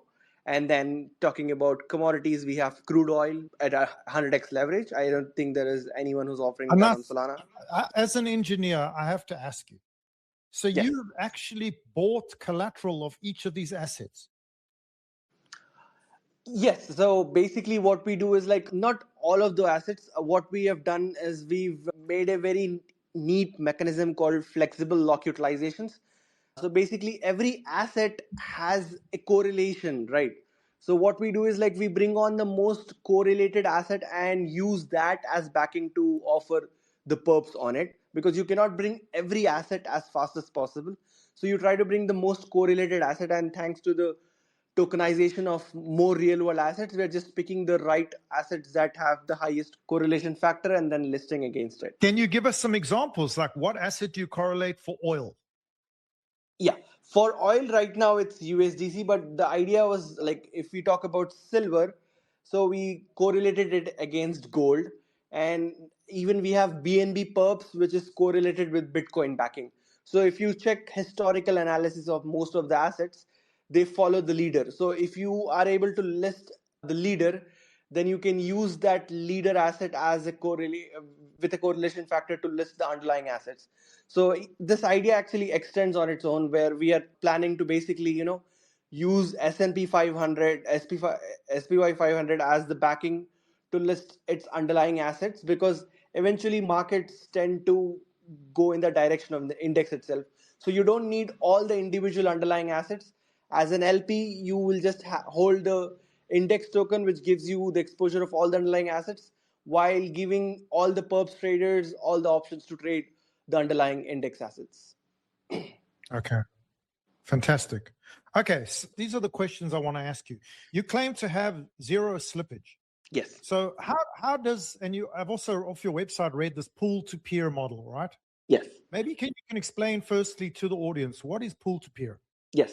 So basically the idea is, on Flash Trade, we run a pool which basically market makes all the perps volume that is happening on Flash. So it's basically one pool rather than multiple participants who are trying to compete for your order that you're placing on Flash.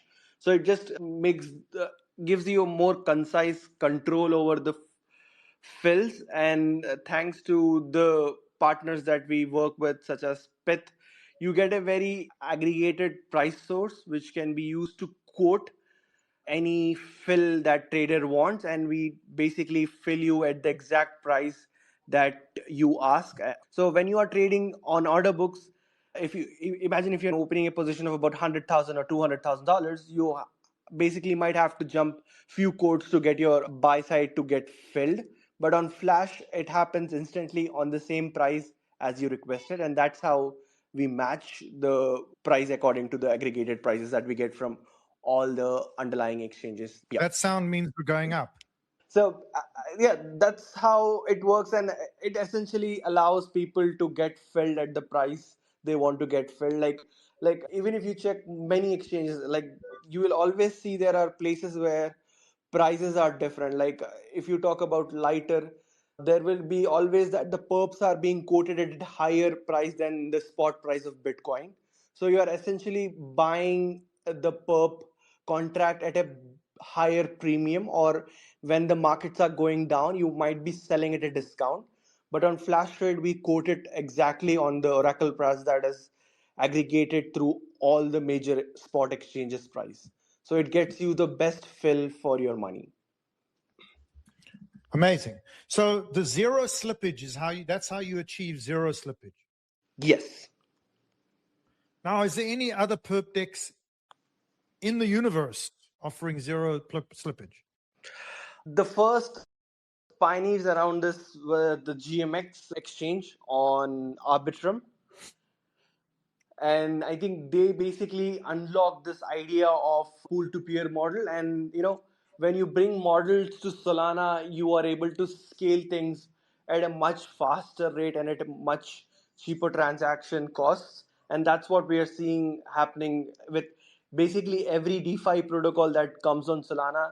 The liquidity is much more active on Solana, so things shape much different than their counterparts or different mechanisms that have been worked on EVM side. But the most interesting thing is, like, you cannot just blankly copy paste things. You'll have to make things suit for these high speed blockchains, and that's what we have worked hard on and have improved over the past 2 years now. And we have served more than $20 billion in volume now, and now looking forward to grow more on the real world assets offering. And even now, like, more than 30% of our volume is actually just real world assets, equities, forex, and commodities.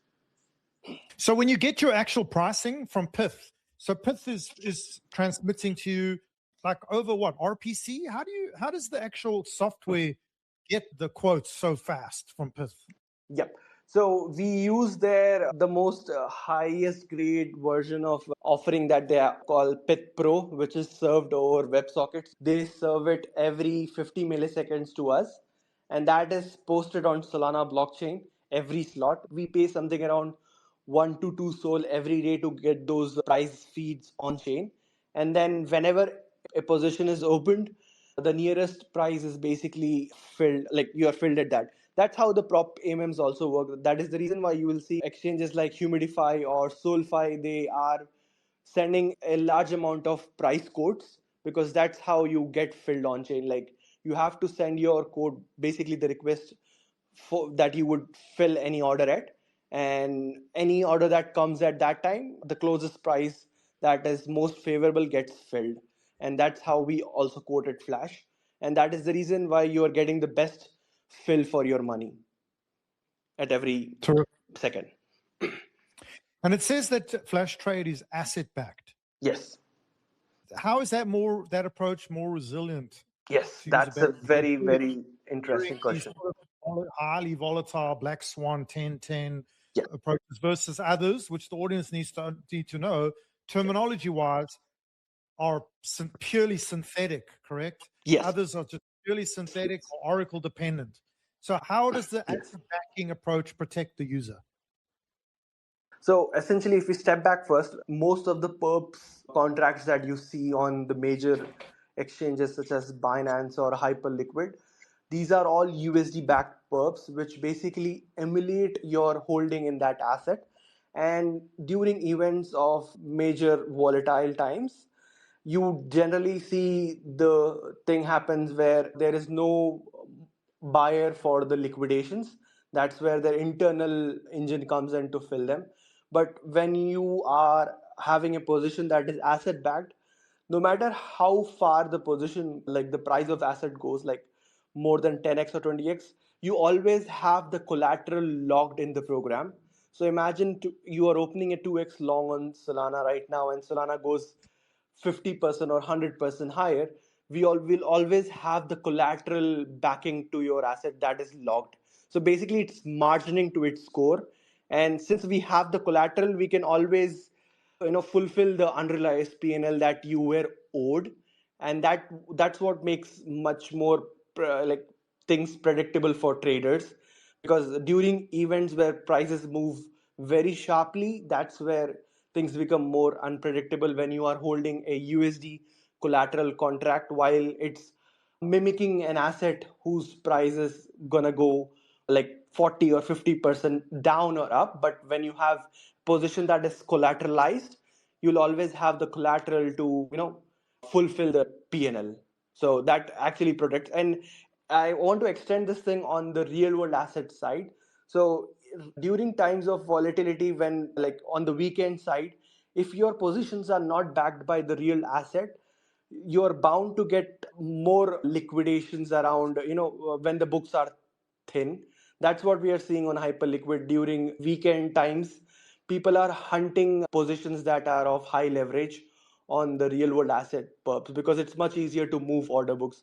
But when you step back and move to the oracle based exchanges such as Flash, we use aggregated spot prices related to liquidate higher open interest positions. So that is how a lot of traders are protected, and it's at the same fees, and the structure is gives you a much better time holding a position over the weekend or during the week. Amazing. And then you also have now, I hear, up to 500x leverage on some markets, correct? Yes. How do you manage liquidation risk and like funding rates to avoid cascades? Exactly. So that's where also the collateralization factor helps us. So since we are locking the actual collateral, even if someone was to get that higher PNL payout, you are always able to pay it out. And that's where the zero slippage thing works as well. So imagine if you are opening a position at 500x leverage, if the price moves more than 2 bips, you will get liquidated. So essentially on order books, you can't trade with 500x leverage, because there might be a situation where due to the slippage itself, you will get liquidated. Your position will get liquidated because the margin ratio checks. But when you are quoting it at the exact oracle price with no slippage, you can offer much higher leverages where traders can get the anxiety around getting filled. Because there is this game that happens in high frequency trading where when they see the moment a big position that is coming up as a market order, many market participants pull their orders from the book, and the book actually moves higher just because of that big order coming in. But on Flash, what we do is like we basically fill you at that exact price that you were quoted on through the UI. How did you get so knowledgeable about perpetual futures? No, I started basically as a market maker on Okay. BitMEX, the OG exchange which invented Oh, perpetuals. wow. Yeah. So you were with Mr. Hayes. You know him Yes. personally. No, I don't know. We used to be a Got it. market maker. That's We'll it. talk about that towards the end of the Yeah. hour. Quickly, let's talk about your Flash liquidity pools, FLPs. Your Flash liquidity pools are showing insane APRs. I'm on your website right now. 200% plus on Yes. crypto pools, 100% plus on some static tokens. How do you make this real yield?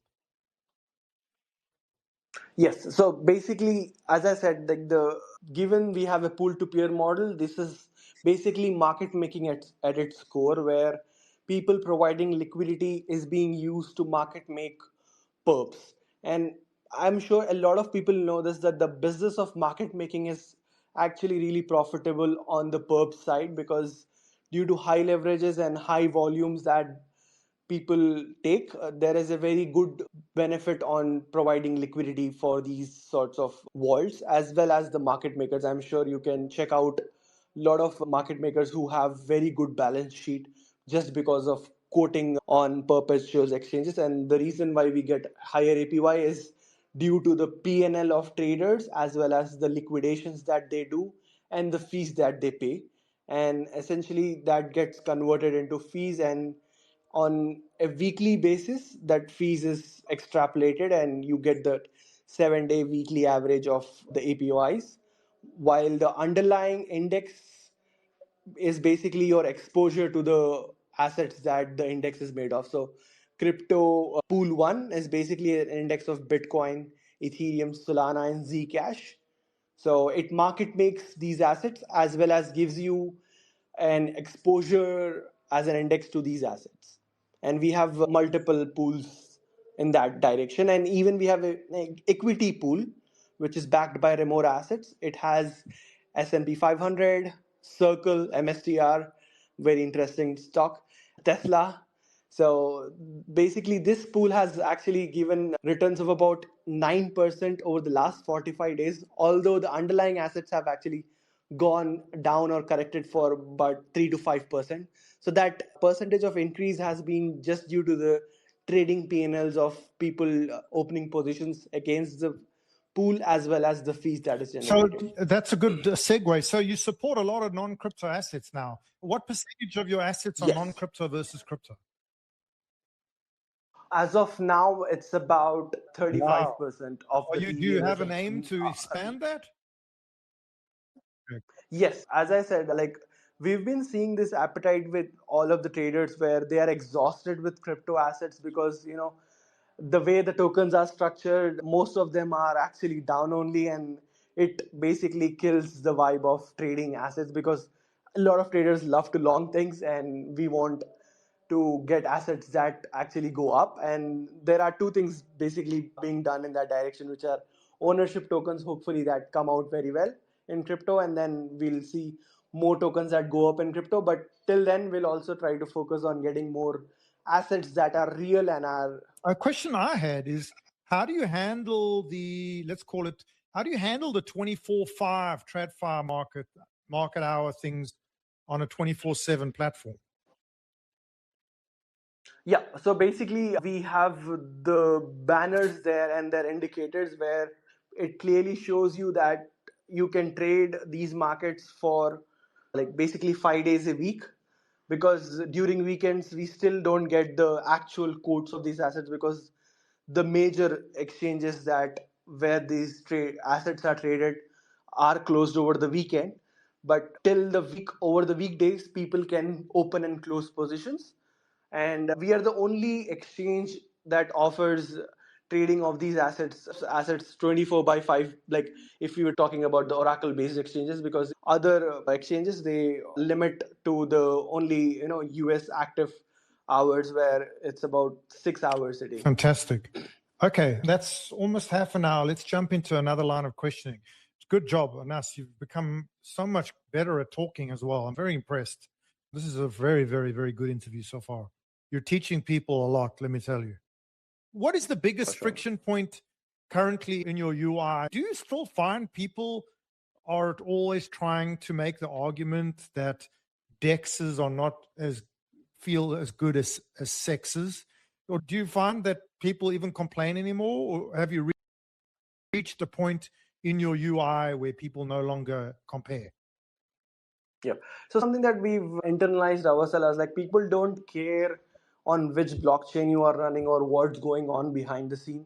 All they care is about getting them filled at the right price and not liquidating them without them understanding the system. So yeah, the biggest barrier I would say is about the wallet creation and funding the wallet overall, because people have different banks or different credit cards. So joining all those things and making that onboarding experience easier is kind of hard, even with the big. So your pain point right now is still, just like the previous guest said, on-ramping and getting crypto in the first place. Yes. Isn't that insane, guys? This is not the first project to say that. The biggest friction in crypto right now is the friction between crypto and the bank. Now, who benefits from that on us? And why is that a threat? I mean, it's just so obvious, including Mr. Hogan. The banks are literally standing in the way. Yes. I think even if you check what banks are doing, they're essentially trying to fast track their offering by giving this whole experience in their app itself. I've been seeing a lot of banking apps offering direct stock trading. And then I think that's what it's blocking the way of people, letting people get onto blockchain. And there are very hard limits, especially if you talk about Southeast Asian regions or the regions that are growing much faster. They find it very hard to onboard bigger sums of money, and that's where the other side of things come out, where people try to buy USDT through cash and they have their problems with that. Well, the biggest news that people are unaware of is that the major payment companies that pay salaries in Asia, in India, here in the US, are now authorized to pay your salary in stablecoin, which means it completely bypasses that friction altogether. And that is why the Clarity Act tension exists, is banks don't want people's salaries to earn interest. Because if you get paid, if you have the option to get paid in bank dollars, which pay no interest, versus stablecoin, which pay 3% interest, everyone is going to click that button. And they're so afraid that there's going to be a bank run, pretty much. Everyone will want to get paid in stablecoin. So you can see what's going on right now. We're at that apex where people are still saying, oh, it's too complicated to onboard and buy crypto. It's too expensive to buy stablecoin. Well, actually, soon you'll be able to get paid in stablecoin. You won't ever even have to go to a bank. That is the biggest change coming people aren't aware of. Let's move on. Any upcoming feature trades for the product, like the product experience, like copy trading? Have you thought about copy trading, social trading, AI integration? On the social trading side, we haven't seen much demand, to be honest, because that has been tried a lot of times in crypto. But talking in terms of AI trading, we have seen some good amount of bots that are coming on Flash because we exposed our SDK, and there are some people might be trying their luck. And yeah, it's interesting to watch people doing wild things and then just running out their cloud credits. So you currently have an SDK. What can you do with the SDK currently? You can open positions on any of your assets under any leverage? Yes, basically it's an NPM package. It's just Flash -SDK, and then if you just feed it to Claude, you would be able to up and running your trades on Flash. There you go, in people. a minute or so. You can build your own bot. And then talk to us quickly about your FAF token. When we first spoke, you didn't have this yet. You remember? We actually spoke about it. You said you were planning to make it. It's called FAF. Yes. Tell us about FAF, what its Yeah. purpose is, what rewards you get, what are the benefits? Go ahead. Yeah, that is something that we've worked very hard on to make things clearer and aligned, because most of the DeFi tokens, as they are designed, are actually, killing the whole trust of people who wanted to put money into DeFi, because there are so many huge unlocks that are coming on the market, and there are deals that are hidden, and that for those reasons, a lot of tokens, even the biggest DeFi tokens, are basically down only. That is the reason why we stepped back, and actually we were the first token on Solana where we said the team will not get any tokens until we ship things, and the team will can only get tokens if the token holders agree that the shipping quality was higher, and it's all determined by a few-takic vote.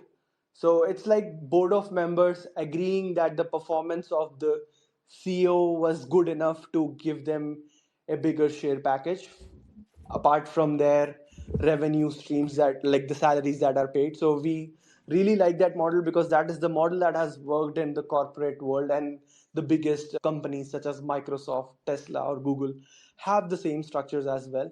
So we've tried to imitate that structure using few-takic governance, and then to make it much sweeter, because I really wanted to I put myself in the shoes of being a FAF holder, and I said, like, why would I want to hold this token? So that gave me this answer, where if I were to get some sort of kickback money from the exchange, I would love to stake that token, and that's how we have designed it, where almost about 50% of the revenues that the exchange makes, it's given back to the whole token holders who have staked on Flash.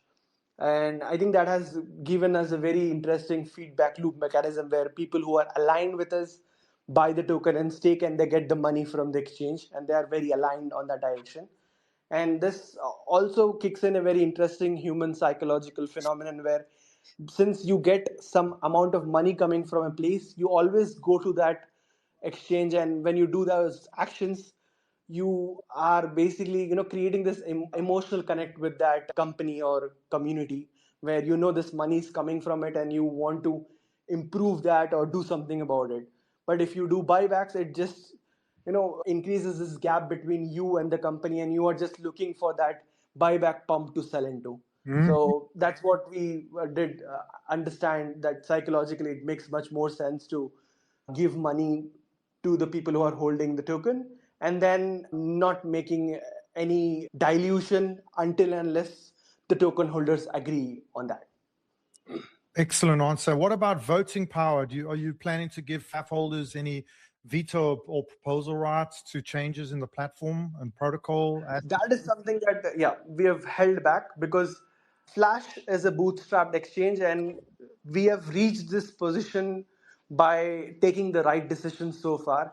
Like when we started, we literally we put our own money to make this thing. By the God's grace, we were able to make good amount of revenue from it, and the idea is basically the team will have full control over the proposals that are put, and the token holders will decide if they want to accept that proposal or not. But the proposal creation is under the ownership of team. So what was the reason for FAF? Why you could have just gone with the NFTs like you had, right? Yeah, so I think the NFTs limited us, because NFTs are non-fungible. So the number of people holding NFTs can only be the max amount of NFTs there are. You cannot fragment the NFTs. But when you step back and use the tokens, you can have lot number of people who can hold a multiple amounts of tokens, or buy or sell them easily. NFTs has this friction point of having just one NFT to one guy. So I think the token helps in having things much more distributed, and there are much more easier rewarding systems that can be built around tokens rather than NFTs. But Perfect. Let's circle back to Solana. When we originally had our first space, Solana was relatively immature. You gave us the reasons for choosing it. I remember at the time we had a lengthy discussion about Solana and the choice to choose it. Now, given that years have passed, can you give us an update? Are you happy with Solana? Have you mastered it? That's a very Has interesting it question. lived up to its promises? Has Solana support been good? Has the code base improved? And then obviously I'd like to lead that into give an answer to this. Are you excited about 100 millisecond finality in Alpenglow? Yes, Solana itself has grown a lot in terms of what it used to offer a year back or 2 years ago. But like if we talk about latency or the predictability of your transactions landing, that has become a bit of a mess, because before we used to have one client that was built by the Solana Labs team. Now we have three clients. We have actually four different clients, and that is kind of making things bit unpredictable around landing transactions, although the difference is around 100 to 200 milliseconds. But for us as an exchange, it makes a lot of difference. So we have changed our views around that public blockchains can be always great for your final settlement, but if you're talking about landing your transactions predictability with no latency, you will have to work on a different system altogether. And we have taken this huge bet almost 8 months ago with a new approach called ephemeral rollups, which are basically, it's like a parallel sidecar which is fully compatible with Solana's main blockchain, which basically keeps in sync by sending the whole state every slot to the Solana blockchain, so that it's always compatible with Solana, while giving users the full bandwidth to touch the box. So let me step back and give you an example. So I'm sure a lot of people have traded on Binance and Coinbase or other exchanges. So even the biggest exchanges, let's talk about Nasdaq and CME. All of these exchanges, you will notice that there is only one box where people send their transactions to. There is only one place, and the people who are closest to it have the fastest speeds. But you have this predictable thing when you have only one box. But when you try to create multiple boxes, that's where things become much worse, because when you go for distributed systems, you will always have this latency of making sure these all boxes sync. So even if you talk about Solana, we have like about 700 boxes right now. So when you try to make things in sync with these boxes, you will always have certain latency. So as an exchange, it's always best to have one box rather than multiple boxes. And that's what we have internalized and understood. But we have to always make sure this one box is fully sync with the public blockchain, so that people coming from the public blockchain can get in and get out at the same second. So this is something that we are working, and it's a very novel technology called ephemeral rollups, and it's being built by a company called Magic Blocks. How does that compare with Hyperliquid? Yeah, so Hyperliquid, it's its own L1, and the sad part about Hyperliquid is you still cannot confirm the whole trading history or the transactions that are happening on Hyperliquid, because not everything is exposed, and the things that are exposed are from an API which the team controls, and there are limited bandwidths around it. But if we talk about the ephemeral rollup approach that we are talking about, it's basically fully open source. Anyone can connect or disconnect, and it's basically open finance. It's decentralized. There are no boundaries around it, like Hyperliquid, where you have to go through the team's settings, or you have to, like, if you were to market make on it, you have to go through some more closer routes that the team offers. But if you're talking about an ephemeral rollup, every transaction, everything that is happening on Flash's contracts can be audited by anyone if they have an internet connection. And then one thing we didn't touch on was the speed and why we're actually making that decision. Yes. As we said, like Solana's inherent speed itself is kind of not at that point that we need. And even if we talk about distributed systems, as we said, like some of the people know about it, but there will always be a latency of about 200 to 300 milliseconds if you are to have multiple boxes around the world that are syncing to one blockchain. But if you have one box, then you have much more faster routes using 00. Then it's much more faster and easier to connect and do the trading activity on that. And Thanks to the Solana's bandwidth, you can always, keep that box in sync and fully compatible. The most interesting thing about ephemeral rollups is there will be no fragmentation. Like it's not an L2 where you create an account or deposit into it. It always stays in sync with the main blockchain. So when you interact with it, you are not creating any wallet. You are just simply depositing and withdrawing at the same instant. There is no lag. Like you can open a position and close a position in the same transaction. Have you had any support or input from the foundation regarding, or from Agave or Firedancer regarding this new innovation? Yes, we connected around Breakpoint with the lead devs of Solana, Agave, Anza.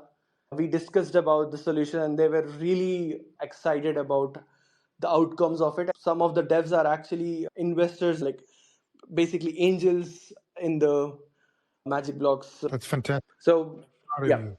because everyone understands this thing. It's a basic thing where if you have multiple boxes and if you want to sync it, imagine there's a box in Singapore, there's a box in Germany, there's a box in California, and if you want to basically try to sync them, you'll always have some sort of latency. But if you have one box that is fully synced with the public blockchain, that is much faster than that. Yeah, for trading venues, it sounds like that's the way to go. So leading into the next question, with the tokenization of everything and real world assets and equities, do you see Flash Trade becoming like a go-to tokenized stock Forex venue?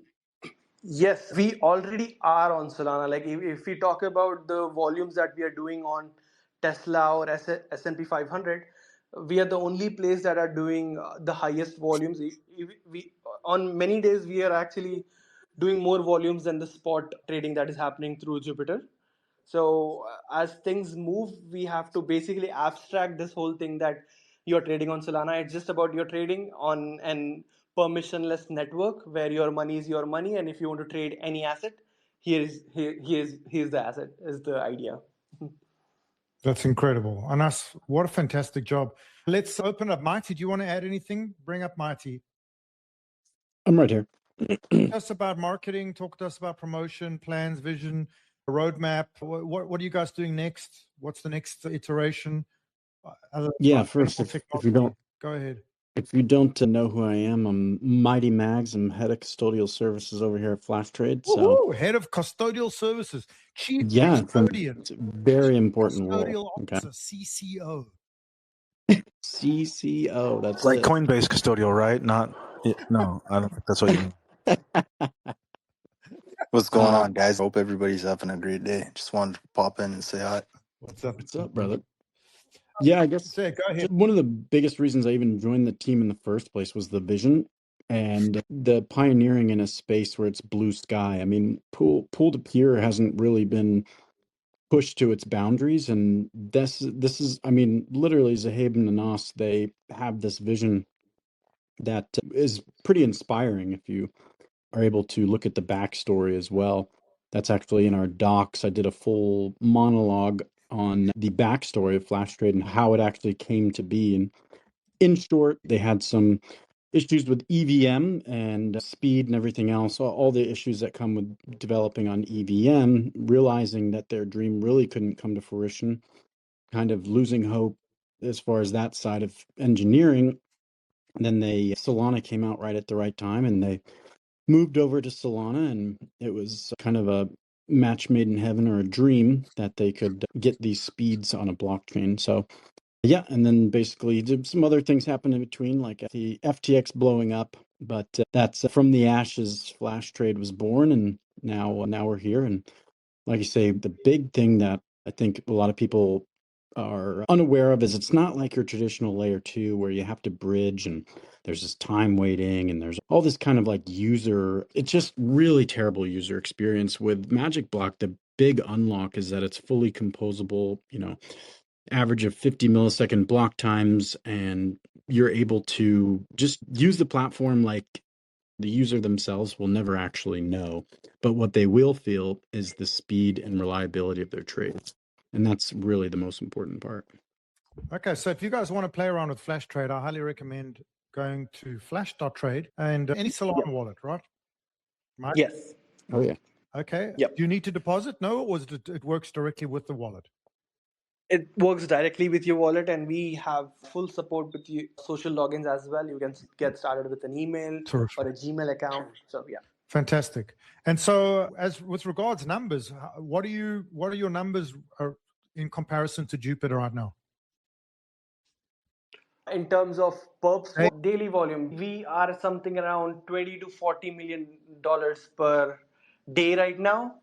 And as I said, the more focus is on the real world asset side, because that's where we are seeing, and even like crypto itself, because of market sliding down, we are seeing more demand on it. So if we were to compare the real world assets volume, we are almost around number 2 or number 3, basically number 2, because if we compare the equities markets, that is on spot, we are basically doing more than 2 to 3x volume of that on perps every day. There you go. Yeah, I think Jupiter's number 1. Are they number 1 right now, or is it on Solana for perps, or is that as Drift? I knew Drift overtook them for a while. We can ask. Let me ask quickly. Let's find out. Yeah, I was about to say, I typically would have DeFi Llama pulled up actually, but another interesting thing that Anas put together for the community, but also, you know, for Flash Trade and any user of Flash Trade, you like to nerd out on all the different analytics and deep dive into the entire platform. We have a really awesome website we just rolled out called fstats.io, and you can deep dive into all the details, from the FAF token to each pool individually to even trades that are open on Flash Trade. Currently, you can look at, I mean, it's just a wealth of knowledge if you really want to deep dive on it. And we created that for obvious transparency and for the individuals who want that kind of data. That's amazing. Here we go. So according to Grok, Humidify is currently leading. Have you heard of them? Well, if we want to address that actually real quick, interesting if you want to have a take on private AMMs, kind of from like maybe institutional layers that have access to providing liquidity that routes sometimes to like a Humidify, or even some, you know, a couple others that jump up really fast in volume. If you have any takes on that, I'd love to hear it. Private high-speed RFQ prop. Why? How is it taking over, and is it a real problem for other DEXs? Yeah. If I can add to that. And maybe if you wanted to add like the retail impact on that, just for the average Joe that has had a history of providing liquidity to DEXs or even to like your own like FLP pools, how much is getting routed through some of these like Humidify layers, if you have a take? Yep. So Humidify is basically market making on spot assets. FLP does on perps, and it is not integrated through the Jupiter aggregator. We serve the volume through our UI itself. So that is kind of different. But in terms of prop AMMs, such as Humidify or Solfy, these are basically black boxes which are serving the best price possible every second. So even now, like literally no one knows if these black boxes are actually profitable. So that is still a question mark, but overall, it's very good for users who are trying to buy or sell on spot, and the quotes have become better. But in terms of volatile times, as such, as market makers do, these guys also pull off their quotes. So imagine the crash that we saw just last weekend, and if you were to sell your assets, you would not find Humidify or Solfy quoting your trade. It would go through the normal AMMs. But overall, like a lot of people have understood that when you provide liquidity on AMMs, it's basically dead liquidity, and you actually get eaten off by the arbitrages that happen when the price moves, since the assets are not quoted at the exact price and the price discovery is happening somewhere else. So AMM pools are actually not good to provide liquidity on. And talking about the black boxes such as Humidify or Solfy, you can never participate with them because the liquidity is sourced by them and quoted by them, and it's all working off chain, and they are basically just pushing their quotes on chain. That's it. So it's a system that works very well when the markets are not volatile, but In terms of users, it has helped a lot. And if we compare that to FLP or Flash, we are more on the perpetual side. And yeah, even we try to quote it the best way possible with no slippage and highest possible leverage if any user wants to open or close a position in different markets. Any other questions? So quick question. So the NFTs still remain valid, the little monsters? We did a swap where basically 80% of the supply was given to the holders of NFTs. Yes. So we did a very interesting thing where since we were bootstrapped, we needed some liquidity to start the exchange. And that is the reason why we sold these NFTs on the Tensor launchpad almost 2 years ago. And what we did essentially is like all the money or the yield that was generated from that raised money was given back to the NFT holders. So in a way, we paid back about 120% in pure USD revenues to the people who bought. And then eventually when we converted these NFTs to the token, these NFT holders who believed in us got a share of equity in Flash. And now they control the governance while yielding revenue from the exchange. That's incredible. Any other questions, people? Anas, I'm so proud of you, man. I love the fact that we've been doing this so long, that we've known founders when they started and founders when they've been successful. I remember our first space with Anas. It's awesome to have this. I remember when you were doing your first, I think it was $500,000.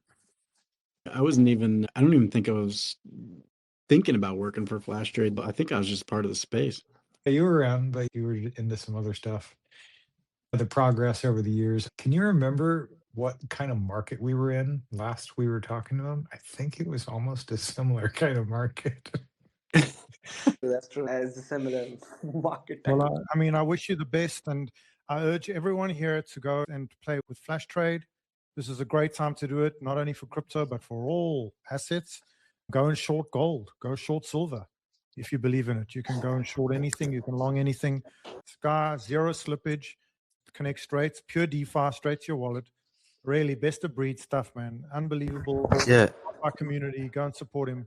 Very well done. Proud of you too, bro. Okay. Thanks, sir. You're welcome to hang around on us. No need to leave. We're going to have Andrew from Jito come in next. If you want to ask any questions at the end, it's a nice chance for you to ask questions of Jito. What's pretty cool is the way Flash actually has used Jito Sol as part of their ecosystem in a pretty intelligent manner. I don't know if you guys want to touch on that real quick. 69,200. Awesome. But I just think that's pretty cool. Jito Sol. Yeah, to bring more yield to the pools, you're not trading against pure, you're actually trading the collateral, the underlying collateral is actually Jito, and that actually does add to the pool. So it's a great substitute for sure. And of course, it's directly correlated to Sol. So great source to collateral. Yeah, that's awesome. And yeah, I have to jump off, but thanks for having me, guys, and thanks for the time. I would love to catch up again, probably in Accelerator. We have an event coming up in Miami. We'll surely catch up there. Thank you so much, Anas. I'm so proud of you. Thanks for coming on. Anas and Marty, if you're going to be in Miami, let's link up. Let's go to dinner. Let's hang out. It's been so many years. I'd love to put faces to the names.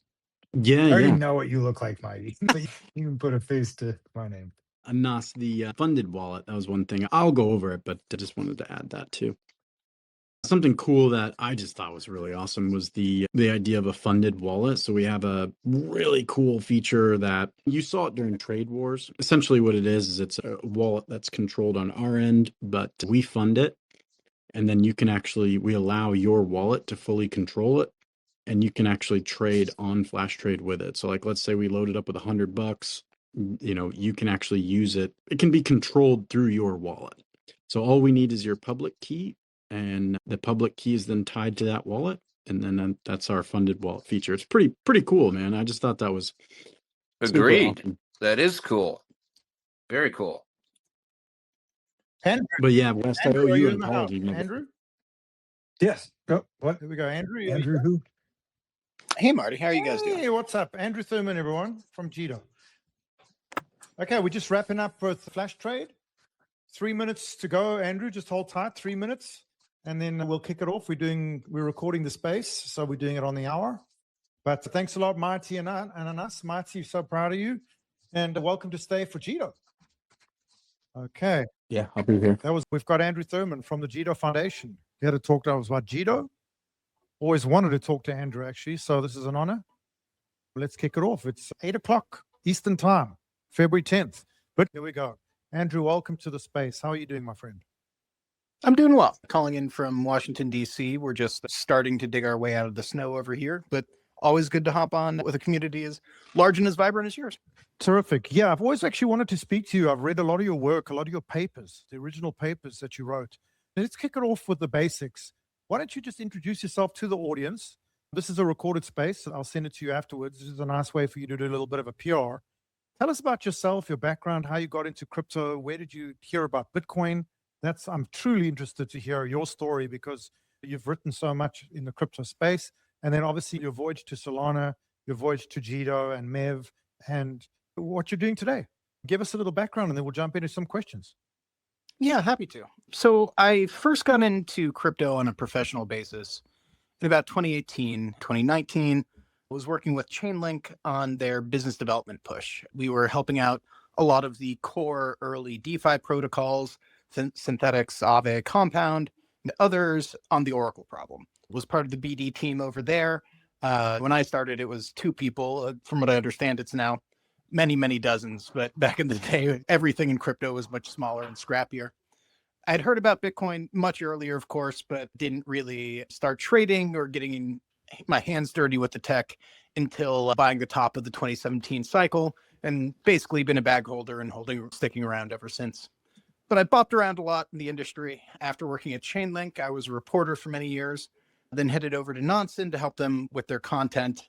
I covered a lot of big stories there, helped train a lot of really serious news desks, including the Wall Street Journal, on how to do on-chain analytics.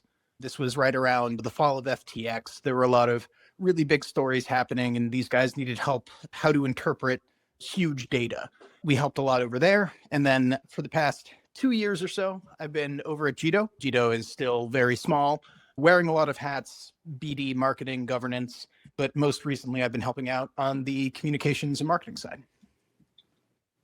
So what is your education, your specialty? Are you a computer science guy? Not at all. Funnily enough, before I started working at Chainlink, I was actually an English professor at the University of Pittsburgh. That's why your writing is so good. Yeah, I really appreciate you saying that. Yeah, yes, you're right. Roughly, I would agree. Phenomenal. Yeah, really appreciate that. So you stumbled into crypto, fell in love with it. How did you come across Solana? I think that sort of after that collapse, late 2022, 2023, I was trying to figure out, which chain really had a chance to emerge from the rubble and do something interesting. My bet, and the bet that a lot of the leadership over at Jito made, was that the next cycle, if there was one, and that era was scary, as I'm sure you know, and it wasn't by any means an assured thing, but we bet that if there was another cycle, it would be the institutional adoption cycle. I think that I saw Solana. When you had that, what year? Yes. What year was? I think this was early 2023, early to mid 2023. Starting to look around, starting to see that, even though sentiment was low, there's still a lot of excitement in pockets of the industry, particularly the pockets of the industry that were the closest to big custodians, to banks, to serious market makers. The interest from these really powerful players never really went away. And so it seemed to me that whichever chain could capture that and harness that would probably have the best shot. Prior to that, I'd been a long-time Ethereum guy, really taken in with the culture, really taken in with the ethos. And I think what I saw in Solana was a slightly different mindset. Ethereum folks are really, really fun to get high with and talk about big ideas and talk about white papers. Solana is the best place in crypto that I found to actually do business and build things and acquire users and try and grow a serious app. And I caught that vibe around Solana immediately and dove in and haven't never looked back. I feel like the first 2021 move up was retail. The bear market was induced for institutional accumulation, starting obviously right at the bottom with the BlackRock ETF approval. We've just gone through that initial accumulation, and now we're going through the pullback for bank accumulation and sovereign. I have a very similar take around 2023. I felt like it was BlackRock and an ETF type institutional accumulation. And I feel like we've just gone through the pullback for the bank market structure, sovereign, SBR type participant. So I kind of agree with you there. I also have a very similar experience. I worked for Oracle. We built the first distributed systems back in the late 90s, early 2000s. We didn't have Moore's Law. Obviously, in those days, CPUs were nothing. The network was a joke. We had dial-up modems. So we could never really make distributed systems function. But we definitely architected them for Oracle. It's taken many, many years, almost 20 years, until finally along came Bitcoin out of 2008. I popped my ears up, say, oh, here it comes. This is the technology. It's getting its day. And then got heavily into Bitcoin and heavily into Ethereum, just like you. Learned Solidity, wrote code, taught Ethereum, and learned the problems of Ethereum firsthand. And then one day stumbled across Solana and was instantly fell in love with sort of the ethos of the project being what I call sort of Linux 2.0. It's sort of the next open source giant, in my opinion. So we have a very similar story. I'm a computer scientist, so I don't write as well as you. Thankfully, I have AI for that. So I wanted to ask you a couple of questions along the way. Are you ready to go? Yeah, I'd be delighted. Okay. So MEV is a three-letter word that, gives people the heebie-jeebies, and some people get excited. From you, the man himself, who wrote pretty much the book on MEV, what is MEV? Tell the audience, what is maximum extractable value? How is it implemented? What are the goods? What are the bads? Is it here to stay? Is it part of the infrastructure forever? Go ahead. Sure. So I think, you want to talk about good writing in crypto, perhaps to the detriment of any project who has ever tried to work in the MEV space. The sort of foundational text on MEV and the piece that has, I think, colored the way that it's looked at and considered since it was written, a paradigm researcher piece. I'm pretty sure it was Dan Robinson wrote The Dark Forest. It was this wonderful little story of trying to help a guy who had lost his private keys in a hack, but the hacker didn't realize that he still had a little bit of funds in like a Uni V2 pool. And so they were trying to build a way to get the funds out, make sure the guy got the funds before the hacker realized that the funds were being moved. And ultimately they failed because this hacker was using MEV to submit a transaction that had higher priority than the owners of this account who are trying to save this money managed to get it out. And, The Dark Forest, reference to a sci-fi classic about how you don't want to be noticed in a large and hostile and PvP environment. And that was great. And it was really interesting. And, it gives you an idea of the sort of long tail of what MEV looks like, where it is really sophisticated actors paying lots and lots of money in priority fees or in Jito tips in Solana's case to make sure that they land a transaction that's usually very predatory. That could be a sandwich attack in which they manipulate the price of an asset around somebody's order in order to take a great deal of money from them based off of their slippage settings, or it could be front-running actual hackers. We've seen this in a couple of the hacks on the Ethereum stablecoin protocol Curve, where somebody figures out a clever way to extract some money out of one of the pools, but a generalized front-runner beats them to the transaction because they're much better at the gas games and the priority fee games. I think that when everybody talks about MEV, that's what they think of. And that's interesting and it's fun and it's great to write papers about, but it is a vanishingly small percentage of what I think the more money-making MEV is. And that's basically just arbitrage. It's people who have identified price discrepancies in assets, trading across different venues, They're paying a little bit of extra money in either Jito tips or priority fees to land a transaction to close that price discrepancy. I think it was some really interesting Ethereum researchers who are trying to criticize Solana, saying, it's this predatory playground for MEV, max extract, sandwich attackers. And they basically work full time now doing Solana data. Ghost Logs, I believe is their name. But yeah, they now found, I think it's something like 99% of all MEV on Solana is just arbitrage. It's people making markets more efficient and balancing prices between trading venues. So I think you could roughly lump MEV into two categories. One is bad MEV, and despite the fact that it's, again, a very, very small percentage of transactions, it's the one that holds sort of outsized mind share.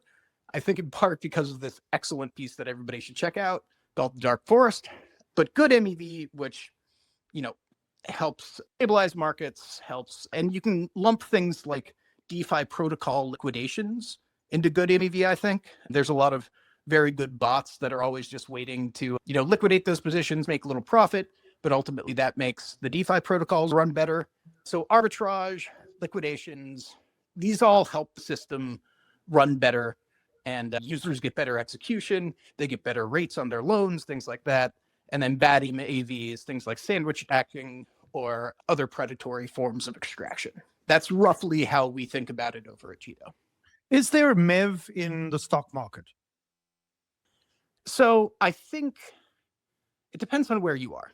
There's one trading venue called Robinhood that has an agreement with one trading firm called Citadel, where Citadel has access to user order flow.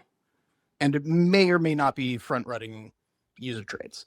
And that's the only venue where it's allowed, and we're the only civilized nation on earth that allows that arrangement. And it should probably be illegal. Other than that, I think you could argue that there's a lot of high-frequency trading in stock market stuff. So there's not a lot of examples of negative MEV in traditional markets. I do think that high-frequency trading and arbitrage and balancing out prices, that's all over the place. That's the bulk of all trading volume. I think there was an SEC study that found that something like 60% of all transactions are canceled within 50 milliseconds of them being placed because it's market makers playing patty cake with the price. And this is in the NYSE, if I recall correctly. And so there's a lot of arbitrage transactions, but not really negative MEV as we think about it in crypto. So actually the definition is the problem. One shouldn't say MEV. One has to put whether it's negative or positive MEV. And the answer is the majority of stock market trading is arbitrage, positive MEV, correct? That's majority in terms of number of trades placed, but also probably by some major magnitude. There you go. Total trading volume as well. There you go.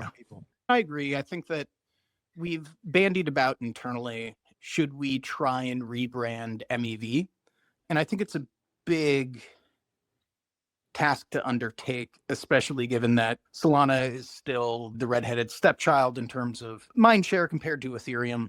But I think it's something we're going to try and do at some point because it is misunderstood because of these negative connotations when, again, the overwhelming majority of MEV transactions, as they're discussed and thought about, are just arbitrage as it's known in traditional markets, market making. So if I'm looking to buy a home in a certain neighborhood and can't decide between 3 homes on 3 streets, but then Whole Foods puts up a sign that they're building a store on the corner of property 1 and I buy it, assuming its value will go up because of Whole Foods, is that MEV? No, because that's good question, right? Maybe you could make the case, okay, so if you buy the house and then sell it to somebody else 2 weeks later at a higher price, that's what they call an optimistic sandwich attack. Sandwich flip? Yeah. Generally speaking, I would just say that that's speculation. That's the same thing as like you buy a meme coin because you heard that the meme coin founder is about to get on a Twitter space. Okay, You know? so the point of the question was, can you explain to the audience that out there, what is the difference between speculation and MEV and negative MEV? So in the case of speculation, you are buying something and you might have a very good thesis. Whole Foods is opening a spot right next door is a pretty good thesis. You're still speculating that the price of an asset is going to go up. In the case of arbitrage MEV, let's say you're looking at the price of Bitcoin on one trading venue and the price of Bitcoin at another trading venue. We've seen it many times throughout history. There's been the kimchi premium, where the price in South Korea is significantly higher than the price in America. And so you can capture that spread. Say Bitcoin's trading at $5,000 in America, it's trading at $6,000 in Korea. So depending on the amount of Bitcoin you can get into the Korean exchange, you can sell at that premium and then bring that money back. I think that a much faster and algorithmic version of that, people using outrageously sophisticated math to find and capture these minute spreads between assets very quickly, often at a sub 100 millisecond speed, that's MEV, that's arbitrage.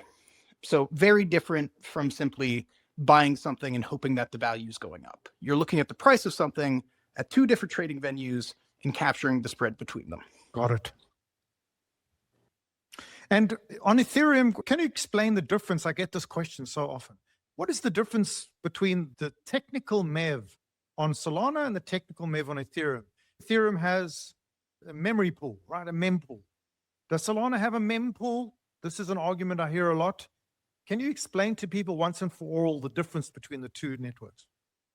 No, in part because it's changing a lot. When I was an Ethereum head, we didn't have things like BuilderNet. My understanding of Ethereum from back in the day is that, yes, there's a mempool. This would be a place where validators would store transactions that were still processing because, block times were 30 seconds or so.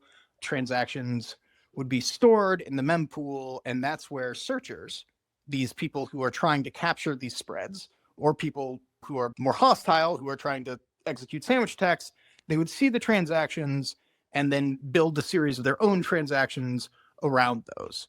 Solana briefly did have a mempool. It no longer does. Jito decided to shut it down during the height of meme coin trading when sandwich attacks became some ridiculous percentage of the transactions on the network.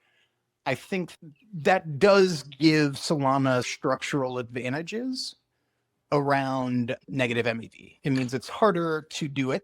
You have to do things like optimistic sandwiches, where you execute a transaction in one block and you hope that the opportunity is still there for you to execute in a second block, or wide sandwiches is another term for them.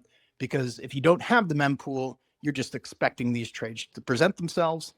And on Ethereum, I think when you have more time to wait for these transactions to process and build your own trades around them, it gives you a very significant advantage if you are a searcher. Okay, that's 20 minutes in. Let's move to the next concept that I think people need to know for once and for all. What is a bundle? So a bundle is a packet of transactions that you are using to... So one way to think about a core Jito product that's actually probably going to be phased out with the rollout of BAM.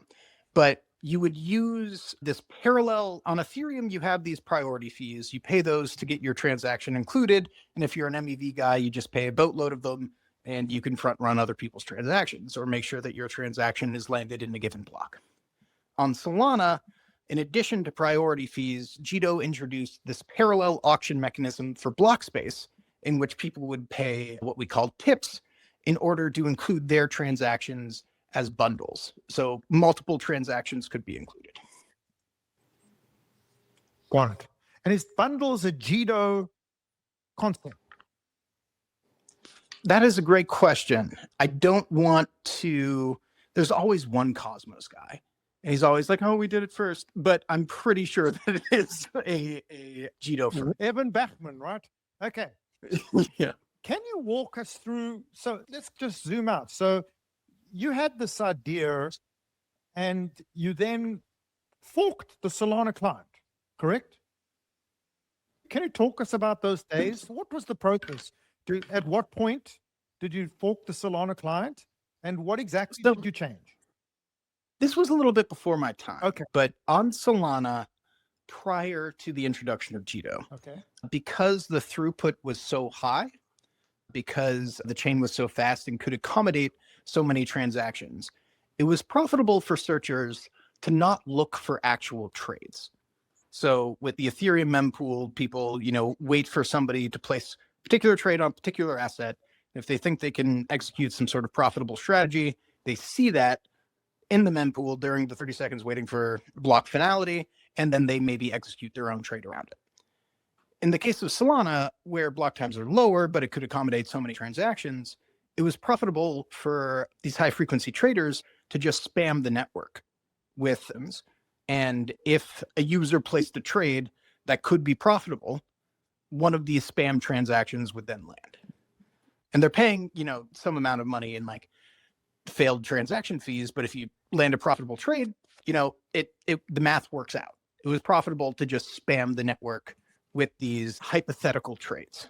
This led to some ridiculous congestion. The chain wasn't working the way it was intended to because it had accidentally been designed too efficiently, and huge amounts of transactions were just failed transactions that would hypothetically land based on certain user behaviors.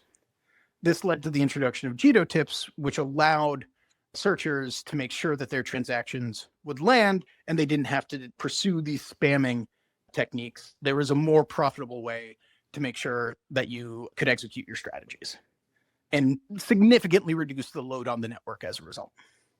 I always use the analogy when I try and talk to regular people about what you're saying. I always say blockchains are sort of like New York nightclubs, right? There's a door.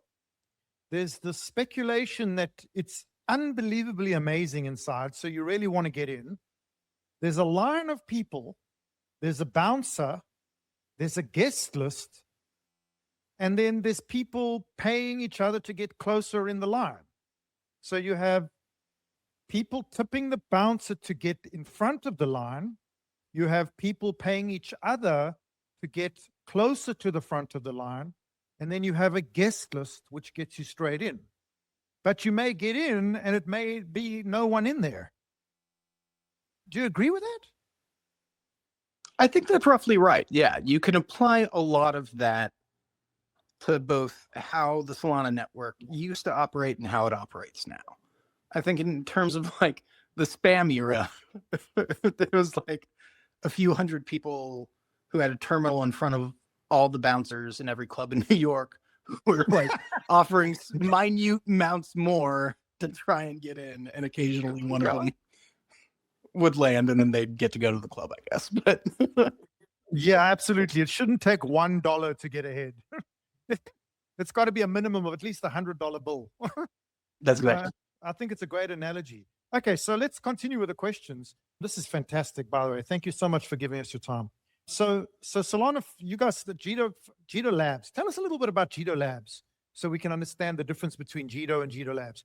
Jito Labs is a it's a DAO, is that correct?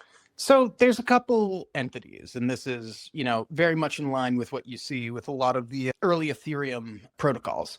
So the Jito network is comprised of a bunch of interconnected protocols, including JitoSOL, BAM, Block Engine, the JTO token. That's all managed by the DAO.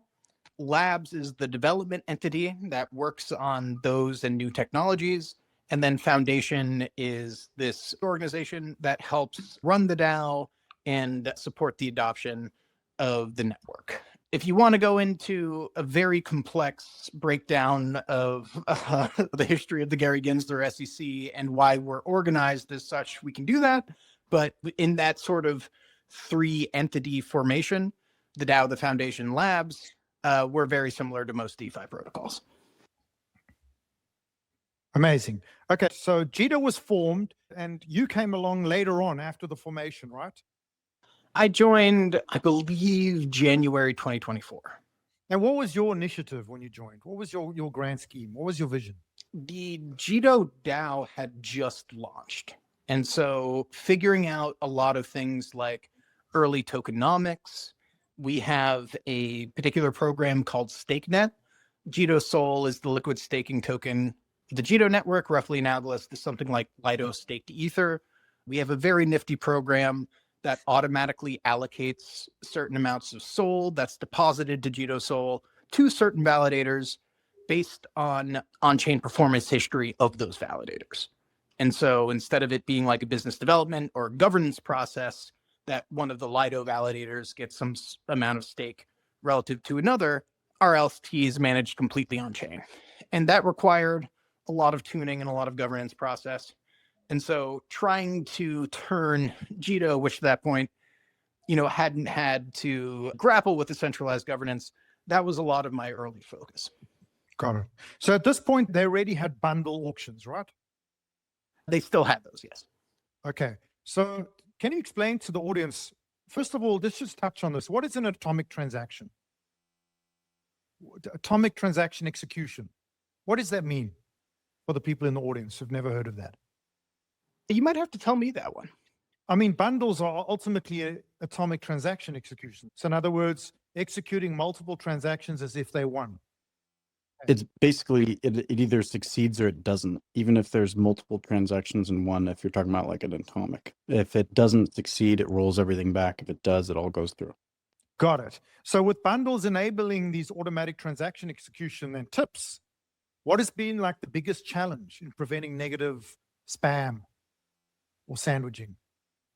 Well, I think that, and this is something if you sort of crawl through our governance forum archives, you'll see that we've consistently taken the stance that negative MEV, despite being extremely profitable for validators and by proxy, extremely profitable for the DAO, because we take a portion of Jito tips in fees, we take a very long-term view.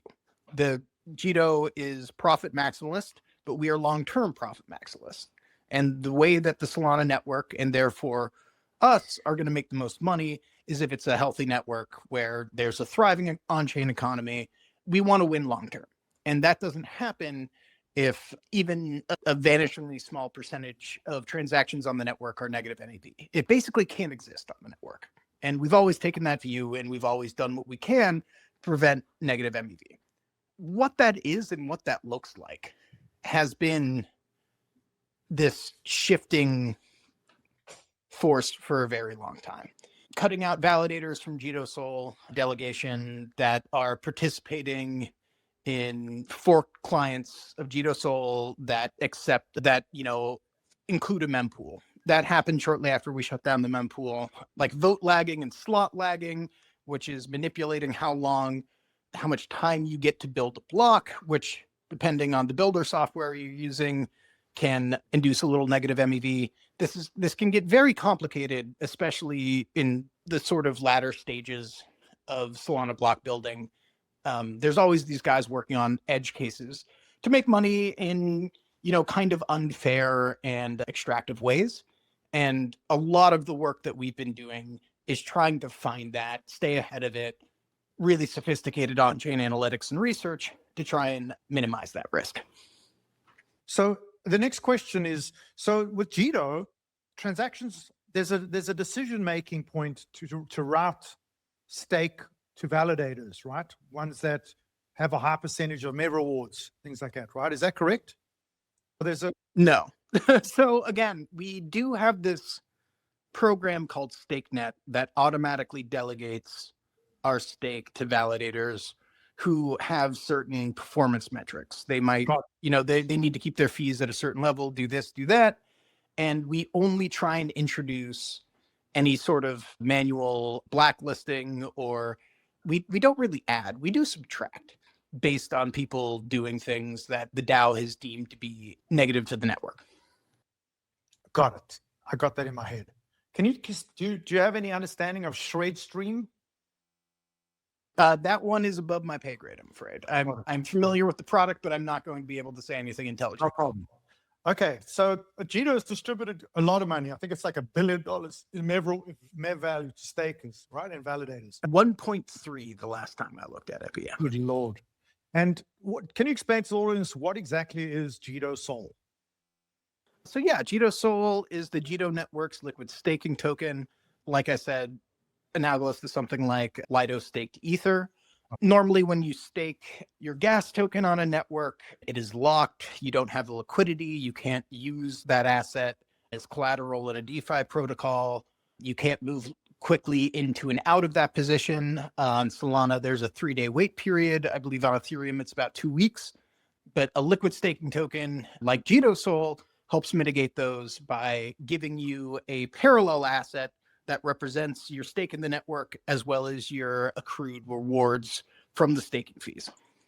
And you mentioned earlier, I made a note, a product called BAM, right? So first of all, can you, in answering this question, maybe explain to us what BAM is? What's restaking and liquid staking, like with Jito evolving? Where do you see Jito fitting in long term, especially like with vertical integration with apps and potentially with this new primitive BAM? What is BAM and how is this evolution materializing? What can we expect? Yeah, I think that, if I talk to people who are loosely plugged into the Solana ecosystem, they're going to know what Jito is, but they're not going to quite know what it does. Okay. I think that we're most well known for the liquid staking token, Jito. It's a big DeFi protocol. We've been top 10 across all chains at different points and things like that. And people know that we loosely work in MEV. So to understand BAM and how BAM and Jito sort of fit together, you need to look at, Jito, what it is and what it does in Solana. We talk about Jito as the market layer.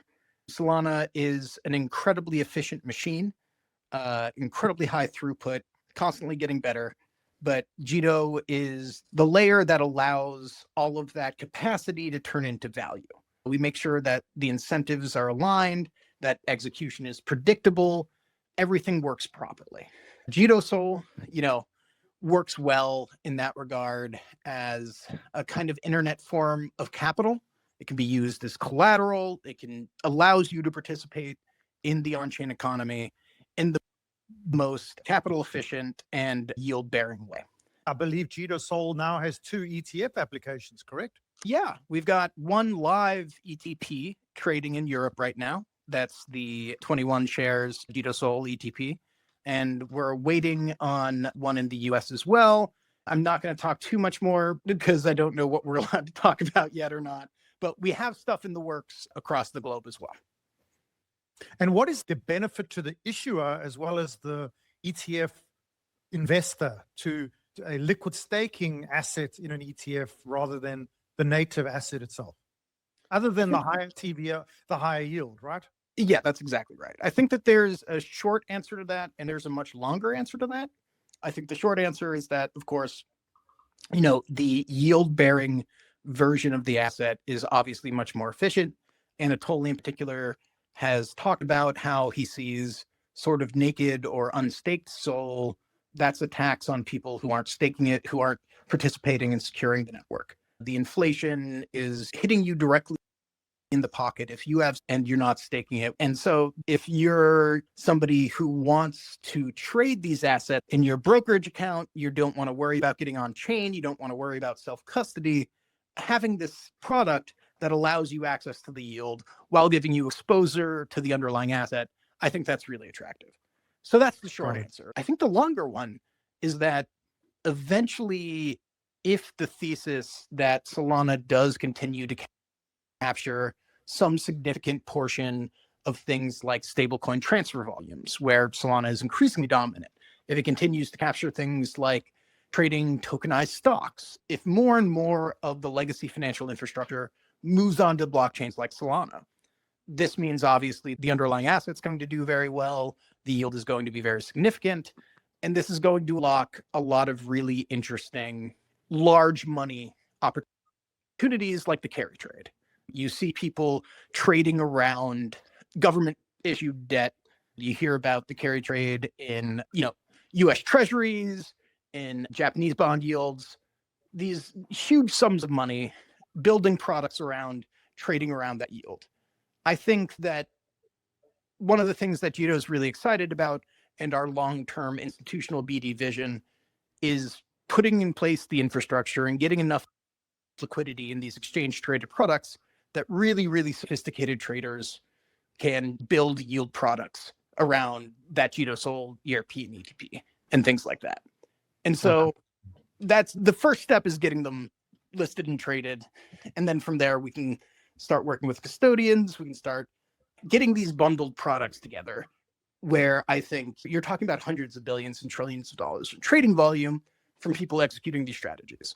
And so getting these products into those people's hands, I think, is the really big prize. 100%. Quickly, we have 20 minutes left. How will Solana's new Alpenglow proposal and upgrade affect Jito? I think that we're entering an era where Layer 0 just announced some new L1 with Tether or some such, and they're claiming like 2 million transactions per second.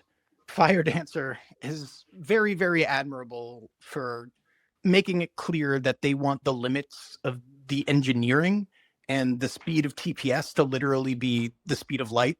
The only thing slowing down the chain should be the fact that we can only get blips of light going through the fiber optic cables at a certain speed. There comes a point, though, where all of that speed and all of that capacity, all of this TPS, is functionally useless unless the applications can have some control over transaction sequencing. I think one of the reasons why Hyperliquid has been so successful is that they allow market makers to prioritize cancel orders and make sure that those transactions get included in blocks. If you look at it like at any random given Hyperliquid block, 90% of the transactions are going to be cancel orders. And this is a function of the chain that they specifically designed to allow these players to participate. And the impact is very obvious. They're attracting more liquidity and they're attracting more sophisticated traders.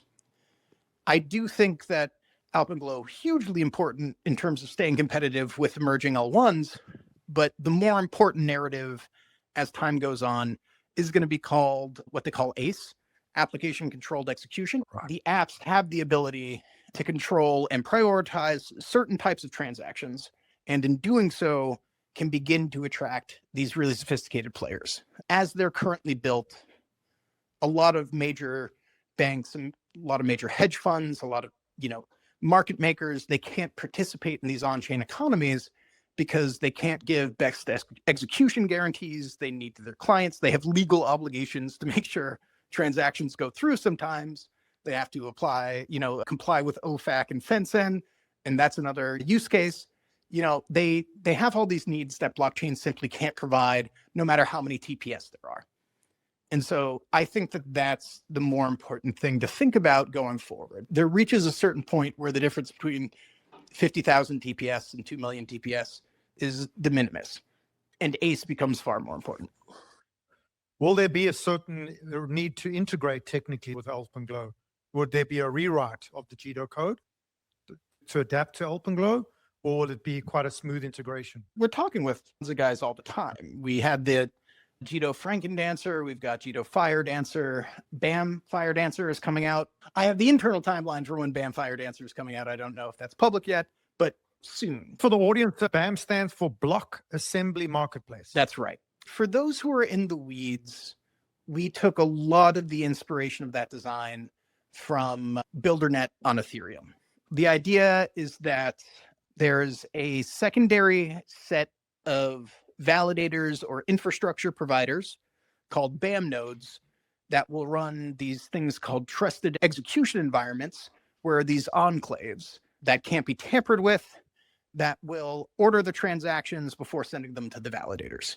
And this is a programmatic way to effectively, except for some really sophisticated edge cases where you're holding like a microwave up to the computer chips that are processing these things, really sophisticated way to make sure that applications can order transactions as they want, and you can effectively remove entirely all of negative MEV. What's the timeline for Alpenglow at this point? Do you guys get any feedback?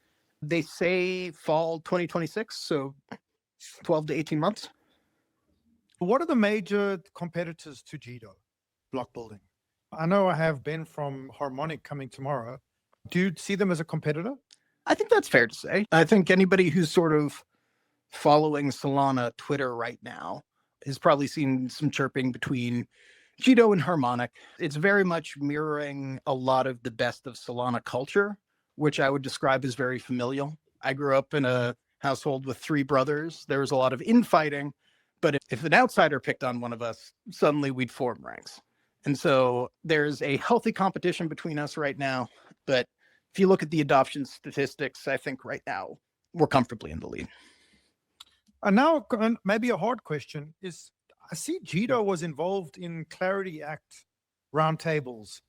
Is there anything within the new regulatory regime coming from market structure and clarity that might look at MEV or anything to do with bundles or the auctions or anything upcoming with a different lens? I don't think so. Similar to the same conversations that we're having on panels like these about how MEV is misunderstood, we're having those same conversations with regulators. 100%. That's exactly the answer I was looking for. Miseducation, ignorance, and just needing correct explanation as to good and bad MEV. Exactly. I do think that you're seeing some interesting things in Europe where they're explicitly making forms of bad MEV illegal. I think that's very tough to do just with our experience in the Jito DAO, trying to play whack-a-mole with different kinds of negative MEV. It's a constantly shifting landscape. And so I think it's going to be very hard for a regulatory body. If a crypto governance system is struggling to keep up, I don't know if, those cats can be herded quite as quickly. But it is interesting that we're seeing at least some legal bodies sort of take the stance that this behavior shouldn't be acceptable in active markets. So a question just out of left field. If Jito didn't exist, what would you see having happened with Solana? I think some form of Jito would have eventually had to have come to exist. Otherwise, the spam problem would have just overwhelmed the network. You needed a way to prioritize high value transactions for traders. And, that started with, the Jito tip system. And I think that's reaching its apotheosis with BAM. BAM is going to allow applications to really compete with more sophisticated players now like Hyperliquid, to give institutions the assurances they need to actually transact in these networks. BAM is the thing, the spam problem was holding back Solana, and getting rid of that made it competitive with that generation of blockchain competitors and gave birth to a lot of really interesting things that we saw, be it in DPEN or in the meme coin media. The sheer amount of stress tests that Solana went through when both the president and his wife launched a meme coin. It's possible that we're never going to see that amount of transaction volume on a blockchain for another couple of years. And Jito helped make that possible. Now, though, pivoting to what would the network look like without BAM, I think is also an interesting question. Yes, that is. Yeah. What's your thought? And that's going to be, Solana would fade into irrelevance, and it would begin to lose to these competitors like Hyperliquid that do have application controlled execution. I think it's a similar sort of existential moment, and we have the solution now. Right. And what is the sort of roadmap and timing for BAM's implementation? Yeah, we've got a lot of these. I believe we're up to a dozen. It could be more than that. BAM nodes around the globe. We're rolling out more and more of them. I think the milestone that we're most excited about is making it open source. We need to get more people running nodes, so to make that sort of subnetwork decentralized, as well as have the code in everybody's hands for auditing, because we want the majority of the network to be running it. For it to be a centralized network, can't do that without open sourcing it. And so that's the next big thing that I'm excited about on the roadmap. But then after that, we need to start working on the plugins, the way that these applications can interact with the block building architecture to prioritize theirs. We've got a few potential demos coming down the pipe.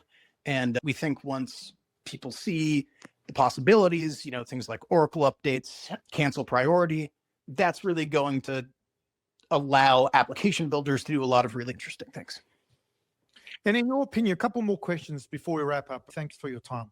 Do you think that BAM, Jito, this entire adventure journey is all in the same vein to support internet capital markets and just attack the general TradFi stock market problem? Or is it a parallel effort? How do you see the internet capital market, Monica, trying to compete with tokenized equities on Solana versus the stock market, the NASDAQ? Do you have any take on that? Do you guys talk about that? Is Jito very important in that goal? I do think about the work that we're doing at Jito in historical terms pretty often. In my view, I think that we can basically pack it up, right? The cypherpunks have won. The goal initially was to create a parallel on-chain economy where anyone, be it a sex worker, a drug dealer, a political dissident, could have access to basic financial services in an uncensorable and decentralized way. And we did that. Like the majority of the original project and vision, we can safely declare victory, pat ourselves on the back. We won. I hope that, nobody ever has to use it, but we have really hard, really uncorruptible tools that, Bitcoin isn't going anywhere. We won. And so what's next? So that's 80% of the project. What's the last 20? And I think that's where we have this parallel economy. This alternative actually becomes the standard. In the process of building this thing out, I think the Visa network can do something like 10,000 transactions a second. Like we have multiple chains that have far eclipsed the legacy infrastructure. We can now move dollars around the world instantly and cheaply. And that just isn't possible when you look at traditional rails. We've built something that could become the standard. We just need, and the downstream effects of it becoming the standard would be incredibly good for the species. It would functionally become impossible to box somebody out of the economy ever again. It's one of those things where if it was adopted even for an hour, we could never go back. I think so. Why would anybody ever participate in a bank that would, function as a walled garden again? The amount of middleman fees would come down. The amount of overall efficiency would skyrocket. Money is energy, the ability to move it around faster and more efficiently. It just does incredible things in an economy. And, again, the ability for a hostile entity to take away the product of your labor becomes significantly harder, if not impossible, if it becomes the standard. So we do want to build the standard. Andrew, I will have to come to the ending by saying, who would not want that? Yeah. Well, I wouldn't want that. That's the final mustard of today's entire spaces we've been doing for 9 hours. Who would not want what Andrew just said? Indeed. I think, Jito is working on the next generation of infrastructure that's going to allow that to happen. And for who wouldn't want it, I'll leave that to the audience to put on their personal tinfoil hats. I think that is an absolute summary to perfection of your talk today. Andrew, fantastic stuff. I would love to schedule another talk with you at some point and we can continue. But that was a fantastic hour. It's recorded. I will send you the recording. Anybody in the audience, any questions of Andrew before we let him go?